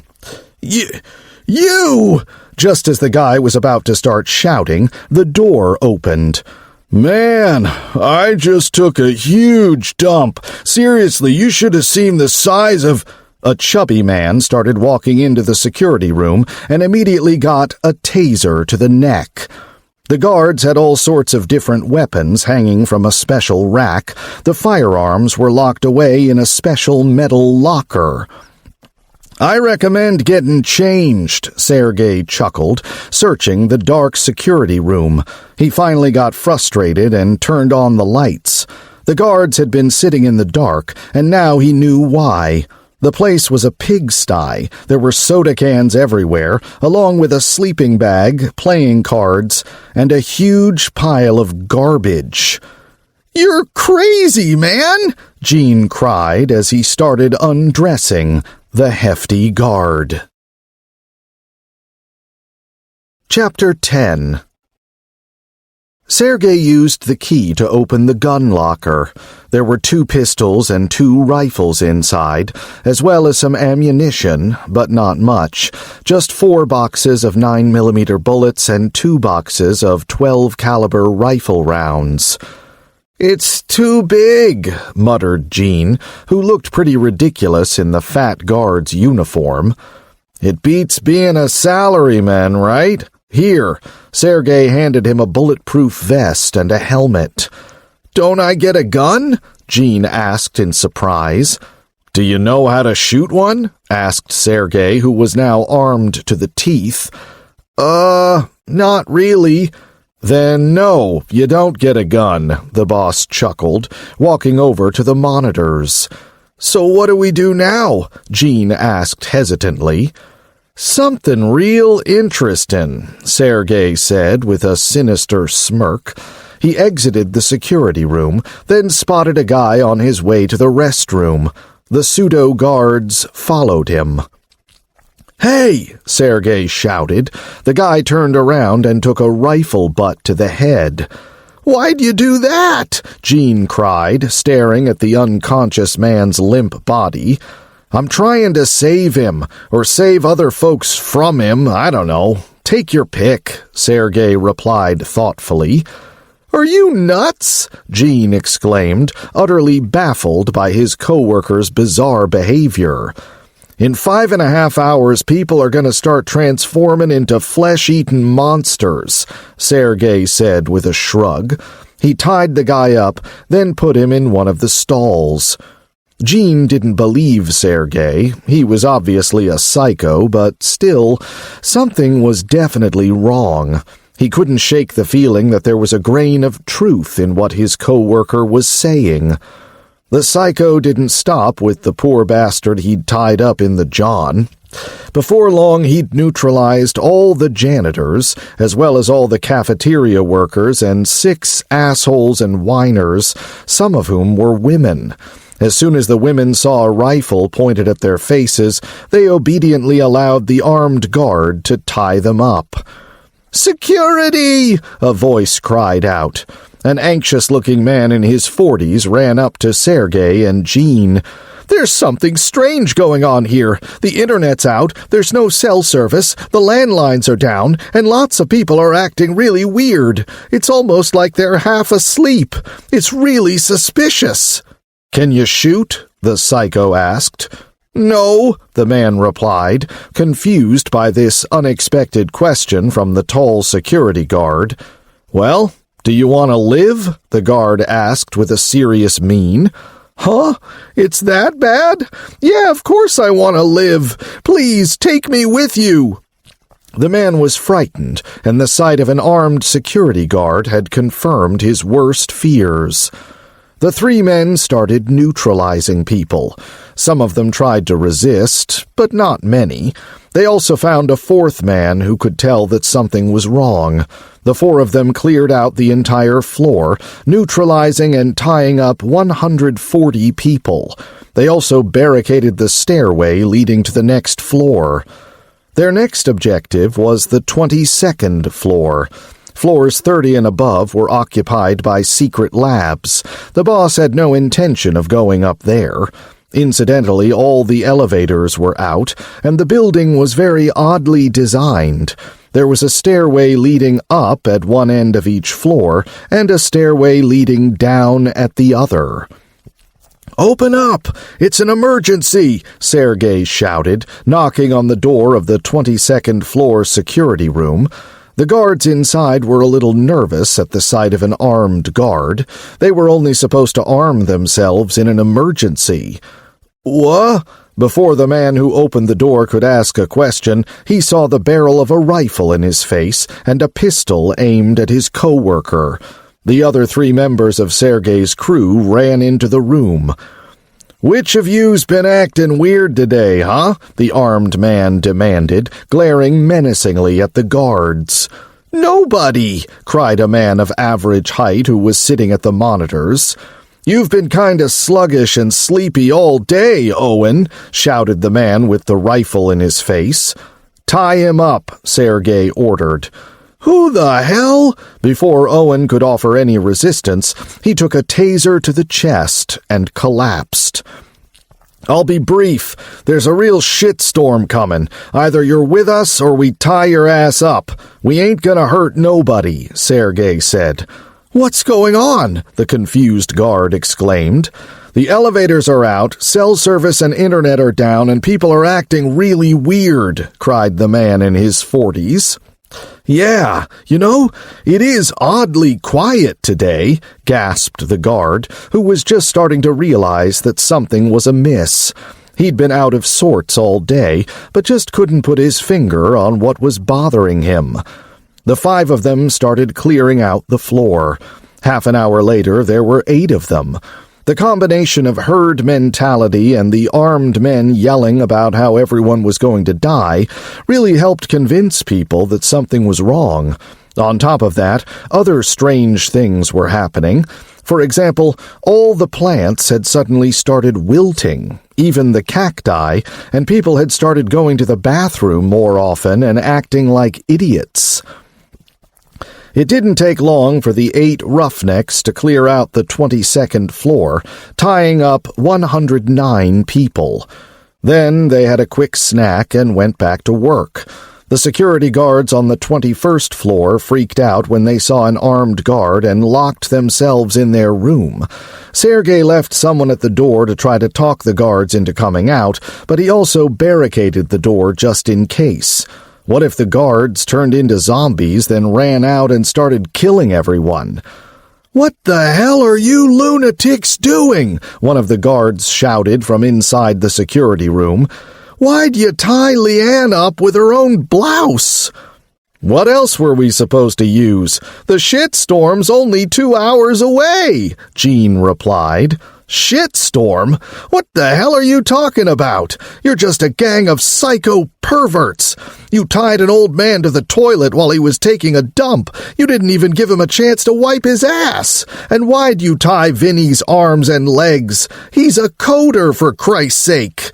He's also a black belt. What if we could untie himself?" Jean objected. "As for the old man, I don't know, what if he's sick or something? Or dangerous? But why the cafeteria lady? She tried to brain me with a frying pan," Jean exclaimed in his ill-fitting guard uniform. That cafeteria lady was a tough old broad. She could have cracked his head open. While those two were shouting at each other, the group of maniacs neutralized another 170 people. They now had 14 people in their crew. They couldn't convince the guards to open the door, so they barricaded it even more thoroughly and moved on. "Open up! It's an emergency! Hey!" Sergey banged on the door of the 20th floor security room, but no one let him in. "They must have gone someplace," the boss muttered, turning to his men. As usual, we'll check the bathrooms first, then the cafeteria, and so on." "Okay," the gang replied in unison before running off in all directions. Sergey headed for the offices. This floor was home to lawyers, HR personnel, acquisitions staff, and the marketing department. All in all, there were a lot of people there. "Huh? That's weird," the boss mumbled, seeing a mob in front of him. He had no intention of taking on a crowd of people, so he went back, waited for his guys to wrap things up, and led the whole gang of armed psycho perverts to the offices. "What's going on here?" Sergey barked. The mob suddenly turned around. "Security!" one of them cried, seeing a handful of armed guards and a group of other people behind them. "What are you doing here?" a guard asked as he emerged from the crowd. There was another guard with him. Both men were yawning and looked sleepy. "First explain the big-ass mob," Sergey said threateningly. "They caught that spy or saboteur or whoever he is," the guard replied. The crowd started to disperse. "Sheesh. Why ain't I surprised?" Sergey said, shaking his head and looking at Pyro, who was duct-taped to a chair. He had a black eye and a split lip. "Why'd you guys do that to him?" "He didn't want to confess," the guard said with a yawn. "Confess to what?" Sergey asked with a puzzled look. "To being a spy or a saboteur, or a psycho, I don't know. He was saying all kinds of crazy stuff about how we're all gonna turn into zombies and need to arm ourselves or something," the guard said, yawning after almost every word. "So why'd you assume he was trying to trick you?" Sergey asked, scanning the crowd. "He sounded crazy," the guard snorted. "Oh, yeah?" Jean exclaimed furiously before Sergey could reply. "Haven't you noticed that lots of people are way too sleepy today? The phones don't work, cell service is down, the elevators are on the fritz, and all the plants are dead?" "You forgot about how people have been running to the bathroom all the time," someone added from the crowd. "And they're hungry. They just keep eating and eating," said a young woman who had joined Sergey's gaggle of lunatics. "Yeah, I've been, a little drowsy. So what?" the guard said with a frown. The people around him started backing away. "To make a long story short, in about an hour this place is going straight to hell. It's gonna be a friggin' bloodbath. So we're going from floor to floor, tying up folks who are sleepy, eating a lot, and pissing every 5 minutes. We're just tying them up for their own safety, okay? That's it. In an hour, if everything's fine, we'll untie them," Sergey said loudly and clearly. "And what if we don't wanna?" the guard smirked. "I ain't asking," the boss said darkly, pointing his gun at the man. The guard pretended to stifle a yawn, then dashed into the crowd and headed for the stairway to the 19th floor. "Stop, or I'll shoot!" shouted one of Sergey's men, but instead of slowing down, the guard tried to hide behind other people. A gunshot rang out, and he fell. You killed him!" someone cried from the throng. "Sure did," Sergey said with a nod, looking at the man who had just spoken. He squealed and stumbled backwards, but the murderer's gaze didn't linger on him. "Now listen up. We're going to start tying folks up whether they like it or not. You can go down to the 19th floor if you want, but if you do, we ain't going to let you back up here no matter how much you beg and plead. We're barricading ourselves in right away, and if anybody who don't got symptoms wants to join us, go ahead." "I'll join you. Me too. Carl, you've been running to the can every 5 minutes." "Yeah, well, you..." Everyone started hurling accusations at each other, so it took a while to figure out who was fine and who was a sleepy lump. Sergey's crew now had 25 members. A lot more people wanted to join up, but they were either yawning or going to the bathroom a lot. "You look like ass, Dan," the boss chuckled, freeing the young mage who was sporting a nice shiner. "Boss, nobody believed me. I tried to convince them," he muttered, making excuses. "Convincing folks ain't exactly your strong suit," Sergey said with a laugh. He quickly patched Pyro up while the others cleared out the floor. There weren't a lot of people on the 20th floor, so they only tied up 98 people. The ones who seemed the most reliable to Sergey, including Pyro, were given weapons. The 20th floor guard's partner hadn't come to work that day, so there were no problems there. "Are you really sure we need to tie ourselves up, too? And how do you know nothing's going to happen to you?" a member of Sergey's gang of lunatics objected. Once the countdown reached 10 minutes until the apocalypse, Sergey assembled all his men and ordered them to tie themselves up. "In addition to me, there's going to be 5 other people. We're all armed, and we're going to tie everybody's legs but loose enough for them to untie themselves. If you turn into a crazy-ass monster, you won't be able to do it. You'll just fall down," the boss explained. "What if all 6 of you lose your minds?" "Then we're all boned," Sergey chuckled. The people he'd tied up didn't particularly like this answer, but he'd already taken charge, and none of them were willing to stand up to him. "Alert! The system has come to this world. To complete the trial, you must survive for a certain period of time. Completing sub-objectives will increase your reward." What are you doing, Max? Aluminum baseball bats appeared in the hands of the people who hadn't turned into zombies. To Sergey's surprise, one of the men he'd armed, a guy he'd never suspected would turn into a zombie, did just that.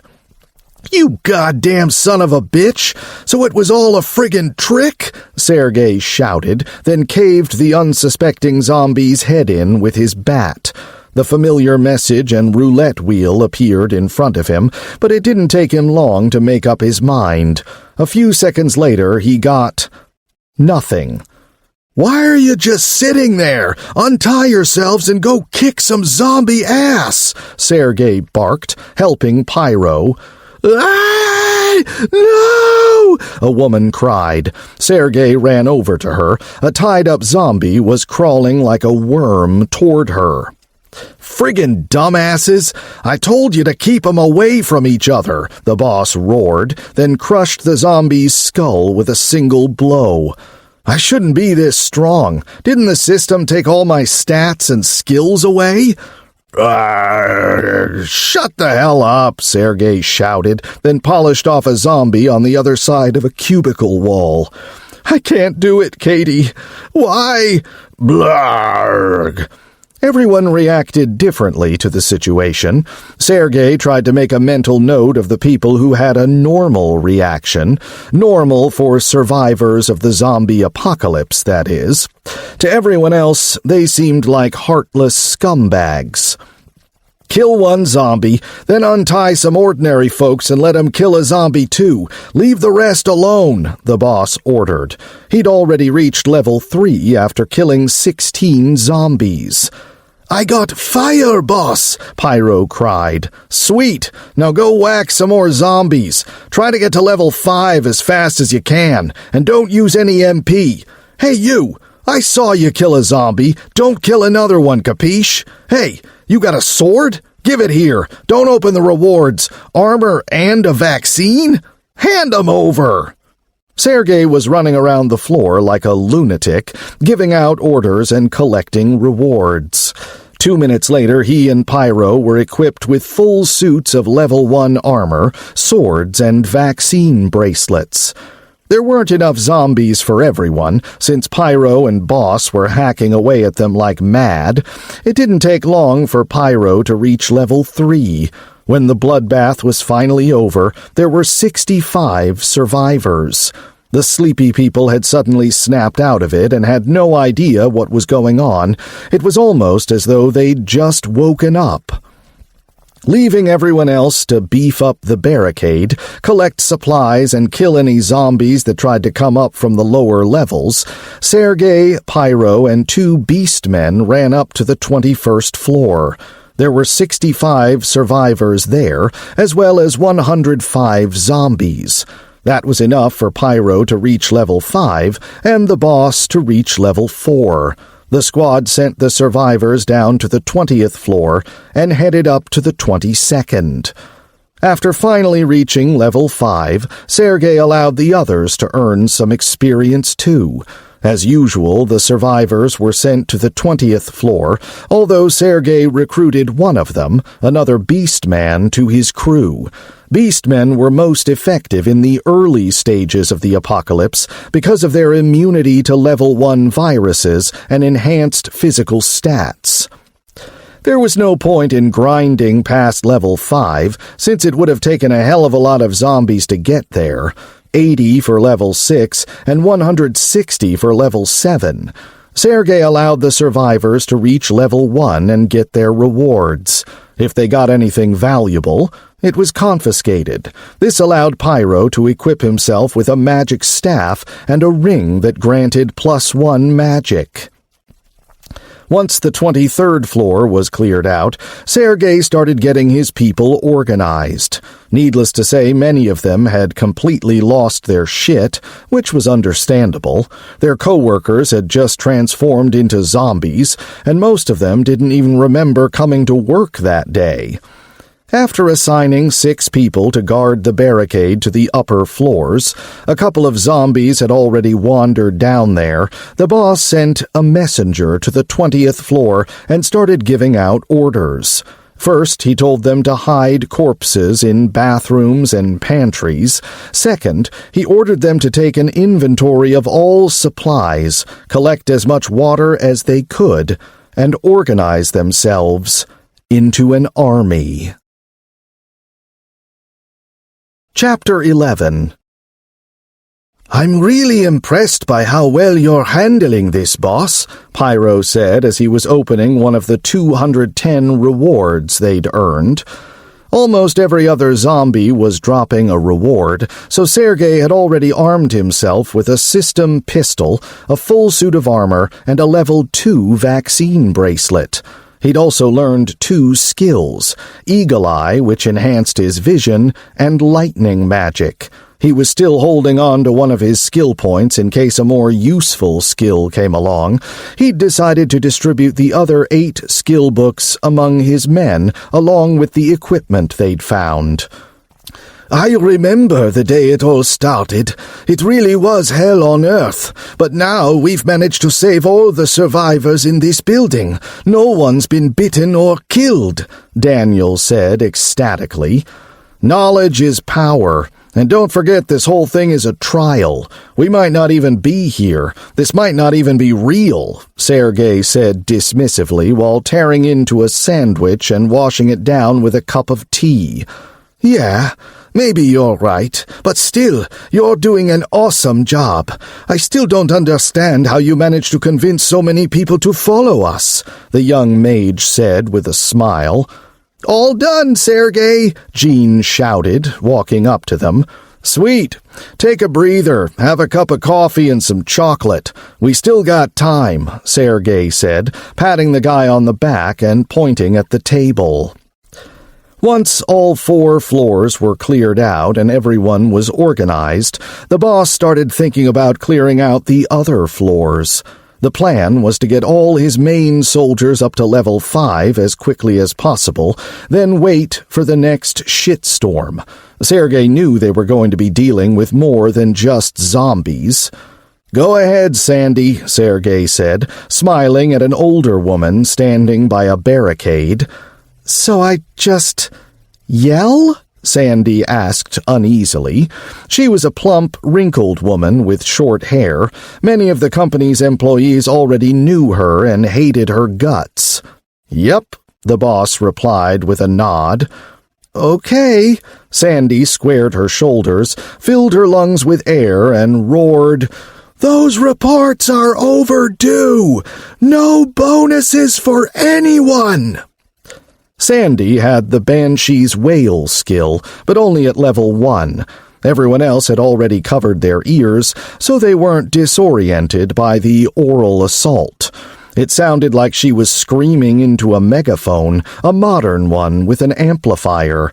The wail was quickly followed by the sound of moaning and shuffling. "You rock, Sandy," Sergey said, clapping, then ordered his people to get into position.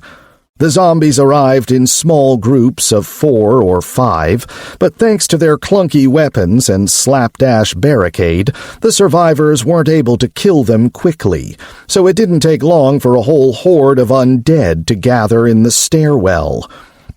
"Just don't set the whole damn building on fire, 'kay?" the boss said to Pyro, remembering the early days in Paris when Daniel had earned his nickname. The mage showed everyone why he was considered the best fire mage in the shelter. Streams of flame flew out of his staff, engulfing 50 walking corpses while barely singeing the barricade. "Now dismantle the barricade and finish off the small fry," Sergey ordered. After killing all the enemies in the stairwell and putting out all the fires, the squad went down to the 19th floor. "What a nightmare," Jean muttered involuntarily. A few seconds later, he threw up. A brutal battle had been fought on this floor, and people had ended up getting eaten alive. Everywhere they looked, they saw blood, chunks of flesh, and half-eaten corpses. Not everyone had been lucky enough to turn into a zombie, but those who had headed straight for the survivors. "Geez, what a waste," Sergey grumbled. He and Pyro didn't even blink, since they were used to scenes like this, but the others were struggling with the gory spectacle. "We've got company. This one's all yours, Jean. Off you go." "Yeah, okay," Jean replied hesitantly. He was equipped with a full set of armor, a sword, and a vaccine bracelet. "Roar!" the zombie roared, a half-eaten eyeball peering out of its open maw. "Holy crap!" Jean cried, flinching in terror. "I'd hurry up if I was you," Sergey chuckled, noticing that 3 zombies had been alerted by Jean's exclamation. "Aren't you gonna help me?" Jean shouted, his eyes glued to the zombie. "Nope. You gotta get to level 5, dude. Don't worry, you got this. And even if you get bit, you won't turn into a zombie," the boss replied. "That doesn't help at all," Jean cried, imagining the zombie's teeth sinking into his neck. "Arr!" the zombie roared, then swallowed the eyeball. "Screw you! Die!" Jean screwed up his courage and hacked at the shambling corpse with his sword. Unfortunately, he wasn't strong enough, so the weapon got lodged in the zombie's skull without killing it. "Go ahead, guys," the boss said to the beastmen. 2 werewolves and 1 bear man bashed the other zombies with baseball bats until they were all dead. Again. No one helped Jean, but he somehow managed to get the job done. The squad made their way through the entire floor, crushing everyone's skulls just to be safe, including some extremely dead-looking corpses. Then Sergey sent some people upstairs to rebuild the barricades and get rid of the bodies. He sent the hungriest people, i.e., people who either hadn't eaten yet or had barfed up their lunch when they saw all the carnage on the 19th floor. Once the fortifications were complete, Sandy showed off her impressive zombie luring skills once again.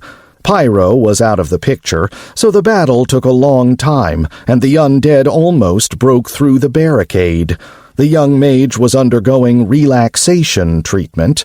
A cute bookkeeper was giving him a massage. They didn't have spring water or food from the shelter, so a massage would have to suffice. The horny mage wanted more, of course, but the bookkeeper wasn't interested.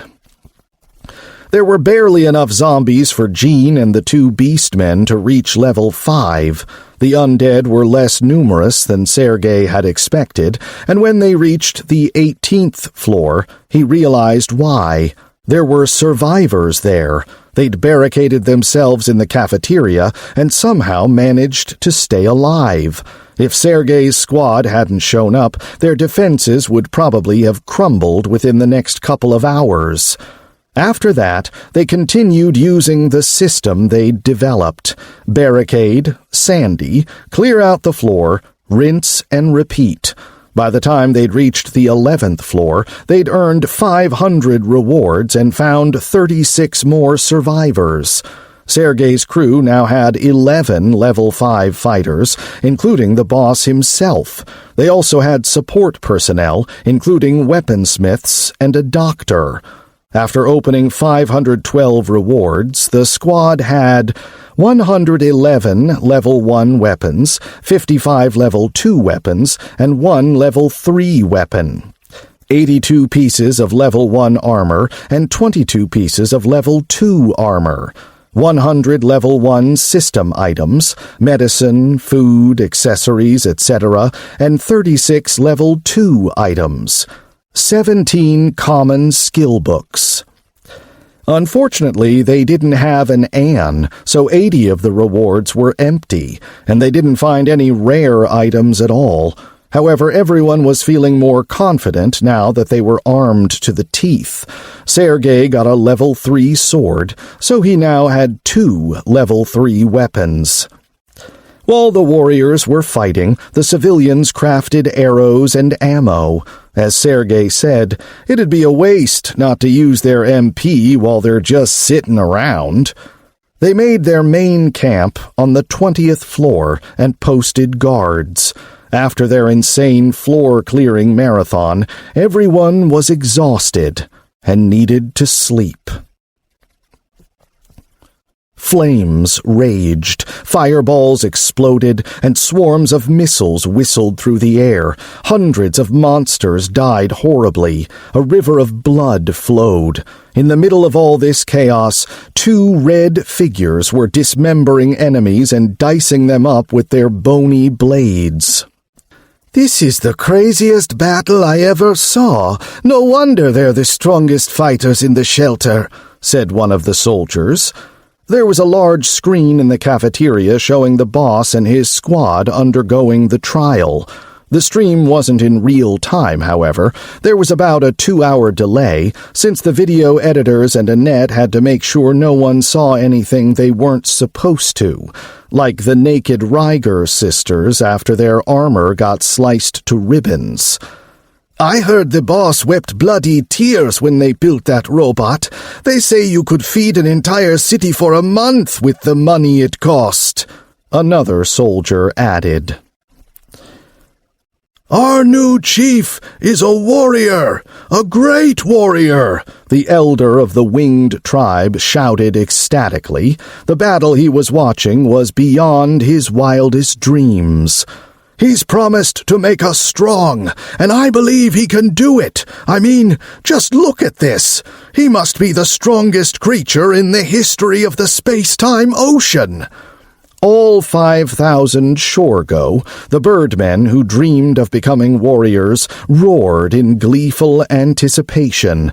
They'd recently been initiated into the system and had even earned a few rewards. Since they weren't hiree, their rewards couldn't be used by humans, so they'd kept them, and they'd found something incredible. Bows. The Shorgo were apparently archers. "What do you think, Father?" asked a blue-skinned young warrior sitting on a comfortable couch. "If they have even 100 warriors like these, our new lord's people will ascend to take their place among the great races," replied an even taller warrior with a gray beard. "Why would such great warriors want pathetic slaves like us?" "Who knows? But you've been to their planet yourself." The man looked back at the TV, still pondering his son's question.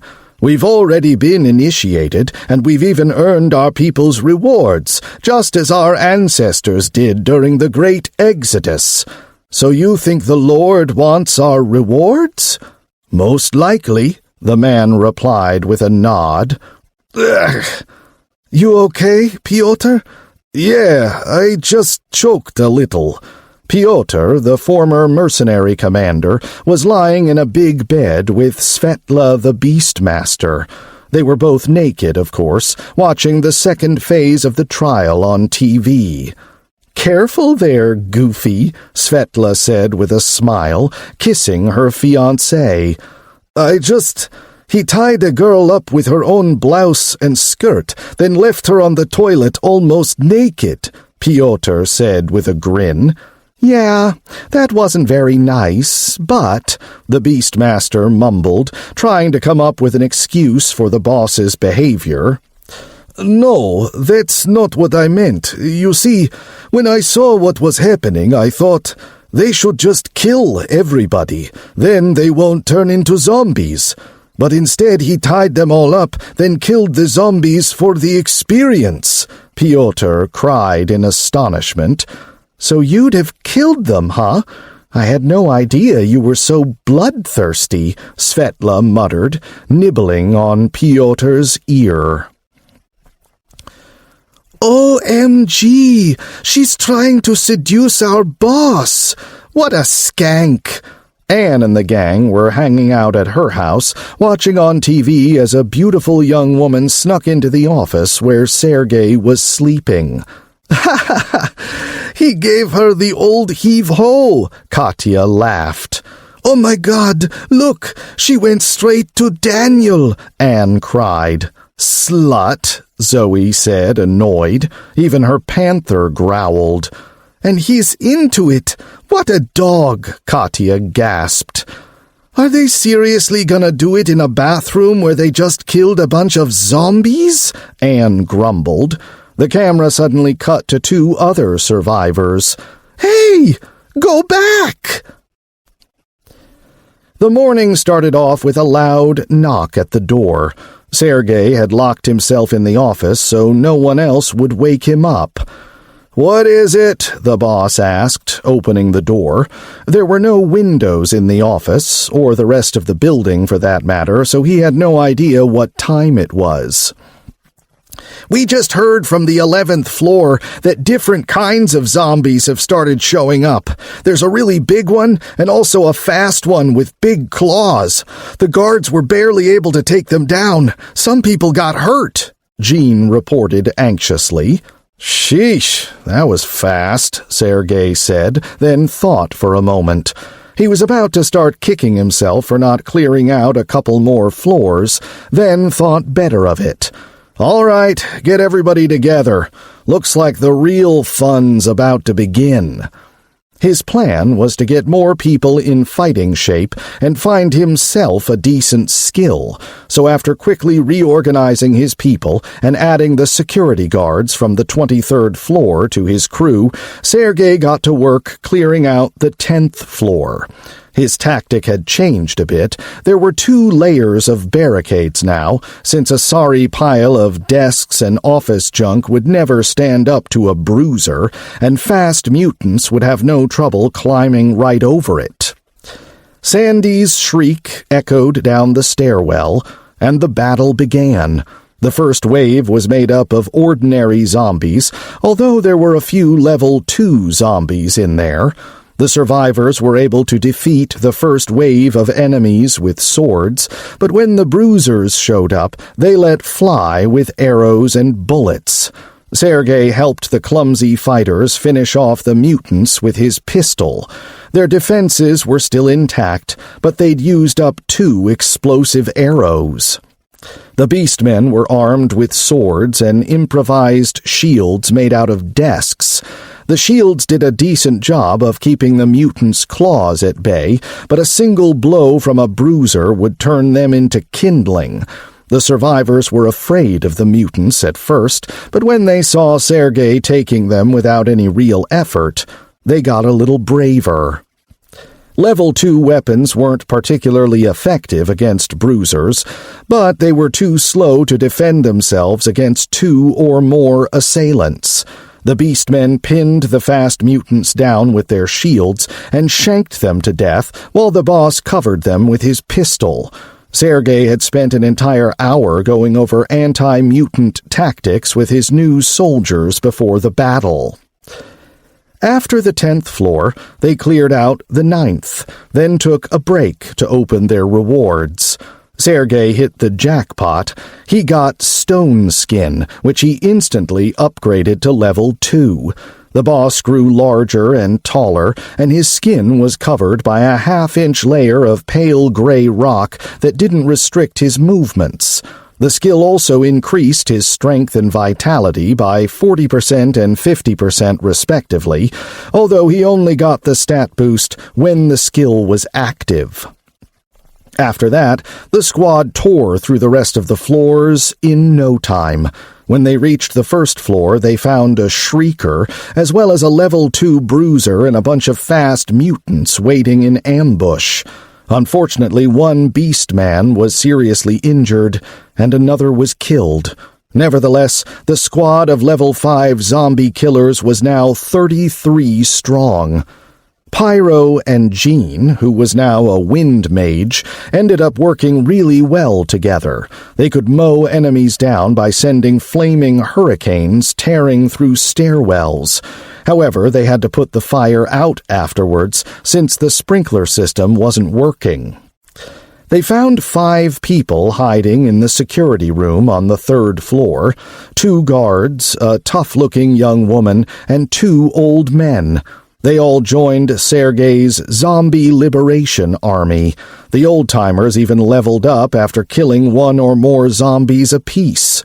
"Boss, what's that?" Pyro asked, pointing at a wall of flesh on the other side of the door that was presumably the exit. "Maybe it's the stomach of a big-ass monster that ate the building, or maybe it's its asshole, and we're all just monster constipation," Sergey chortled. He decided not to touch the flesh wall. For all he knew, the creature's muscles might contract and crush the building. Also, he hadn't forgotten the system message saying that he couldn't leave the building. Apparently, this was why. Everyone was scared. They'd all been trying to escape, but now it looked like they were trapped inside the building. They didn't have time to mope around, however. Sergey ordered them to barricade the basement. He didn't like the look of the 12-foot-tall metal door leading to the lower levels. Things were simpler after that. After leaving a minimal security detachment on the 1st floor, the survivors headed back upstairs. Their new goal was to kill every last zombie, freak, and monster in the building. Sergey knew there must be some crazy-ass monsters somewhere. The sooner he got rid of them, the less likely they would be to evolve and kill everybody. After reorganizing and opening all the rewards, the well-armed gang headed for the 24th floor, which turned out to be empty. Many of the zombies there had either gone down to the 23rd floor and been killed or headed upstairs. The crew looted the unlocked security room for ammo and firearms and grabbed all the food from the cafeteria. They ran into 6 bruisers and a shrieker on the 25th floor. Unfortunately, the scrawny freak was hiding behind the bruisers, so Sergey wasn't able to spot it and shoot it before half his squad went down. Some of their eardrums actually ruptured. The monster's shriek was extremely effective in the enclosed space. Chapter 12. 16 injured fighters fell back so the doctors could heal them. The rest cleared out the floor, then took a break while the support squad erected barricades. The Sandy tactic had outlived its usefulness at this point, since the mutants wouldn't let their minions rush into the stairwell anymore. Because of this, it was late by the time they made it to the 30th floor, and they ended up losing 3 more fighters to zombie bites. Their vaccine bracelets saved their lives, of course, but the chunks of flesh they were missing really put a damper on their ability to fight. Despite these setbacks, Sergey had no intention of stopping. If something went wrong, they could always fall back to another floor. When they reached the 30th floor, the squad was met by emergency lighting and 2 zombie security guards. To be exact, they'd been security guards when they were alive, but now they were just plain old level 1 zombies. One of them had clearly transformed on his own, then bitten the other. After dispatching the former guards, the squad looted all the pistols and bulletproof vests from the security room. They also found a large metal door. The boss had a bad feeling about it, and he wasn't the only one. Nevertheless, he decided to throw caution to the wind and open the 8-foot-tall door with a nearby keycard. The terminal chimed, and the door quickly retracted into the wall to reveal a group of fast mutants popping out of it like snakes from a can of peanut brittle. "Fire!" Sergey shouted just in time. He was wielding a flimsy, improvised shield and a decent level 3 sword. He couldn't use his level 3 pistol because of his stone skin skill. His index finger was too big to pull the trigger. Rifles were fired, arrows flew through the air, and then the melee combat began. The shield-bearing beastmen met the mutants head-on, while everyone else covered them. 4 of the enemies were level 2, and they were extremely hard to hit. They had no trouble dodging bullets and buckshot with their acrobatic pirouettes.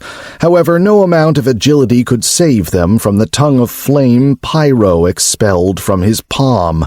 The mage had had to swap his staff for a pair of gloves, but he was still pretty good at controlling his magic. After blocking a claw swipe with his desk-cum-shield, Sergey stabbed at the creature with his sword. The sneaky freak leaped backward and tried to circle around him to the right, but then someone shot it in the leg.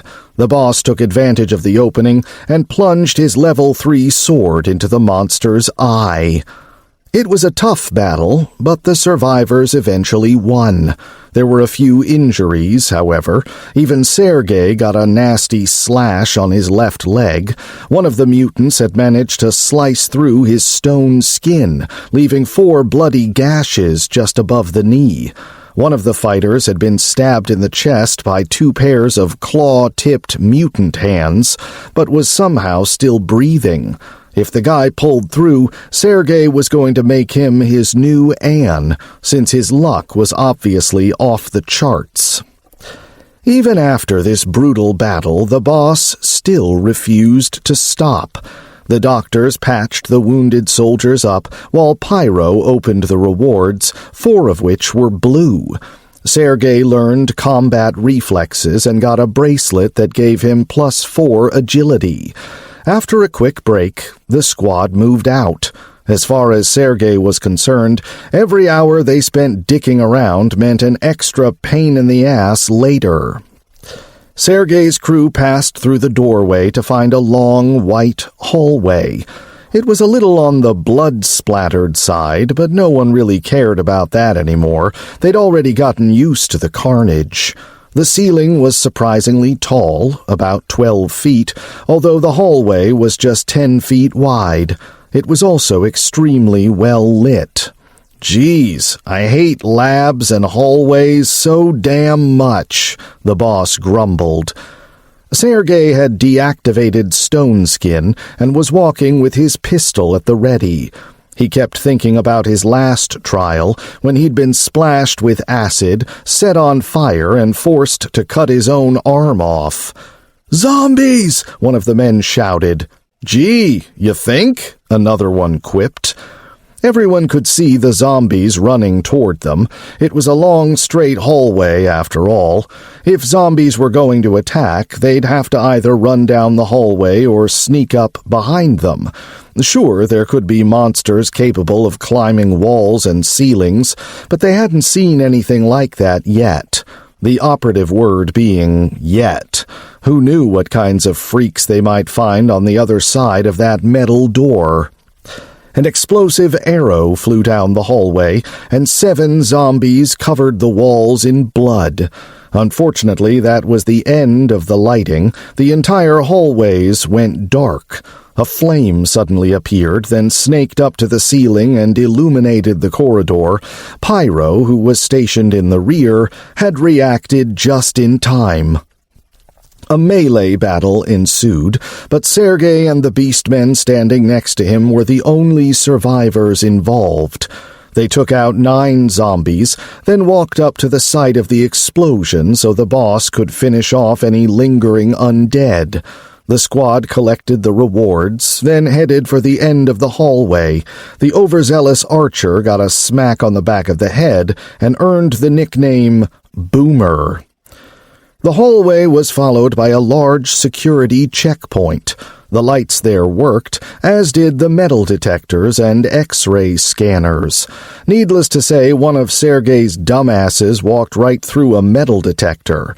It went off, of course, emitting the usual ear-piercing shriek, but the sound didn't attract any zombies, since all the nearby undead had already been drawn by the gunfire and explosions. After passing through the checkpoint without incident, they found themselves in a large room with an even taller ceiling, lots of comfortable furniture, and withered plants. The front desk looked like it had been blown up by a grenade, and there was a huge changing area covered in blood. "Why can't there ever be a burn all the upper floors button, huh?" Sergey muttered under his breath. He knew that this place was going to be a pain in the ass, and it was just beginning. The squad searched the room and killed 6 zombie stragglers, 4 of which were in the bathroom. They were all old men in white lab coats. Well, they used to be white, but they'd gotten a little dingy after their owners turned into zombies and started feasting on human flesh. In addition to the enormous main room, the floor also had a few offices and elevators, which obviously didn't work. Sergey wasn't planning to pry them open, since his gut told him it was a bad idea. There was no way the system was going to let him cheat. They could always pry the doors open, hang Sandy from a strap over the elevator shaft and let her shriek away. Then the zombies would all come running and swarm the elevator shaft by the hundreds, or maybe they wouldn't, since the mutants wouldn't let them. After dropping the whole elevator idea, the crew cleared out the floor and moved on. The 31st floor was a real maze of hallways and rooms.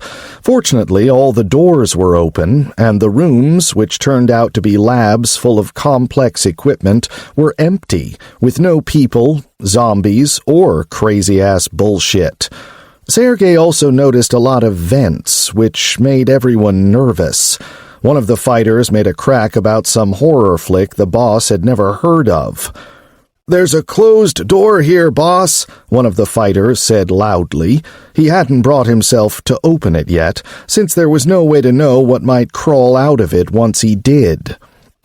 "I'd rather just leave it closed, but we all know I ain't gonna do that," Sergey chuckled.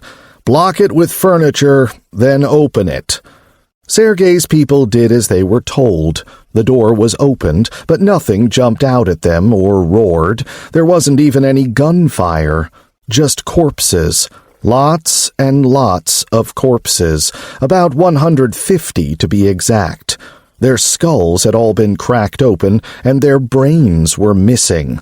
Where had they gone? Had someone eaten them, or just borrowed them? There was no way to know. "Let's just leave this door closed, Kay," the boss said with a wry grin, closing the door. Everyone was nervous. They were afraid to run into whatever had killed all those people, or possibly zombies, so they walked slowly, jumping at every sound. Sergey kept his pistol out, and Pyro was ready to erect a magic barrier at a moment's notice. The shelter's mages had learned how to make them from the vampire's magic books. Despite this, they didn't see anything unusual.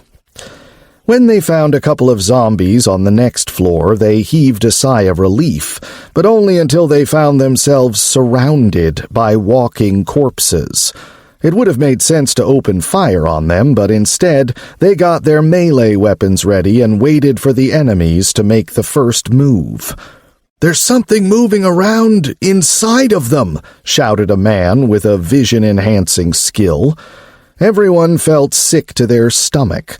They'd already had their fill of hideous freaks, but the freak show wasn't over yet. The survivors watched in horror as dozens of fist-sized, crab-like creatures crawled out of the zombies' bodies. A swarm of green crabs poured out of the walking corpses and skittered toward the survivors. They started panicking and shooting wildly, but whenever their bullets hit the creatures, they died instantly. An arrow flew through the air, followed by an explosion that scattered the crabs in all directions, but the little freaks survived the blast. If anything, it actually brought them closer to the humans. "Should I burn 'em, boss?" Pyro asked hesitantly. "No, stomp on 'em with your feet and stab 'em with your swords, and not the other way around," the boss said with a grin. Sergey didn't want to waste his main mage's mana. If his worst fears were realized, they'd need his MP for the big battle to come. The boss activated Stone Skin and dashed at the creatures, crushing the nearest crab with his mighty stone foot. Its blue blood splattered in all directions with a revolting squelch. "You've killed a research specimen number 87-003 and earned 3 XP. "Son of a bitch! I friggin' knew it!" Sergey roared. As soon as he'd found out about the secret lab, he'd known someone had to be cooking up monsters in there.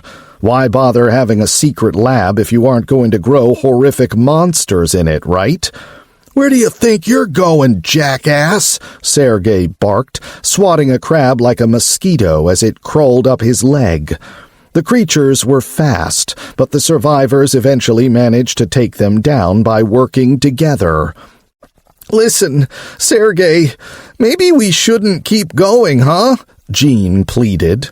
"Didn't you read the message? They're level 1. Now imagine 100 of them. You imagining it? Now imagine they're twice or 3 times as big," Sergey said calmly, glaring at Jean. The office worker was so terrified, he didn't even respond. Neither did anyone else. After pulling themselves together and treating their wounds with healing ointment from a first aid kit, the squad advanced slowly and carefully, looking for more monsters at every step. The lights in this area were in rough shape. It looked like someone had walked down the hallway smashing the light bulbs with a baseball bat. They checked 2 more rooms, but all they found were half-eaten human remains. The poor lighting and sparking light bulbs were starting to make everyone nervous. Kzik! The sound of an automatic door trying to close on a zombie's head echoed down the hallway. A few seconds later, the door tried to close again, but to no avail. Achoo! Sergey spun around and saw Pyro smiling awkwardly. All 14 members of the squad were staring at him, and they didn't look too happy. A few of them were pretty pissed off. "Sorry, I didn't—" "Ah!" A long tongue suddenly reached down from above, wound itself around Pyro's neck, and pulled him upward. It happened so fast, Daniel didn't even understand what was happening. When he was just a couple of feet off the ground, Sergey activated his combat reflexes skill, leaped into the air, and sliced through the tongue. Then he aimed his pistol upward and fired 3 rounds into the hole in the ceiling it had emerged from. "You've killed a research specimen number 87-006 and earned 6 XP. "Why are you just standing there with your mouths open, huh? A guy just got snatched right in front of you, and you just stand there like a bunch of friggin' dumbasses," Sergey roared furiously. The other survivors were just ordinary people, without the reaction speed and instincts shared by almost everyone who had survived the zombie apocalypse on Earth. It would have been ridiculous to expect them to react like shelterites, but Sergey still thought they might benefit from a swift kick in the ass. The squad started walking down the hallway, carefully peering into every vent. Despite their caution, one clueless guy ended up getting snatched. Fortunately, the people near him managed to react in time and cut the creature's tongue off, then shoot into the ceiling. Sergey's crew checked one room after another, but didn't find any enemies. They did find some alcohol, but it was just rubbing alcohol, which really disappointed one guy. Fortunately, there were other people in the group smart enough not to suggest watering it down and drinking it. Instead, they suggested using it to make Molotov cocktails in case another swarm of crabs showed up. Sergey chuckled at the phrase, "in case." He knew they were going to see more crabs sooner or later, so the squad spent the next half hour making Molotov cocktails. Who was this Molotov guy, and why were the infamous cocktails named after him? No one knew, but they did as they were told anyway. They had to find glass bottles first, but fortunately, one room had a Coke machine in it. They drank some of the Coke and poured the rest out. "Look," the eagle-eyed guy whispered, pointing down the poorly lit hallway. "I see it," Sergey nodded, peering into the darkness. The crew watched as a solitary zombie in a bloody lab coat shuffled down the hall. A tongue reached down from the ceiling, wound itself around the zombie's neck, and pulled it upward. The zombie started roaring and moaning, but couldn't free itself. A moment later, it was pulled all the way into the hole. Blood flowed, and the zombie stopped twitching. About 30 seconds later, the corpse disappeared into the hole. Pyro gulped, realizing that he'd almost shared the zombie's fate. Sergey walked up to the hole and fired into it a few times, killing the creature. It didn't take them long to reach the 33rd floor after that. "You sure we gotta do this, boss?" Pyro pleaded this time. The entire floor was covered in pink moss. The walls, the ceiling, the floor, everything. Only the light bulbs and the doors were free of the stuff. "We gotta do it, Dan. We just gotta," Sergey chuckled. "Go ahead and see how the stuff burns, okay?" "Okay," Daniel said cheerfully. A stream of flame shot out of his palm, a small one, just 1 MP worth, and the moss instantly caught on fire. "Looks like it burns okay," said Captain Obvious, who was in the middle of the squad. "It's not going out," added Commander Obvious, who was standing next to him. "What'll happen if it doesn't stop burning?" Jean asked. "It'll start a fire," said Lieutenant Obvious, a.k.a. Sergey. "Should we put it out?" the mage asked. "Looks like we found the burn everything button after all," the boss said with a wry chuckle. The fire was spreading. 5 minutes later, the entire floor was ablaze. Everything was on fire. The walls, the ceiling, the floor. There was a lot of smoke, too. "Let's get out of here. The vents are blocked by the moss," Sergey said loudly. His crew was more than happy to rush back to the 32nd floor. They were so relieved they didn't even notice when Daniel was grabbed by another tongue. Fortunately, he was able to save himself by firing a tongue of flame into the ceiling. The creature squealed like a stuck pig as its tongue twitched in agony. Pyro fell to the floor, hitting his head on the wall on the way down. "You just don't learn, do ya?" Sergey grumbled as he helped his dumbass up off the floor. The mage didn't say anything. He was embarrassed, and his head was pounding. Does anybody else hear that gross noise?" one of the beastmen said. "I hear something, too," another one replied, listening intently. "It sounds like rats scurrying around." "Cheese it!" Sergey shouted, running toward the stairwell. He was followed immediately by Daniel, then the rest of the squad a moment later. No one knew what was happening, but they were all scared. The boss kept thinking about the white mice in the lab in Paris. "The sound's even louder now," the Wolfman cried. At level 2 he was more man than wolf, and his equipment wasn't absorbed into his body, so he looked like a furry mutant in a suit. "Where?" the boss shouted. "Above us! They're in the ceiling! Any holes up ahead?" "2," Jean replied. "As soon as we reach the last hole, I want Dan and Jean to snack on a couple of cores and hit 'em with everything you got." "Snack on them? You mean you can eat them?" the skinny wind mage asked in surprise. "Just pop one in your mouth so your hands are free. You can still absorb the MP that way. It's gross, but if you don't do it, we're all gonna die," Daniel replied. He wasn't panicking, since situations like this were an everyday occurrence to him. Okay." Chapter 13. The squad ran through most of the floor without encountering a single enemy, but then— "I hear them! They're in the walls now!" the Wolfman cried. "There's a hole up ahead!" the eagle-eyed squad member shouted. "Hold your shields up over your heads and run for it," Sergey ordered, covering himself and the 2 mages with his own shield. Once he was about 6 feet away from the hole, green crabs started pouring out of it and spreading across the ceiling. A few of them couldn't hang on and fell, while others were crushed against the walls.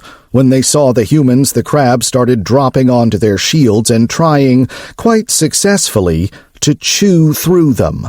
"My arm!" one of the fighters shouted. 2 crabs had fallen onto his arm and grabbed his level 2 leather armor with their pincers and mouths. "Eek!" cried another, who'd stepped on a crab and slipped. Fortunately, one of the beastmen caught him. "Dumbasses!" Sergey barked. As soon as the squad was free of the crab fall, Sergey ordered them to start tossing Molotov cocktails into the hole. The soldiers finished off the crabs that were chewing through their shields, then moved out. "Put it in your mouth," Pyro said. "Go ahead. You can fit more than one at a time." Everybody started laughing. "Sheesh! I'm talking about power cores, you morons!" the mage shouted angrily, but it was too late. "Shut up!" Sergey shouted. "We're almost there, so get ready. And if it ain't a power core, don't put it in your mouth." Everyone laughed again. Pyro took his frustration out on the poor crabs, which never made it out of their hidey hole. He shot 2 streams of fire right into it, roasting hundreds of the tiny creatures at once. Once all the fighters were out of the danger zone, the boss ordered Daniel and Jean to perform a combo attack. The fire mage shot out a massive stream of flame, and the wind mage blew it in all directions. "Oh my God! There are thousands of them!" Pyro cried in shock as he earned hundreds of XP per second. He reached level 8 in the blink of an eye, then level 9, then level 10. He immediately put his newly earned stat points into magic and his skill point into fire. The same thing happened to Jean. After the mages leveled up their skills, their fire and wind spells became much more powerful. "I'm almost out! I need more cores!" Jean cried. "No way!" Sergey replied. "Stop!" "Okay." Pyro's stream of flame died, but not Jean's wind. I can't stop it!" Jean shouted, unable to control his own magic. A moment later, the boss knocked him out with a blow to the back of the head. The spell stopped, and the mage almost crapped himself from exhaustion. The magical assault had left its mark. The entire floor was ablaze, with fire bursting out of all the holes in the ceiling and walls, including the vents. The entire floor was in flames. The squad kept running, but sometimes they had no choice but to run right through the fire. Fortunately, they weren't far from the stairwell. Crack! An elevator door 10 yards away suddenly started to cave in as something struck it from the inside. Another blow followed soon after. "Hurry up!" Sergey shouted, but just as he and his men reached the stairwell, a mighty blow knocked the elevator door free and sent it flying at them. The boss activated stone skin and combat reflexes and ran after the massive chunk of twisted metal. It was headed straight for Pyro, who was trudging along exhaustedly behind the rest of the squad. The stone man blocked the flying door with his shoulder. It changed direction and flew past the young mage, just barely missing him. But it didn't end there. The creature that had knocked the door down was now visible in the elevator shaft. It looked like an enormous tongue with a razor-sharp tip. Sergey thought it was a tentacle at first, but quickly realized that it was too thick. He was pretty much a tentacle expert at this point. "Screw that thing! Keep running!" the stone man bellowed.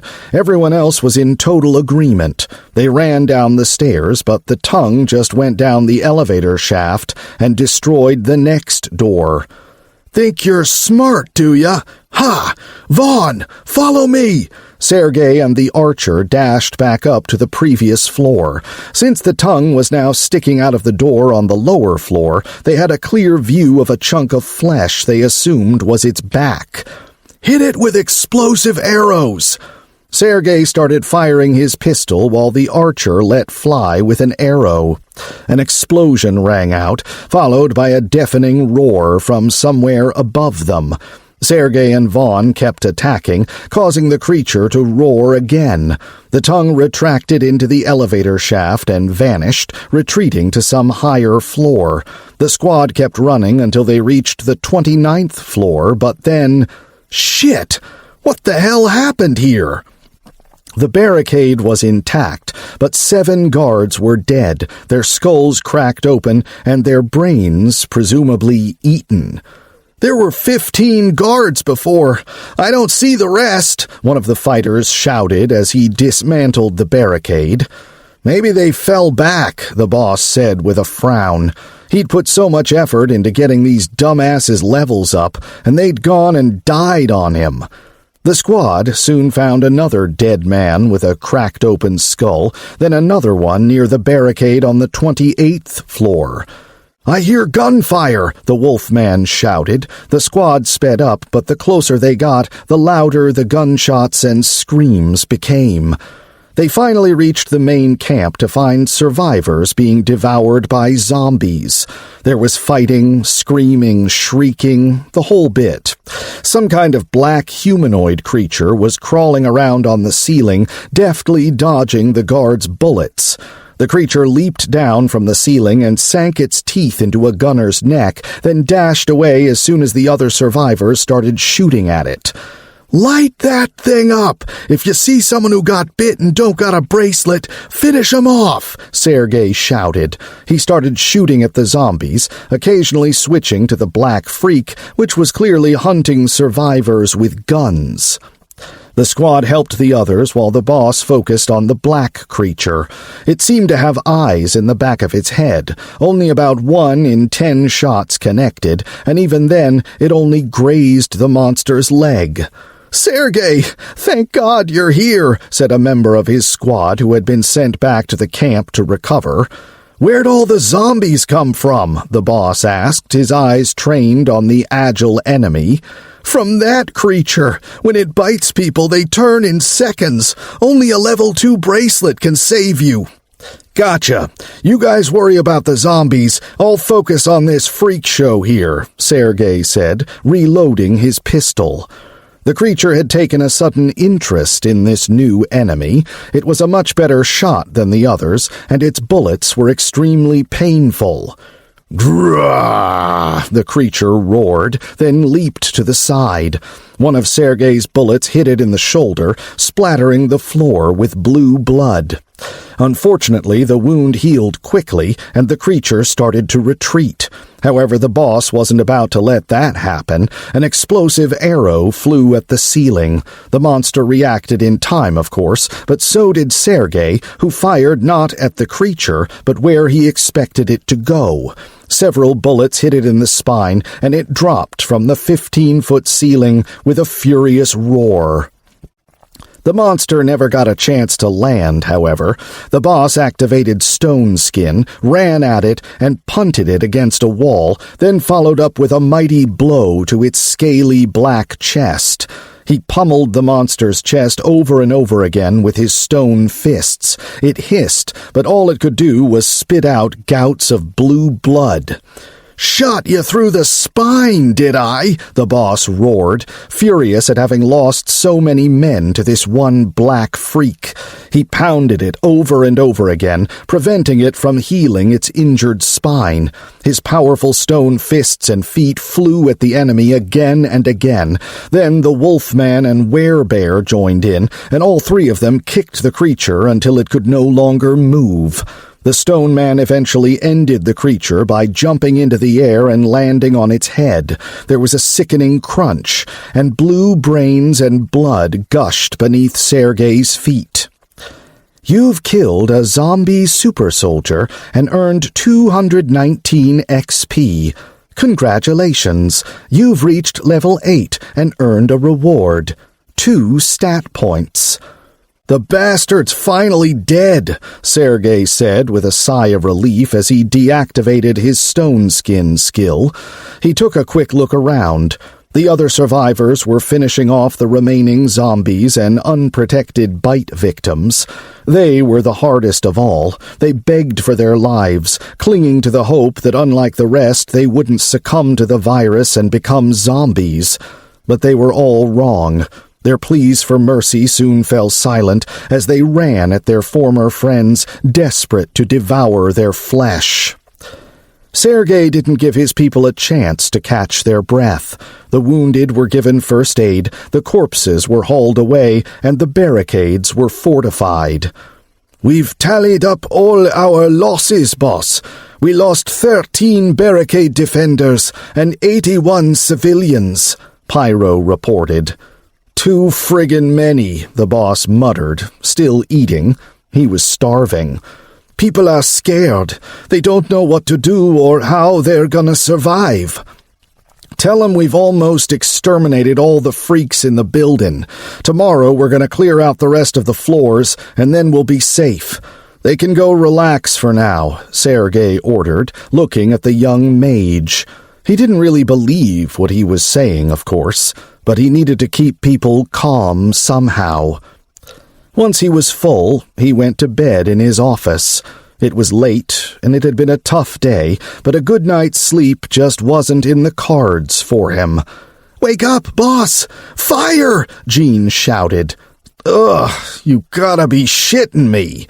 Sergey jumped off of the couch and ran after Jean. There really was a fire. It had come down from the upper floors through the stairwell and ventilation shafts. There was really only one course of action. Grab all the food, equipment, and other useful stuff and hightail it down to the first floor. Needless to say, they sent scouts down there first to make sure they didn't run into some random freaks. The survivors were just as afraid of the fire as of the zombies, so all 163 of them started running downstairs right away. However, their destination was 20 floors away, and they had to walk from one end of each floor to the other just to get to the next flight of stairs. When the lights suddenly went out, everyone started panicking, but it didn't last long. The emergency lighting came on almost instantly. The floors were bathed in a dim orange glow that was just barely enough to keep people from slipping and falling, or at least it should have been. The terrified civilians still ended up falling, jostling each other, and getting into heated arguments. "Boss! Elevator!" cried a scout who had just returned. "Course there's a friggin' elevator," Sergey snorted. "What about it? Is it that tongue thing again, or some other kind of freaky-ass monsters climbing around in the shaft?" "No, it's not that. The elevator started working again," the scout exclaimed. "Well, if anybody feels like getting killed, tell him to go ahead and use it. Call me crazy, but I don't think I want to get into an elevator in a burning building with big-ass monster tongues crawling around all over the place," the boss said loudly enough for everyone else to hear him. Despite his warning, a few fearless and apparently brainless people decided to go for it anyway.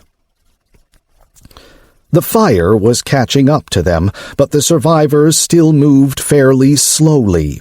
Sergey was afraid a horde of monsters could be lying in wait for them, and he also wanted to avoid stretching the group out too much, since that would make it harder to protect everyone. Frankly, the boss wasn't all that concerned about people getting killed, since he was pretty sure the other survivors weren't real anyway. But as long as they were useful to him, he wasn't about to let zombies, crabs, or whatever freaky-ass monsters lived in the basement get them. "Boss, the first floor's all clear," a scout reported. "What did I tell you?" Sergey chuckled. "Boss!" a fighter shouted, shoving his way through the crowd. "6 people went down the elevator." I think you mean 6 dumbasses. Screw those guys," Sergey said indifferently, although he was still annoyed. That was 6 people he could have put to work. "Where's the fire right now?" he asked another scout. "The 6th floor," reported a skinny beast man who could transform into a tiger and was extremely fast. "We don't got much time," the boss murmured, then thought for a moment. However, his musings were quickly cut short.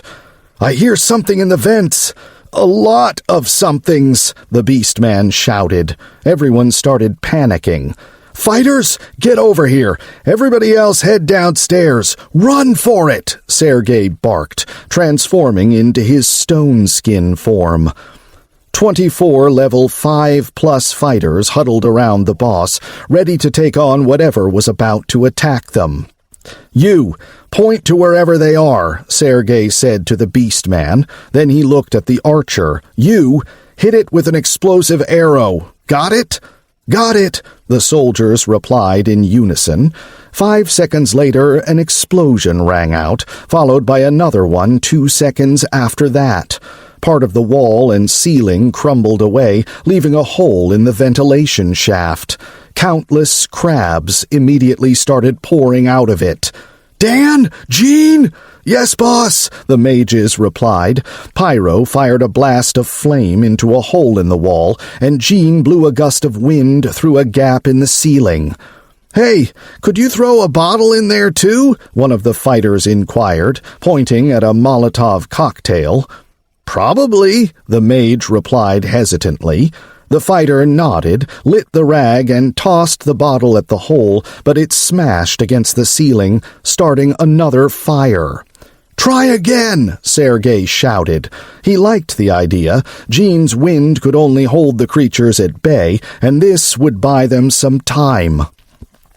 The fighter threw another bottle. It also missed, but the third one hit its mark.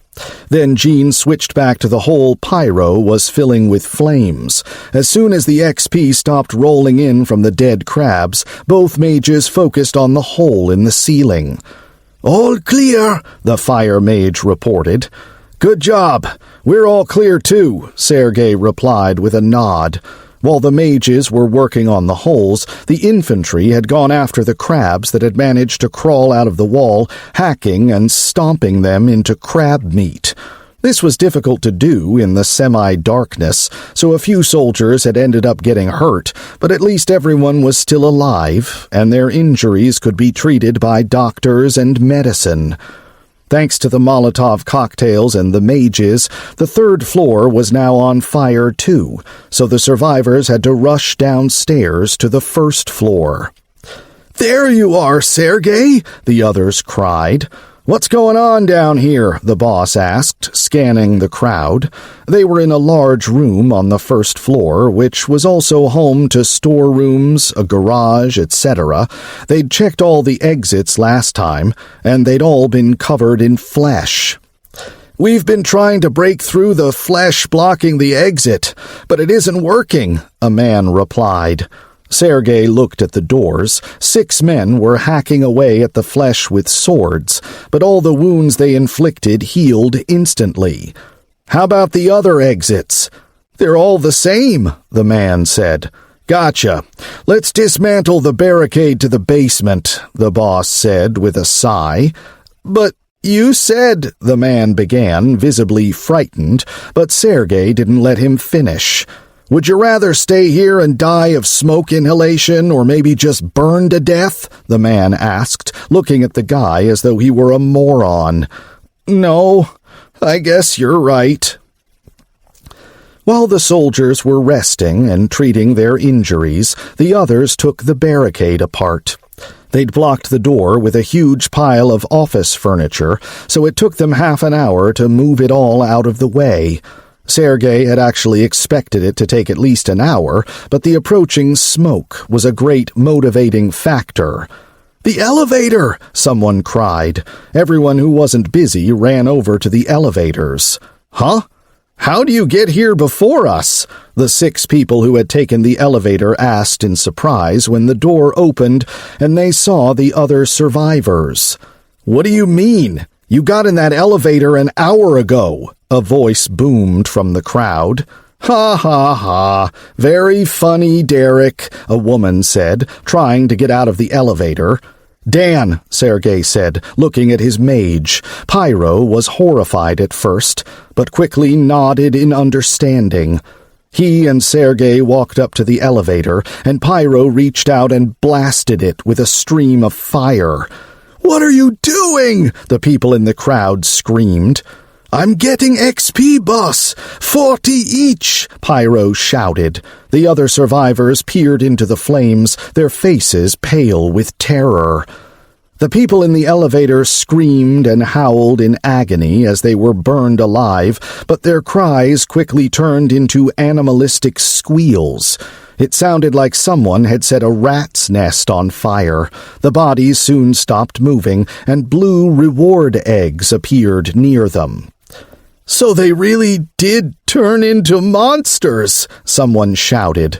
Everyone was horrified. If they'd allowed them to get any closer... "How do you know, Sergey?" Jean asked. Everyone else wanted to know the same thing. "It was obvious," the boss replied with a shrug. Actually, he'd just been guessing. Even if Pyro hadn't earned experience from killing the people in the elevator, he would have lied and said that he had. No one would have known the difference, and as they say, better safe than sorry. They opened the rewards right away. 2 were empty and 2 were junk, but the other 2 contained a resuscitation table and an injection for serious injuries. They used the table right away, while they still had time. Sergey kept the injection for himself. He was their main strike force, after all. "So, I wouldn't say I'm exactly chomping at the bit to head down there," the boss chuckled, looking at the 12-foot-tall metal door. It was slightly below ground, with 20 steps leading down to it that had previously been blocked by junk. Chapter 14. The door to the basement was easy to open. There were 2 big buttons on the wall next to the 12-foot-tall door, a red one and a green one. Needless to say, Sergey pushed the green one. The civilians held their breath, and the fighters prepared for what could be their toughest fight yet. The tense atmosphere was only broken by the occasional cough from the smoke, and then someone sneezed, really loudly. One of the soldiers jumped so hard he fired his gun by mistake. Fortunately, he was in front, so he didn't blow anyone's head off. No one even looked at him, however. They were all waiting for some hideous monster to jump out at them. "Welp, "Here goes nothing," Sergey said, then took a step forward. "Alert! Trial complete." Everything went dark before Sergey's eyes. His body felt impossibly light, and he was overcome by a sense of peace and tranquility. The sensation didn't last long, however. A couple of seconds later, he found himself standing in the middle of the break room in his Eliminator 2. "What the... Did we beat the trial, boss?" asked Pyro, who was standing next to him in his Technomage outfit. His black eye was gone, as were all his other bumps and bruises. In fact, the guy looked perfectly fine. You'd never have known he'd gotten beaten up and endured a brutal trial. The boss looked around, but there was no one else there, just him and Pyro. "I think so," he said with a nod. Then the system confirmed it. The trial was completed early due to the elimination of all threats. Primary objective, survive for 7 days. NA. Alternative objective, defeat all enemies. Complete. Secondary objectives, save survivors. Complete. 167 survivors saved. Save at least one scientist. Failed. Interrogate the scientists about their experiments. Failed. Defeat the super soldier. Complete. Defeat the Rotten Heart. Complete. Defeat Big Al. Complete. Stop the Incubator. Complete. Unite all survivors by day 4. Complete. Reach level 5. Complete. Reach level 10. Failed. Help survivors level up. Complete. Total level of all survivors, 349. "Why is the Unite All Survivors quest complete, boss? We didn't even see the scientists," Pyro asked after receiving the same message as Sergey. "Yeah, 'cause you burned 'em to death," the boss chuckled, looking at the mage. "Everybody but our guys got killed, so we united all the survivors that were left." "I see," Pyro nodded. He was about to ask another question when a system message appeared. "Your reward is being calculated. It will be available in 1 hour. Alert! Since you completed the trial early, you have access to a bonus trial.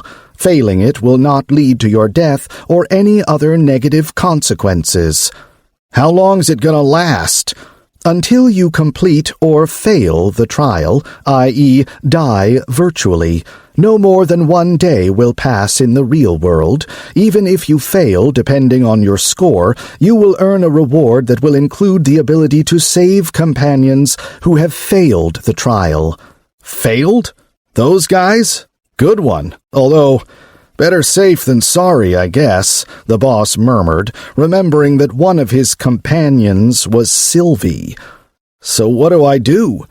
"You will be given a unique opportunity to play as a zombie. Your objective is to do whatever you can to destroy humanity." "Oh yeah? So you're gonna let me study my enemy from the inside? Sweet," Sergey chortled, then thought for a moment. His chortle was suddenly cut short. "But you're gonna use the data you get in the apocalypses on other planets, right?" "Correct. That is the entire point of the trials." "Well, that makes a little more sense, although I'm sure why you're telling me about it. But whatever. I'm in," the boss replied, then gave Pyro a serious glance. "You stay here. You wouldn't last 60 seconds. "Come on, boss. Have a little faith in me," Pyro cried, insulted. "Yeah, right," Sergey chuckled, then fell silent. "All right, system. Let's do this thing." Somewhere in Belarus. Night. "Dmitry, you goddamn dipshit!" shouted a 22-year-old guy in level 1 system armor. "Why don't you yell even louder, huh? There might be a few zombies in this freaking neighborhood that aren't chasing us yet," yelled a 25-year-old guy wearing the same armor, but wielding a rifle. The two guys were sprinting down the road. They'd just escaped the city after a supply run, but something had gone wrong, and now they were being chased by a horde of at least 2,000 zombies. Fortunately, there weren't any fast mutants among them, just a couple of slow, clumsy bruisers. "Drop your backpack, Dmitry. We'll never outrun them, and there's nowhere to hide," yelled the other guy, who was already breathing heavily. He dropped his own bag on the side of the road. "Matvey, there's food in there, man. I can't just leave it," Dmitry cried. "Food won't do us much good if we're dead. You gotta drop it, dude," Matvey screamed at the top of his lungs. "God damn it!" Dmitry roared, dropping his heavy backpack. "We'll be able to run faster now, if we can just lose them. Dmitry, what the hell is that, dude?" Matvey shouted, pointing at a building in front of them. It was the middle of the night, but the building was shining brightly, illuminated by neon lights, lanterns, and floodlights. It was in the middle of a tiny neighborhood that had been looted by scavengers ages ago. "It says safe zone," Dmitry replied, flabbergasted. "What the shit? What's a safe zone, dude? Is this some kind of joke? It's just a way to rob chumps, right?" The guys kept running, getting closer and closer to the building. The big neon safe zone sign was incredibly tempting. "Bro, I don't think I can run anymore," Dmitry said, struggling to breathe. "Are you serious? What if they're raiders?" Matvey shouted. "Then we'll have a little surprise for 'em," his brother replied, pointing behind him. "I don't really feel like dying right now. Maybe we can still shake 'em," Matvey cried. "You said that an hour ago, bro. I'm dead on my feet. Let's do it like this. You speed up, and I'll run into the building and distract the zombies. Then at least you'll make it," said Dmitry, who looked like he was about to keel over. "No way, dude. We're both making it out of this shit alive, you hear me? We'll both go to the building. Maybe it's for real, and we'll be safe there."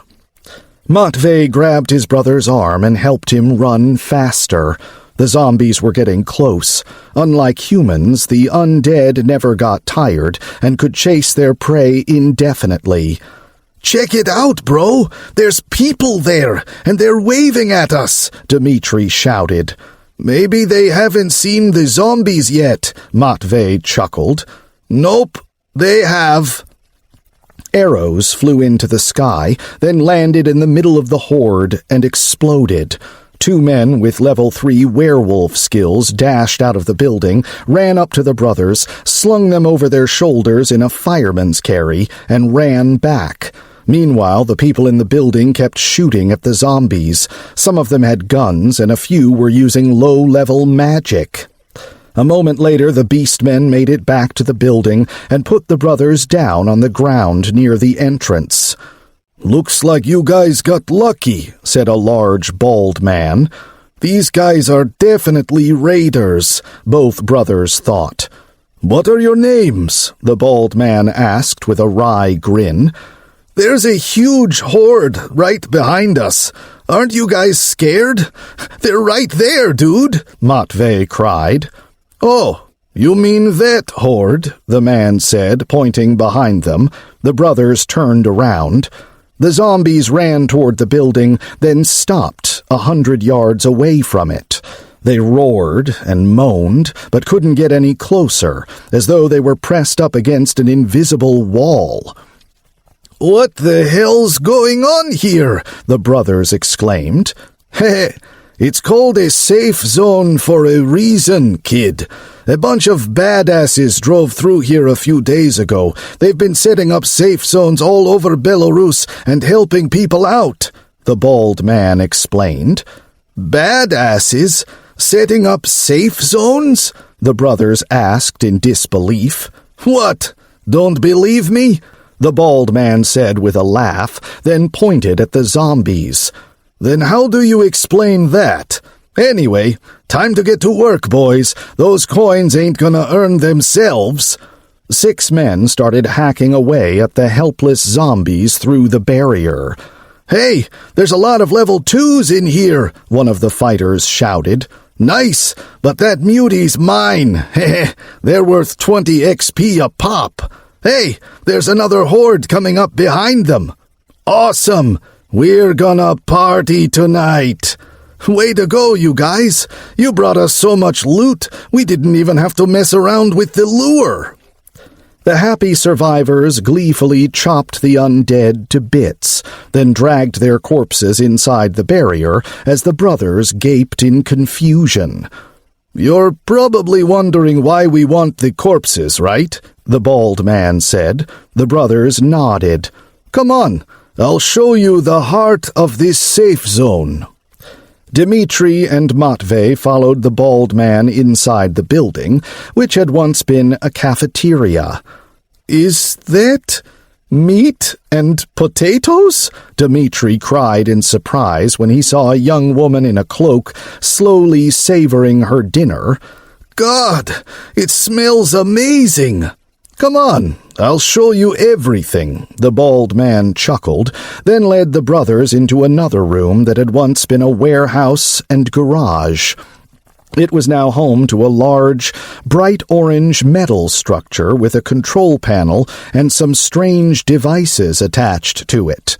The structure took up the entire wall and reached all the way to the ceiling. "This, my friends, is a vending machine. It's upgradable. I've already spent a fortune expanding the safe zone. I'm planning to install more modules pretty soon. I want to build a camp here," the bald man said with a satisfied grin, gazing at his baby. "A camp? Upgradable? Vending machine?"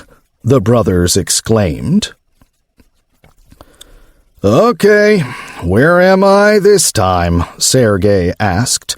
He looked around and saw himself in a mirror. He was wearing a business suit, sitting at a table with a plate of pork chops and mashed potatoes, a cup of coffee, and some salad. There were 2 young women sitting at the table next to him, chatting loudly. A large Asian man at a nearby table was glaring at the women as he scarfed down one donut after another.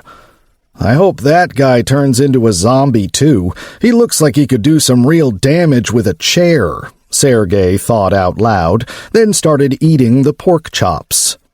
"Not bad." "Oh my God! Did you see her face? She was beet red, her veins were bulging, and her eyes were bugging out," laughed a tall, broad-shouldered blonde.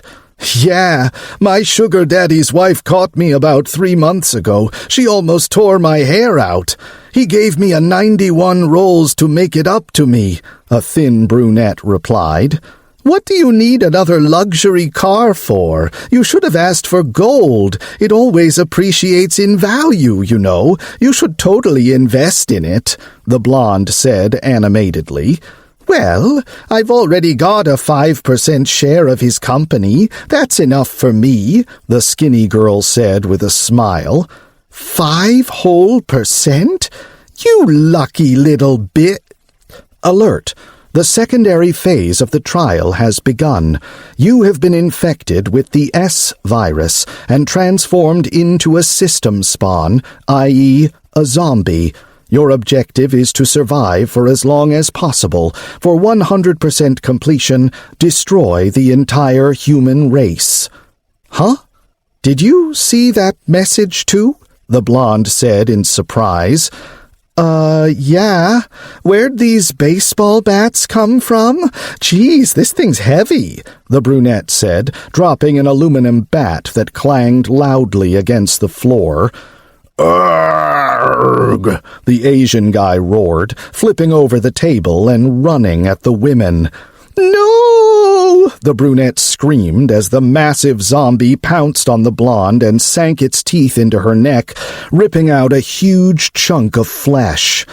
But she didn't scream for long. Sergey ran up to her and cut her life short. "You've tasted the flesh of an ordinary human and turned her. Mutation progress plus 1%. Gotcha, Sergey mumbled, but to the people around him he was roaring, not speaking. Everyone was screaming, shrieking, and knocking over tables. All the commotion was distracting the sentient zombie from his thoughts. I gotta hurry. I'm running out of folks to eat, Sergey cried. He had almost no emotion left at this point.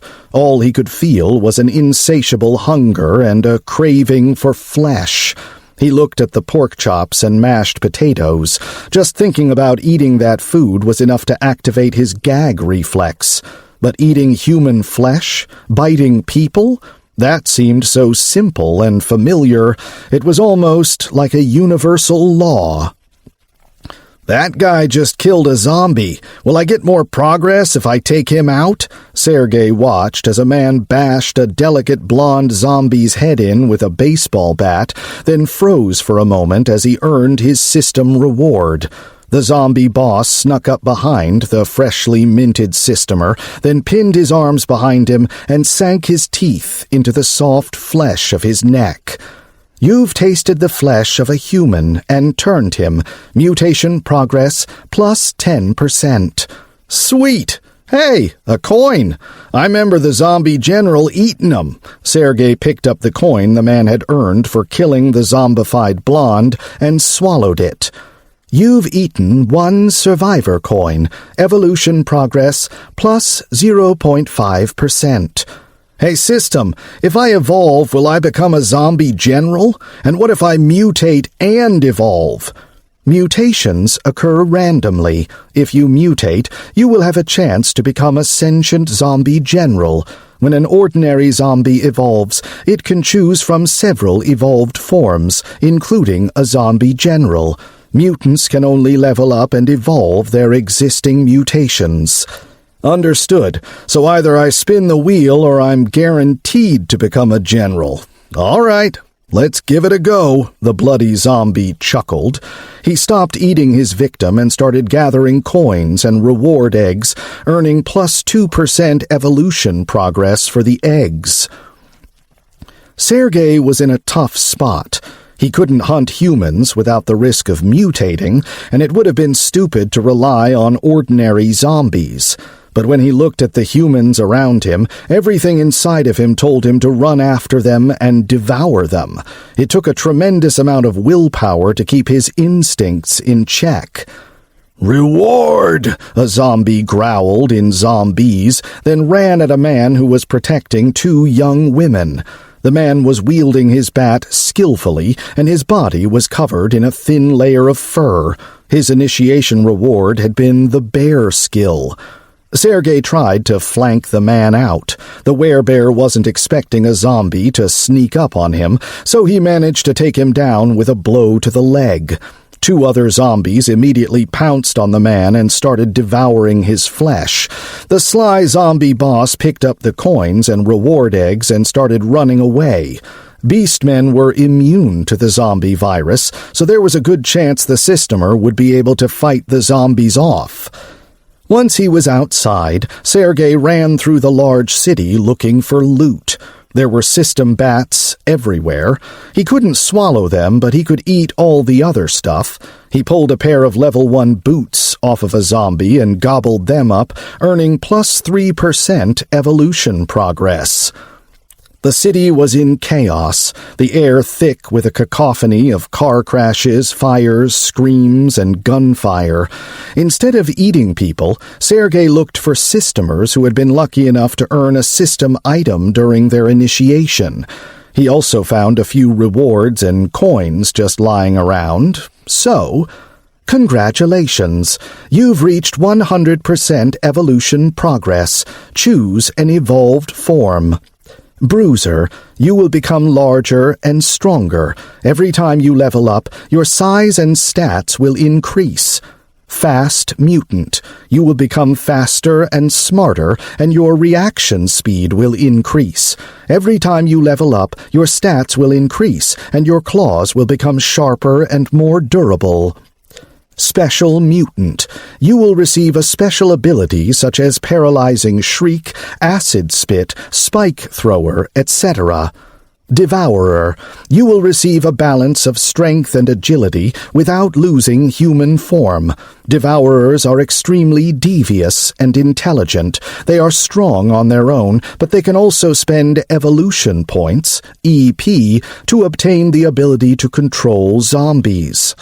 Zombie General. You will become the scourge of humanity. Zombie generals lead enormous hordes of zombies into battle. Sergey froze in the middle of the street, then suddenly ran down an alley and hid in a dumpster. System, can a zombie general evolve by spend an EP? Yes. How about a devourer? Yes. Can a devourer control a general? If it's stronger. Well, then the answer's obvious. I want to be a devourer, the zombie roared, its bloody maw stretched into a grin. Confirmed. You will now evolve into a devourer. White liquid seeped out of Sergey's skin, then hardened to form a cocoon. The former human lost consciousness and slept. A moment later, at least from his perspective, he opened his eyes and leaped out of the dumpster as a devourer. He was completely hairless, with red eyes, sharp teeth, and long, sturdy claws. His skin was gray and much thicker than before. "Whoa! I'm fast as hell," Sergey said, hopping in place and doing a few flips. Compared to his old zombie body, he was basically Superman now. Chapter 15. Devourer, Level 1. Evolution Progress, 0%. EP, 0. Stats, Strength, 30. Agility, 30. Vitality, 20. Mind, 0. Zombies even get their own interface, huh? Neat. And they get a new stat, too, except mine's 0, the terrifying monster mused. Anyways, guess I'll go take this new form for a spin. The zombie bared his fangs and went hunting. You've tasted the flesh of an ordinary human and turned him. EP earned 1. Sergey had turned a man who was hiding in his apartment. The zombie just crawled up the wall and came in through a third-story window. The points were instantly translated into XP, although it only got him 0.1% of the way to level 2. At this rate, he'd need to turn 1,000 ordinary humans just to level up once. Evolution obtained. Claws level 1. The tall, gray-skinned man tensed his forearms, and long, razor-sharp claws popped out of his fingertips. "These'll make fightin' way easier, but the damn things cost me 30 whole points," the zombie grumbled, looking at his 2-inch black claws. Then he quickly retracted them back into his fingers. Sergey went hunting again, but almost got killed by a guy with a pistol. One pistol-wielding guy would have been fine. The sneaky zombie was pretty good at ambushing survivors at this point, but there were 5 of them. Over the last few days, the humans had started forming groups and communities, which made hunting them much more dangerous. The Devourer had no ranged attacks, so he was limited to melee combat with his fists and teeth. The martial arts techniques he'd learned from the Hiranians really helped here. The streets had become quiet and empty. A few desperate people in cars tried to flee the city, but they ran into hordes of zombies and blocked roads.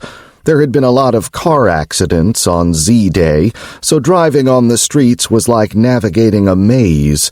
You never knew when you might run into a dead end, and there were always zombies right behind you. "Humans," the Devourer noted, spotting a light in one of the windows. "They must be systemers. Sweet." The happy zombie crept stealthily up to the apartment building. He'd learned to control his instincts better since becoming a devourer, so he was no longer distracted by intrusive thoughts or stupid notions like, "Look, humans. Sure, there's 20 of them, but humans are humans, right? Go gobble 'em up." After sneaking into the building, Sergey found a good place for an ambush and waited. Then, like in a classic horror flick, he suddenly leaped from the shadows and ripped two men's throats out with his claws. In order to earn points, he had to consume some of their bodies, preferably while they were still alive. You've tasted the flesh of a level 3 human and turned him. EP earned 9. You've tasted the flesh of a level 2 human and turned him. EP earned 6. Nice! I've got enough for the basic mind link evolution, just enough to control 10 zombies, the undead boss thought as he examined the survivors' gear. The men had a level 2 sword, a partial suit of level 1 armor, 3 rings, and 2 vaccine bracelets that didn't work on dead people. Both bracelets were only half full. This struck Sergey as a little odd, since he didn't see any signs of zombie bites, other than his own, of course. He earned 78 EP for the equipment. The mental link evolution cost him 100 EP. The Devourer suddenly had a splitting headache. He started seeing double, then triple. This went on for at least 5 minutes. Sheesh, that was way too risky. Any loser could have iced me just now, the super zombie grumbled. Arrgh! Yo, already up, huh? You guys can be my first minions, the Devourer said, giving the newly resurrected systemers an appraising glance. He communicated with his minions mentally, of course, since all he could do was growl. Thanks to his new ability, the amateur Lord of the Dead was now ready to start sowing terror throughout the city. He didn't actually know what the city was called, since it obviously wasn't on Earth.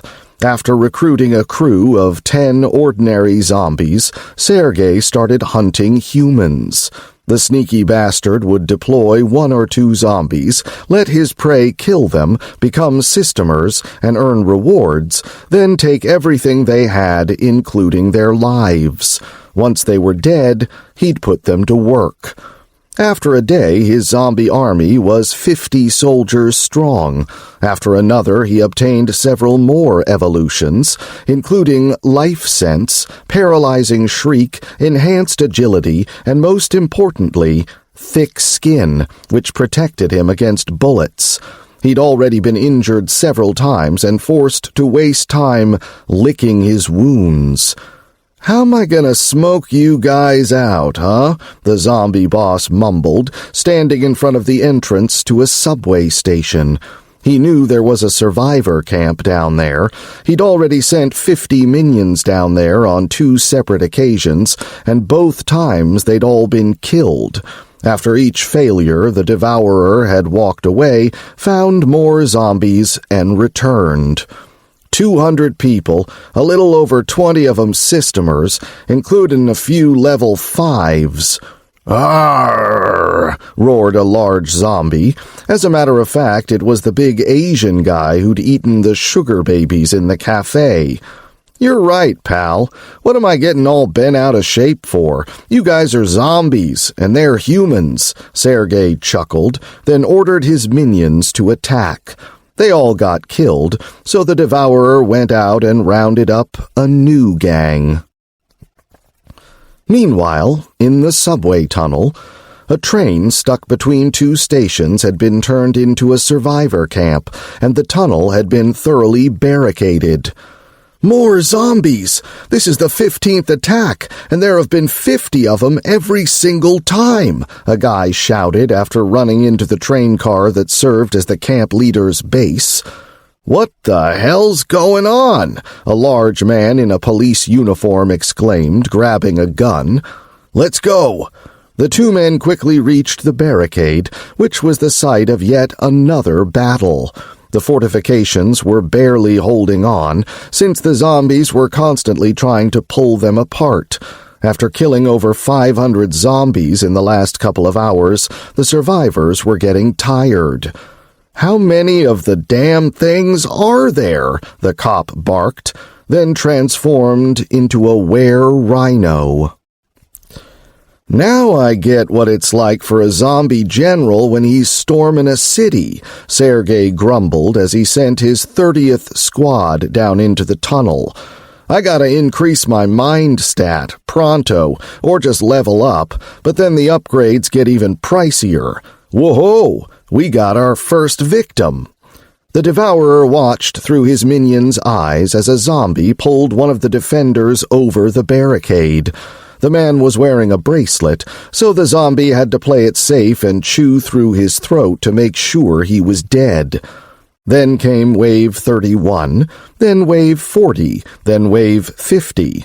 Many of the defenders were keeling over from exhaustion, so they'd stationed ordinary people at the barricade in order to give the fighters a chance to rest, but Sergey never let up. Once the humans' fatigue had reached a critical level, the Devourer himself entered the fray. "They're coming!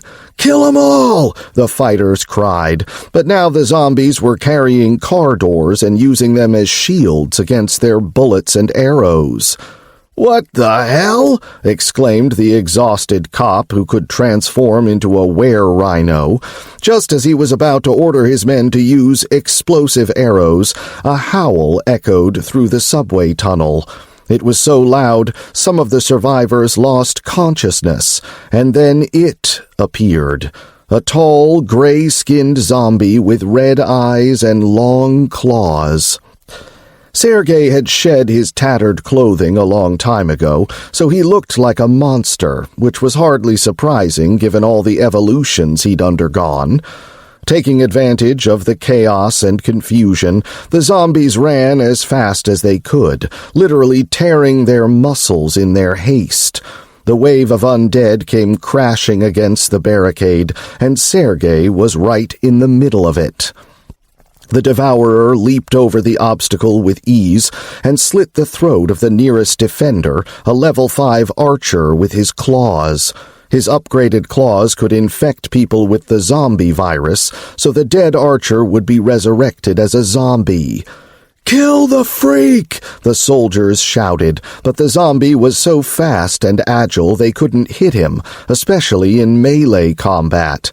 Once the fighters were distracted by Sergey, the wave of zombies rushed over the barricade and pounced on the defenders.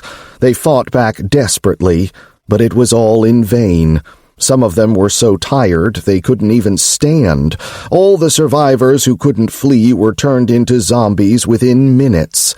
Sergey didn't touch the camp's civilians, leaving them to his co-workers instead. He was too busy enjoying a tasty snack. "Mwahaha! Look at all them coins and rewards.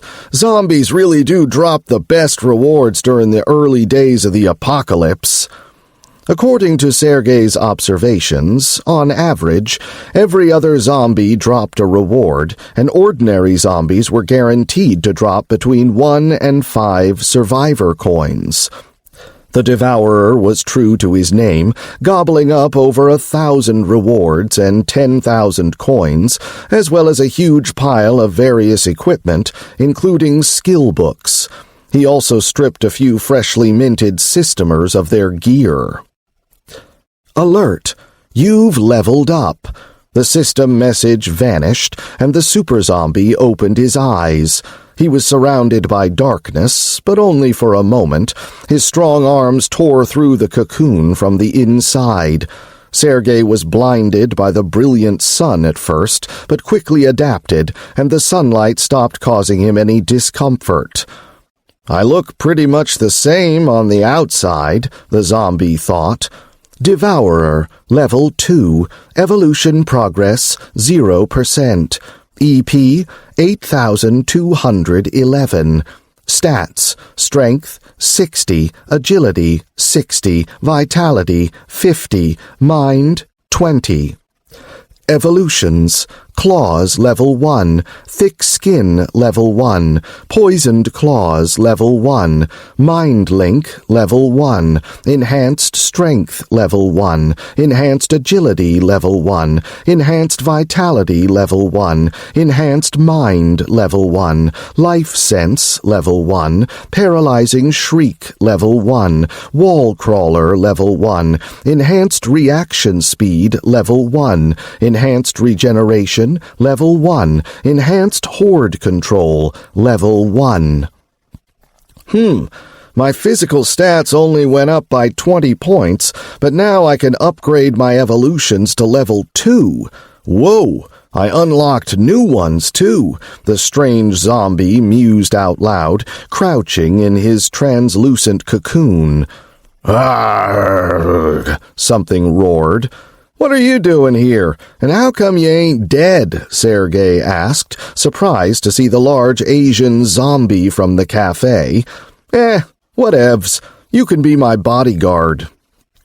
The Devourer started investing in one evolution after another, then bought a couple of new enhancements, including one called Controlled Mutation. It was expensive. It cost 500 EP, and that was just for level 1. He spent another 400 EP upgrading his claws to level 2. "All right, let's see." Sergey glanced at the fat Asian zombie and smirked. "You ain't even close to evolving, pal. Hang on a sec." Arrgh! The zombie fell to the ground and started convulsing. Sergey had spent an extra 50 coins on an express mutation, so the zombie transformed before his eyes. It started growing taller, and its muscles swelled. A few minutes later, Sergey was looking at a fat zombie that was a little over 6.5 feet tall. Thanks to the circles around its eyes, it looked an awful lot like a panda. "I'll call you Panda," the zombie devourer said with a grin, pointing at the fat zombie. "Arrgh," Panda replied. Sergey could now control 500 zombies, sense survivors up to 300 yards away, and control zombies up to half a mile away. He could still control his minions if they were further away, but not nearly as effectively. His little horde wandered around the city, destroying camp after camp, killing survivor after survivor. It didn't take long for Sergey to get sick of running around, so he camped out in the middle of a park and sent his zombies out in all directions. Whenever they found survivors, they killed them and brought the loot back to their master.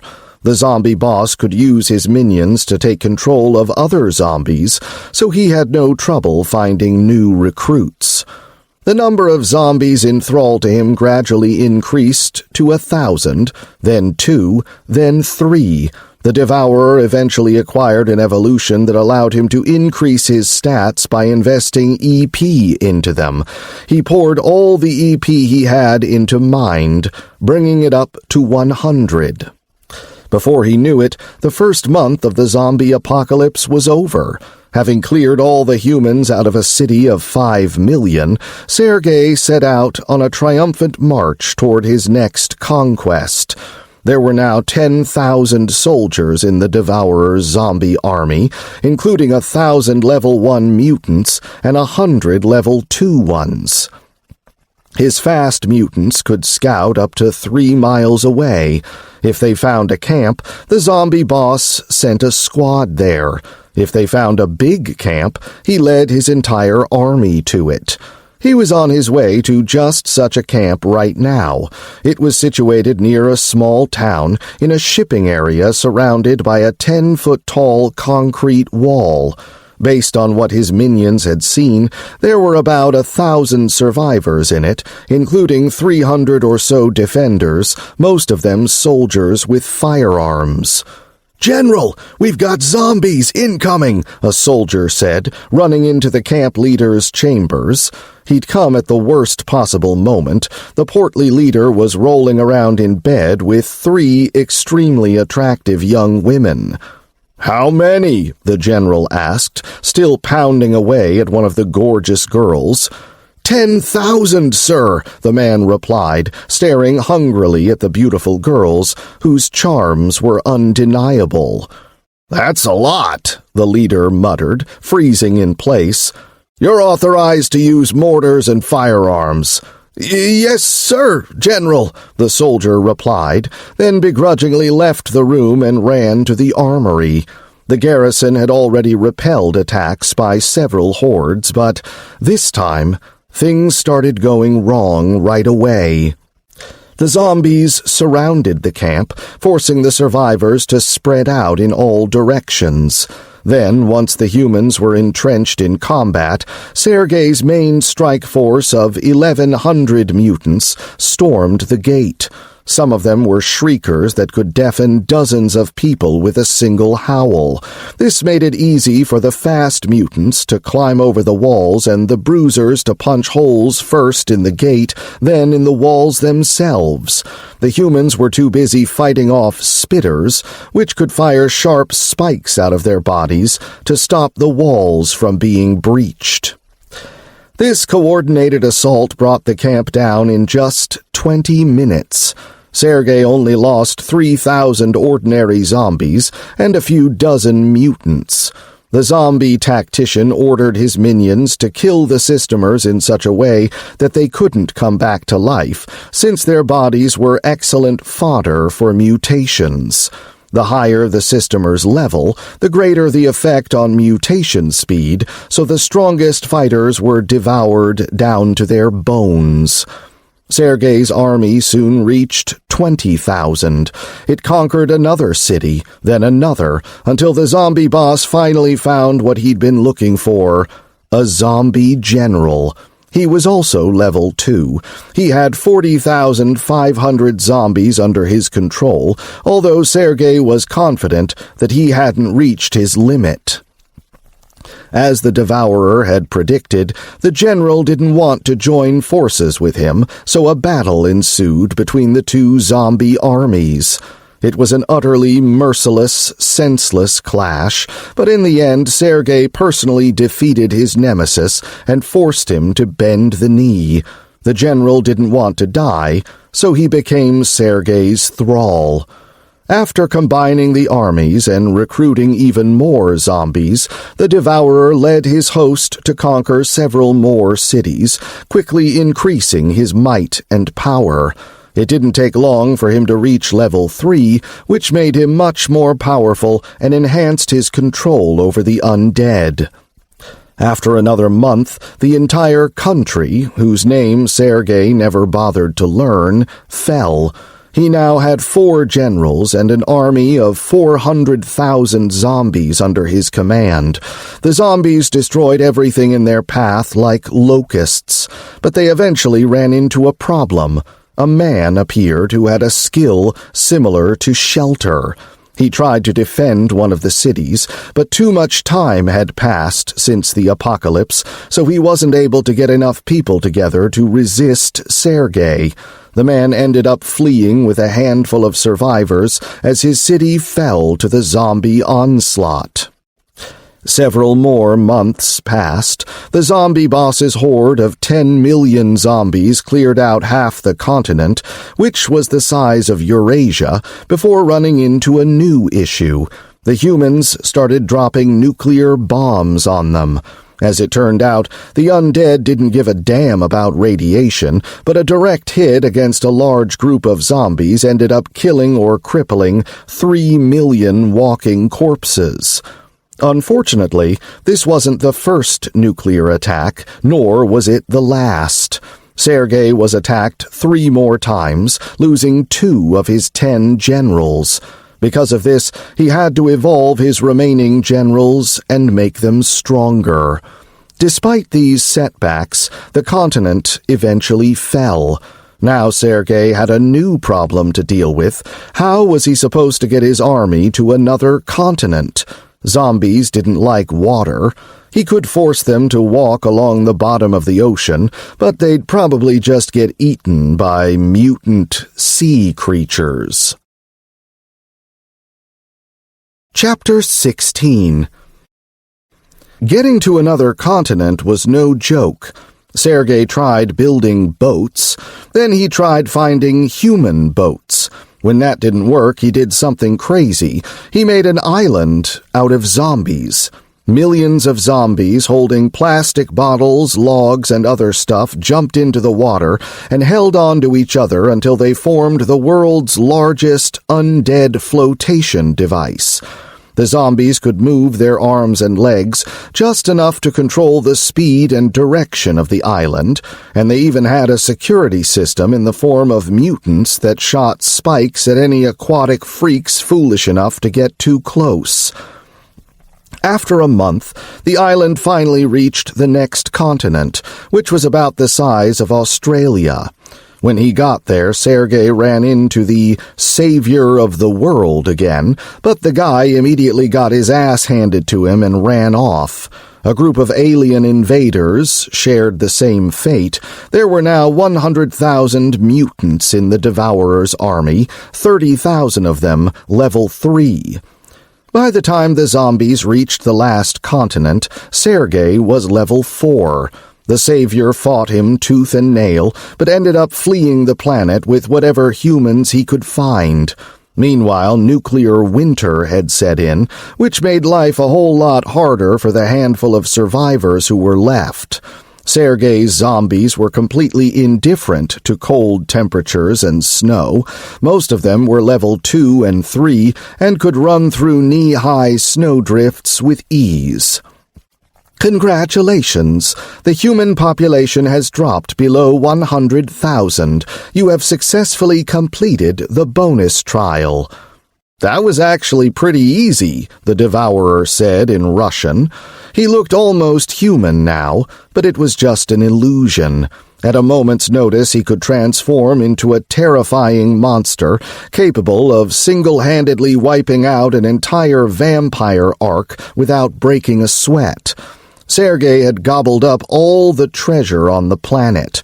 He could control all the zombies in the world and influence their evolution to create any bizarre freak of nature he could imagine.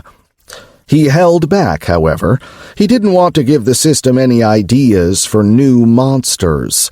In general, he tried to act in such a way that other zombies wouldn't be able to replicate his clever human tactics. He was very concerned that the system might teach Earth's zombie generals some of his tricks. Everything went dark before him, and a long-forgotten sensation of lightness enveloped his entire body. The moment passed quickly, and Sergey opened his eyes. He was back in the break room, wearing his Eliminator 2 and holding his helmet in his lap. "The boss is back!" Pyro cried joyfully. "Boss? Why are you looking at me like that?" "You know, after spending almost a year as a zombie, you look awful." Sergey flashed the mage a sinister grin and slowly started advancing on him. "Tasty." Daniel turned white as a sheet and stumbled backward, but then the boss suddenly stopped and burst out laughing. The memories of his time as a zombie had already evaporated, leaving nothing but raw information behind. He still remembered how he dealt with certain situations, which evolutions he'd selected, and so on, but his craving for human flesh was gone. "That was super mean, boss. I really thought you were gonna eat me there," Pyro exclaimed.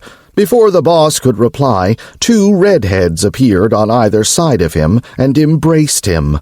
Sergey looked down and saw 2 pairs of eyes full of concern, happiness, anxiety, frustration, and love. After the difficult trials he'd endured, especially the second one where he'd played as a zombie, the boss's heart melted. The sound of a door breaking echoed inside his head. "Alert! Your bond with Sophie and Ellie has reached level 2. They will now receive 50% of your stats. Strength plus 204, agility plus 289, endurance plus 156, vitality plus 131, magic plus 263. After they read the message, the girls had to choke back tears, clinging even tighter to the boss's armor. "I'm glad you guys are okay, but we'll talk later, all right?" Sergey said, scanning the three people before him. Sylvie's eyes were gleaming, and she looked ecstatic. Grot, who had his arm around her waist, gave Sergey an approving nod. Daniel was genuinely jealous. Sergey tossed the girls over his shoulders and headed to the bedroom, where he laid them down on the bed and started extricating himself from his shell. While he was busy, the twins hung a makeshift curtain over the bed. They knew that Sergey didn't want other people watching them have sex. They worked so quickly, by the time the boss had finally peeled off all his armor, they were already smiling at him from inside a little tent. The mentally drained man threw himself at the twins and burned off all the stress he'd built up during the trials. He had to be careful, however, since he hadn't brought any contraceptive rings with him. "Those little sluts!" Anne cried, watching the break room on TV. "I know, right? They sure took advantage of the situation," Orianne added. "Their bond must have leveled up," Natasha chimed in, sipping a cup of tea. After seeing the other girls' surprised looks, she explained further. "He looked at them and got all misty. They stood there for a second, then started blubbering. So yeah, they're sluts, like you said." "Alice!" Anne turned around and looked at Alice, who was visibly upset. I'm okay," she said, unable to stop the tears from flowing. "You all saw what they went through together during the trial. It was really scary and difficult, so they needed comfort and affection, and so did Sergey. I don't blame them, but I'm not giving up either." "How'd your trial go?" the boss asked the two trim young women cuddling with him on the bed. They were both happy and extremely satisfied. "We were slave girls," the girl on the left said. "We had to lead an uprising and save ourselves," the other girl added. As usual, Sergey had no idea which twin was which. "But we beat the trial, and we didn't do it with anybody. Lots of guys tried to make us, but we fought them all off." As usual, the twins took turns talking. Sergey hugged them even tighter, infuriated by what they'd said. Just the thought of anyone trying to make them filled him with murderous rage. Then he started kicking himself for bringing the girls along in the first place. He couldn't keep his thoughts to himself, of course, since he said everything he thought out loud, and the girls could read his mind anyway. "Hey, what's with the waterworks?" Sergey said with a weary sigh. "Shit, dude! He really ate people!" Daniel was sitting in the break room lounge, watching the boss's zombie adventures on TV. Fortunately, Sergey's time as a zombie had been edited down to a best-of reel. He'd spent a year as a zombie, after all, so it would have taken a year to watch the unedited version. Pyro wasn't the only one watching the video, of course. The girls in the shelter had also taken a keen interest in it. They didn't feel right about peeping on the boss in bed because of Alice, so they'd switched back to the break room. However, the sight of zombie Sergey destroying humanity was utterly terrifying. "Do you wanna turn it off, Alice?" Anne asked when she noticed that Alice was crying. "He spent almost a year doing such horrible things. If I was him, I'd probably have lost my mind. But there he is, smiling and joking around like nothing happened," Alice said through tears. "No, don't turn it off. This is extremely valuable information. We can learn a lot about the zombies' evolution and development, their instincts, their weak points." "Okay," Anne replied.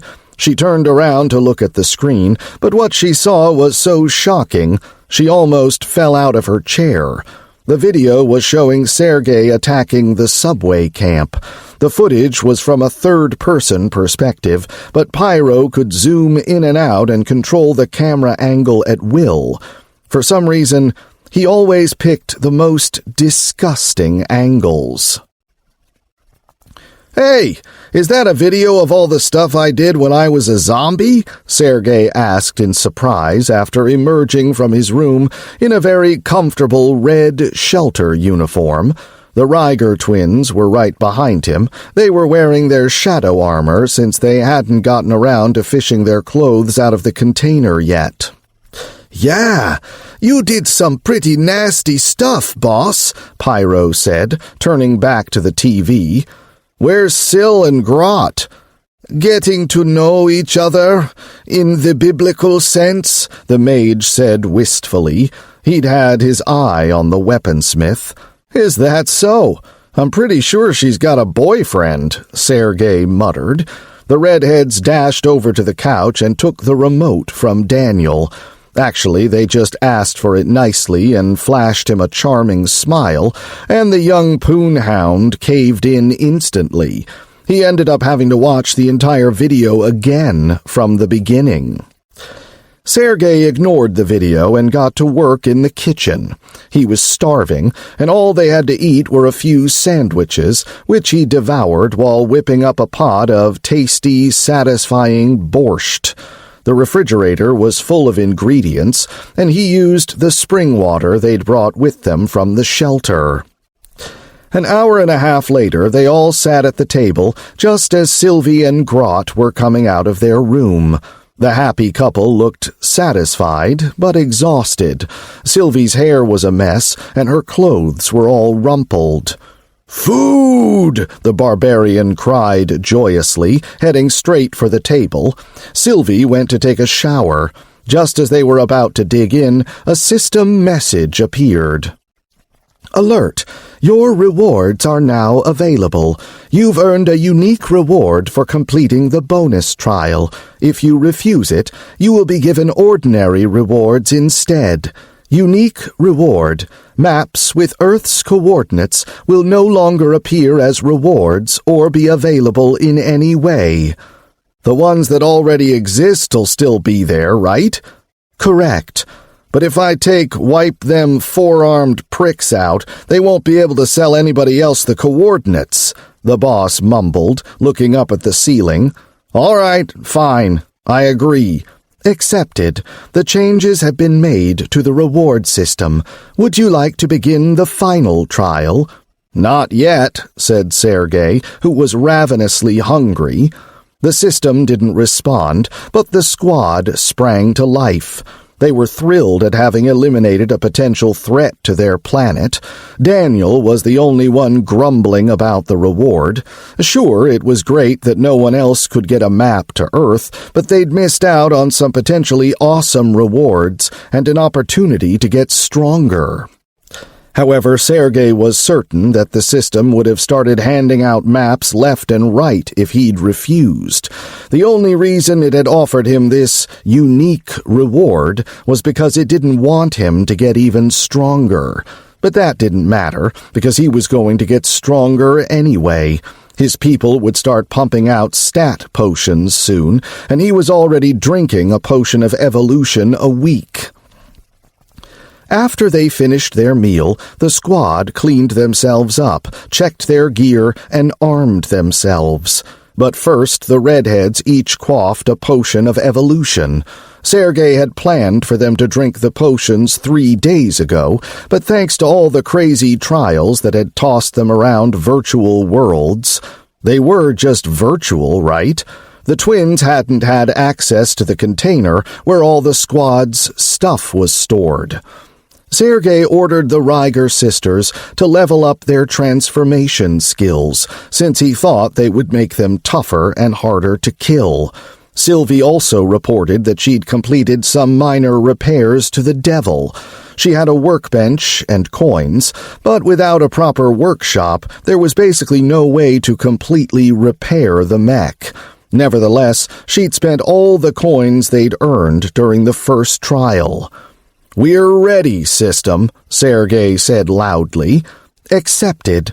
The final trial has begun. You must leave the break room within 1 hour." A wide passageway appeared in the wall. The corridor led to some kind of cave, if you could call it that. The walls and floor were covered in flesh. The cave was large enough for the devil, so Sergey dragged the supply container into it, tossed the back cube onto the soft, fleshy floor, and activated his mech. "It looks way better now," he said with a smile as he examined the 12-foot-tall mechanical beauty. Unfortunately, its missile launchers were disabled, as were its sensors and other systems. Sylvie had mostly fixed the hull and repaired critical damage to the mech's engines. The Devil could move normally now, but its combat effectiveness was barely a quarter of what it had been before. After returning the Eliminator 2 to the container, the nude man crawled into the cabin, went through the same less-than-pleasant procedures as last time, and basically turned into a robot. The only difference was that his senses were much less effective now. The squad marched down the flesh tunnel. After an hour, they hadn't encountered anyone or anything, but they did find an intersection. There were 6 tunnels ahead of them, all running parallel to one another. "Which one should we take, boss?" the mage inquired. "Well, we definitely ain't gonna split up, I'll tell you that right now. But as for where to go..." The robot thought for a moment, stroking its chin as its pilot was wont to do. "Blast all 6 of them with magic. Whichever one gives you the most XP, that's where we'll go. Unfortunately, my radar and interactive map ain't working at the moment." "Yes, boss." Pyro ran forward and started generating 3 powerful fireballs. They appeared in his hands and above his staffs, which were still slung over his shoulders. After the first volley, he immediately started creating 3 more fireballs. His technomage suit controlled where the fireballs went after he released them, although he could regain control of them if he wanted to. However, he was happy to let the suit do the work for him. A moment later, a series of explosions rang out. "I got XP from all 3, Pyro said, then launched 3 more fireballs down the other tunnels. More explosions followed. The mage stopped for a moment, tallying up the experience he'd earned. "I got the most from the second one on the left, almost twice as much as the other ones," he reported. The squad headed down Pyro's tunnel, but only after killing all the monsters that had crawled out of their lairs to avenge their fallen brethren. They were the same old level 1 biomass freaks as before. The tunnels were small, but the mech could still crawl through them, although Sergey couldn't really fight while advancing single file with the rest of the squad. He didn't have to, however. Grot was more than up to the task of defeating the level 1 monsters that attacked them. The only real problem was that the piles of bodies made it even harder for Sergey to move. After emerging from the tunnel, the squad found themselves in an even larger tunnel that sloped downhill. Progress was difficult after that. The slippery flesh and steep angle made for a harrowing descent. The redheads stuck their swords into the ground like ski poles. Grot did the same, but with only one arm since the other was wrapped tightly around his woman. As for Pyro, the poor guy had to cling to the devil's leg like a barnacle. They dealt with the descent well enough, but unsurprisingly they quickly ran into trouble. They encountered snake-like creatures that could crawl along the slope with ease, as well as small worms that popped out of the walls and fired spikes at them. The enemy apparently decided that this wasn't enough, so flying freaks started dive-bombing them from above. They were smaller than the others, about the size of a human head, which made sense, since they were, in fact, flying heads. They had sharp teeth and 4 long squirming tentacles where their necks should have been. Instead of ears, they had bumps with translucent wings growing out of them. The wings could be folded and retracted back into the head. The battle was unbelievably difficult. One wrong move, and a fighter could easily end up tumbling head over heels down the hill. They had to constantly dodge attacks from all directions, including above and below, without losing their balance. Sergey generated an aura dome that covered the entire squad, but he had to increase the skill to level 2 in order to do it. The heads slammed into the dome, the worms tried to puncture it with their spikes, and the snake-like creatures wound themselves around it and tried to crawl up it despite the burns they endured. "Everybody, over here!" Sergey ordered. The mech crouched down and held his arms out as though he was giving someone a hug. The redheads instantly teleported to him, and Grot hopped across his platforms with Sylvie in tow. The boss had already picked Pyro up by the scruff of the neck and tossed onto his lap. "Hang on!" the mech shouted, then started sliding downhill. Chapter 17. Protected by the dome, the squad slid down the hill at a tremendous speed, going faster and faster every second. Before long, the spikes stopped hitting the barrier. The worms just didn't have time to react anymore. The other creatures had stopped trying to attack them a long time ago. The mech and its crew slid for about 20 minutes. It was extremely tough going. The tunnel was constantly twisting and turning, rising and falling. It took all Sergey had not to topple over and start rolling down the hill, crushing his squad mates' bones in the process. There were a lot of intersections leading to smaller tunnels, but the boss carefully avoided them. He was pretty sure they were traps for anyone who lost their balance and started tumbling downhill. The intersections eventually stopped, and the descent evened out. "It ain't so steep here. We're almost to the end. Get ready," Sergey said, although he knew better than to disable the barrier just yet. As the boss had predicted, they reached the bottom a few moments later, slamming into a huge pile of living and barely living snakes and heads.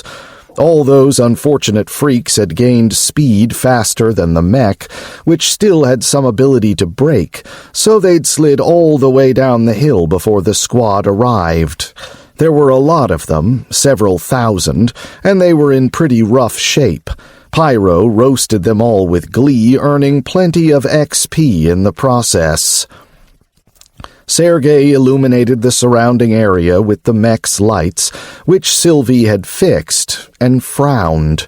The room they were in was enormous, with no edge or end in sight.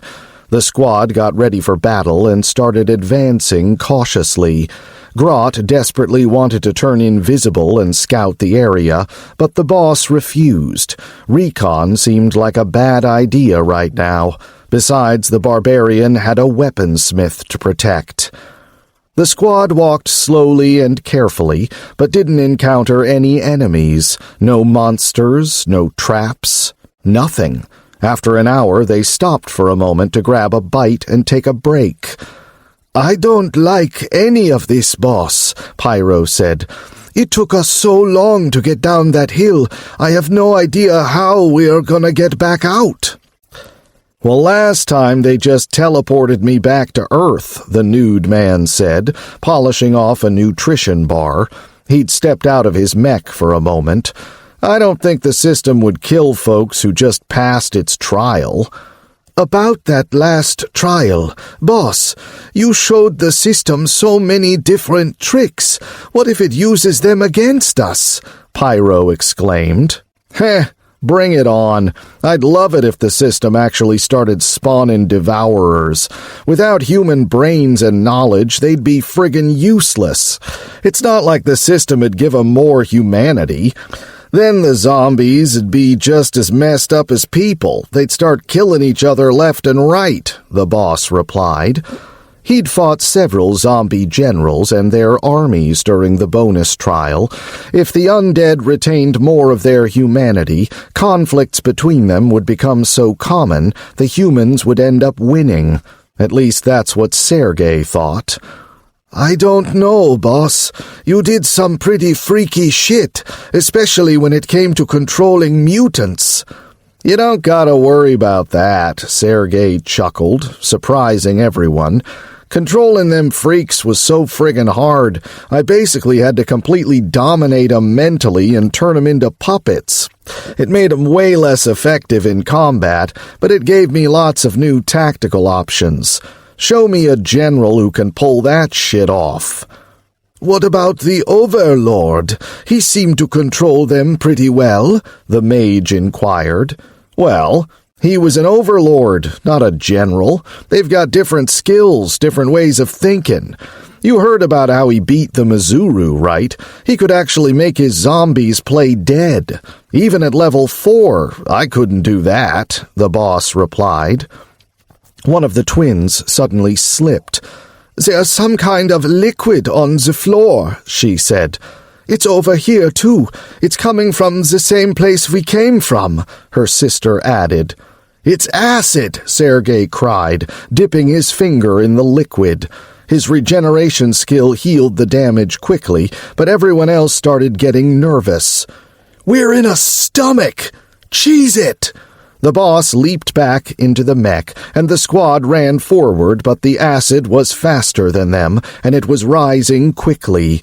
The other members of the squad had to climb onto the devil, since their armor was starting to take damage.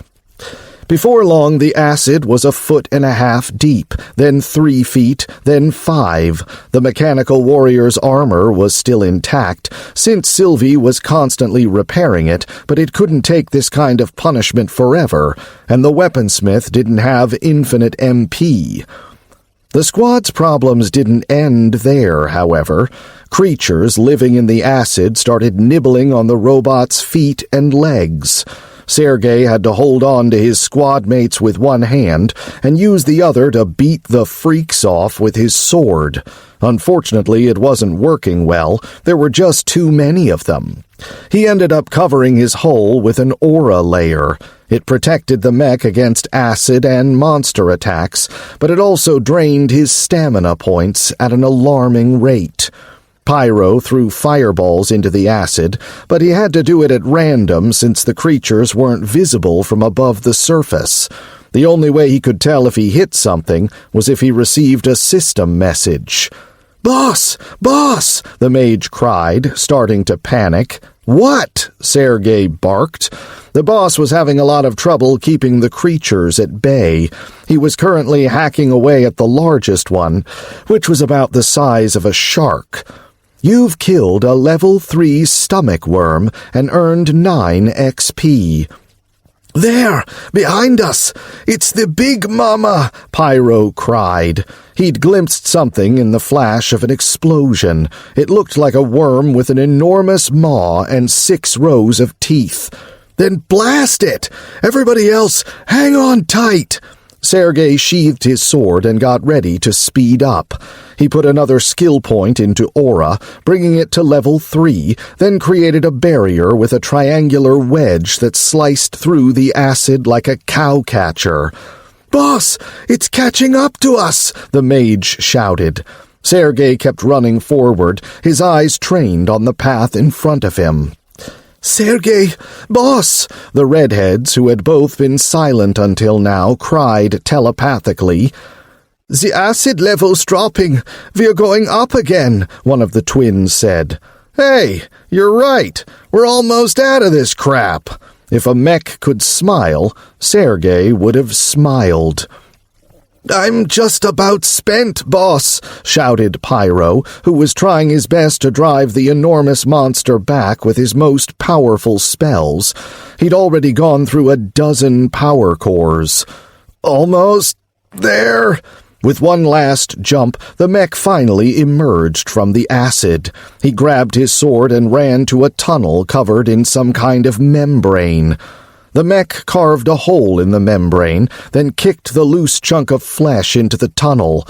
A river of blood flowed, but the boss couldn't have cared less. He ran forward at top speed until he reached the next room, which was apparently also the last. His recent experiences had taught him that any delay, no matter how small, meant death. Fortunately, his squad was at full combat readiness, although Pyro was pretty exhausted, and Sergey had used up a lot of his stamina. The room looked like a sieve. There were holes everywhere, each about a foot in diameter and temporarily covered in pulsating flesh. Every surface was covered in these holes, including the ceiling. Something resembling an enormous heart was sticking out of the wall at the opposite end of the room, and it was protected by two monsters. One was a 20-foot-tall creature whose shoulders were covered in a thick shell. It held its arms out in front of it to form a kind of shield, protecting it and the heart behind it.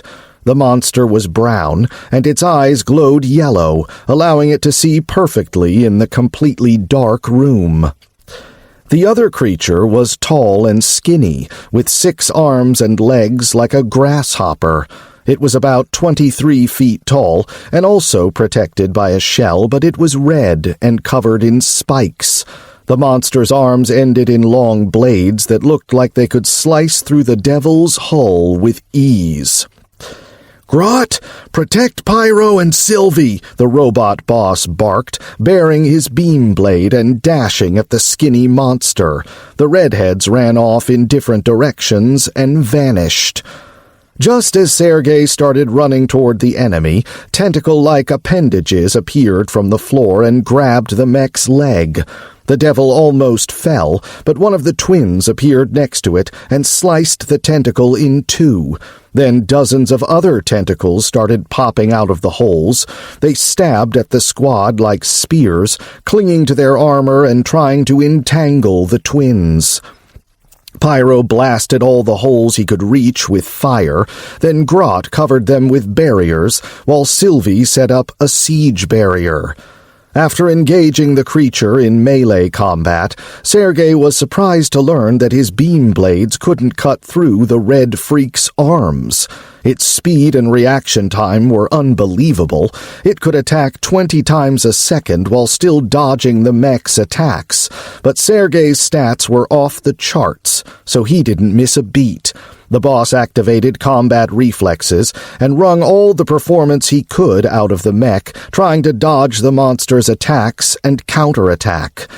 The redheads wanted to help Sergey fight the freak, but they had their hands full with the tentacles, which were slithering out of the holes and attacking them from all directions. The sisters teleported non-stop, tossing each other into the air and doing all sorts of tricks in order to hit the obnoxious appendages. Unfortunately, their skills were basically useless in this battle, and they didn't earn experience, MP, or anything else for the tentacles.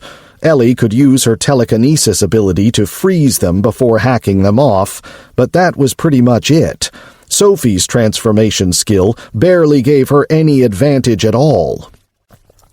While the others were fighting, Grot protected his charges with his barriers, Sylvie fired an energy cannon and a laser rifle, and Sergey fought the monster as hard as he could. A few days earlier, somewhere in the Spacetime Ocean, in the Shirashi Queen's chambers. In a large, dark room, an enormous 30-foot-tall creature was floating in a large pool. The upper half of its body was humanoid, and the lower half looked like that of a bee, complete with 6 limbs. 10 gray-skinned female humanoids were swimming around the creature. Unlike the males, they only had 2 arms, although they were over 8 feet tall. They had small breasts, but wide hips and thighs. Their job was to breed more warriors for the queen. "Ah!" the queen roared, contorting with effort. Alert! Your 5th trading arc has been captured." "Grah! Those bastards!" she suddenly shrieked. "Please calm yourself, Your Highness. Think of the children," one of the females said. The enormous creature glared at her, then picked her up in her massive arms, crushed every bone in her body, and ate her. "The young females, they're all dead," another female moaned sorrowfully. The queen was so enraged she pushed too hard, and 36 stillborn female young emerged from her Apian backside.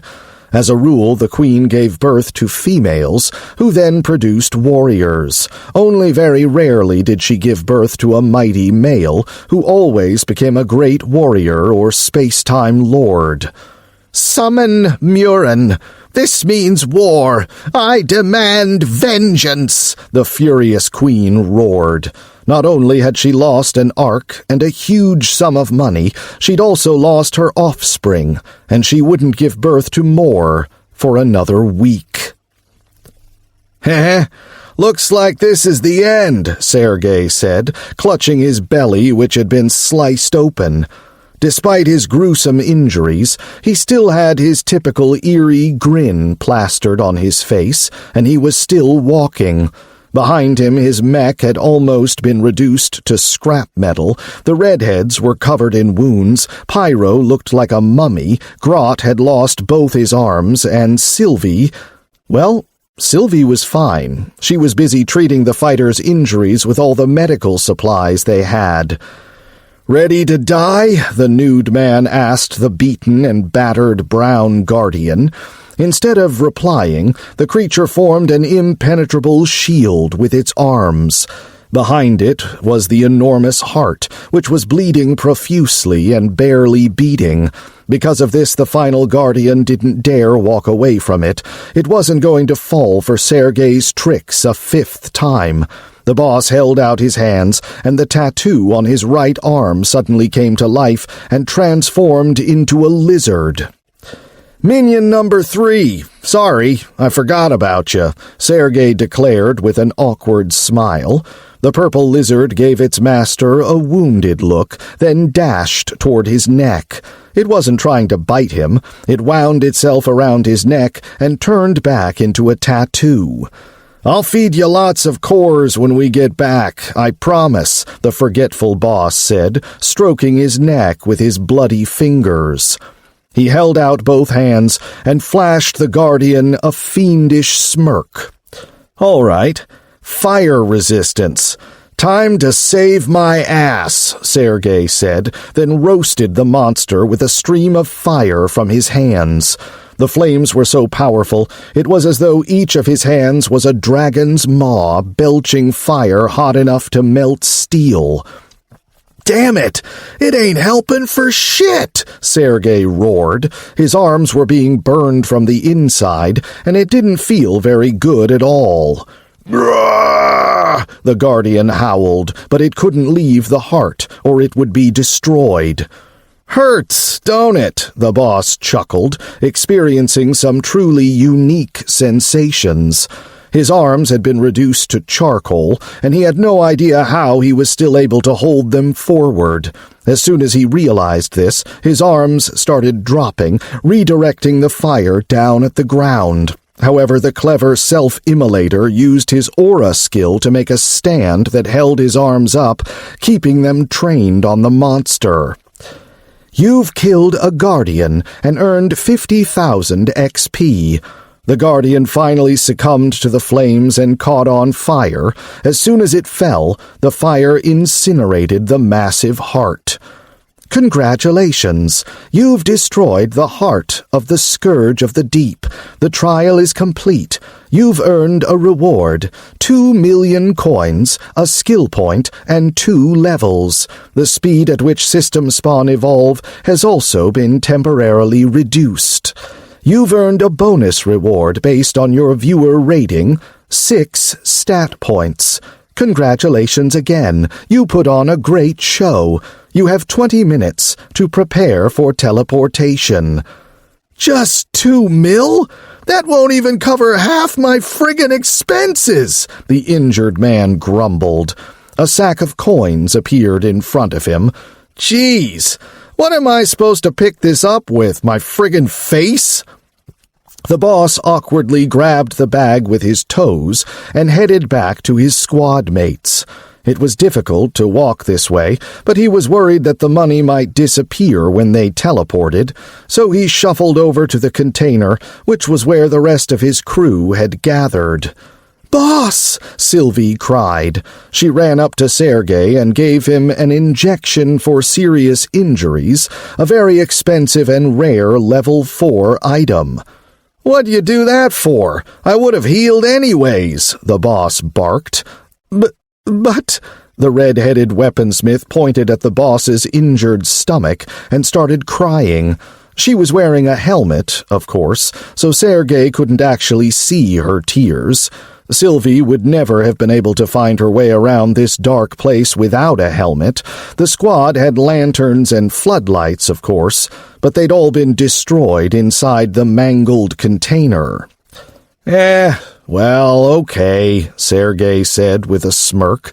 His arms hurt so much, he'd forgotten all about his other injuries.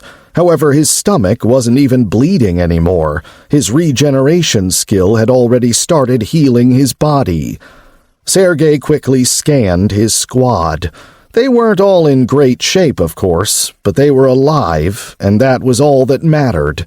Then again, if any of them had actually been on death's door, cryostasis would have kicked in.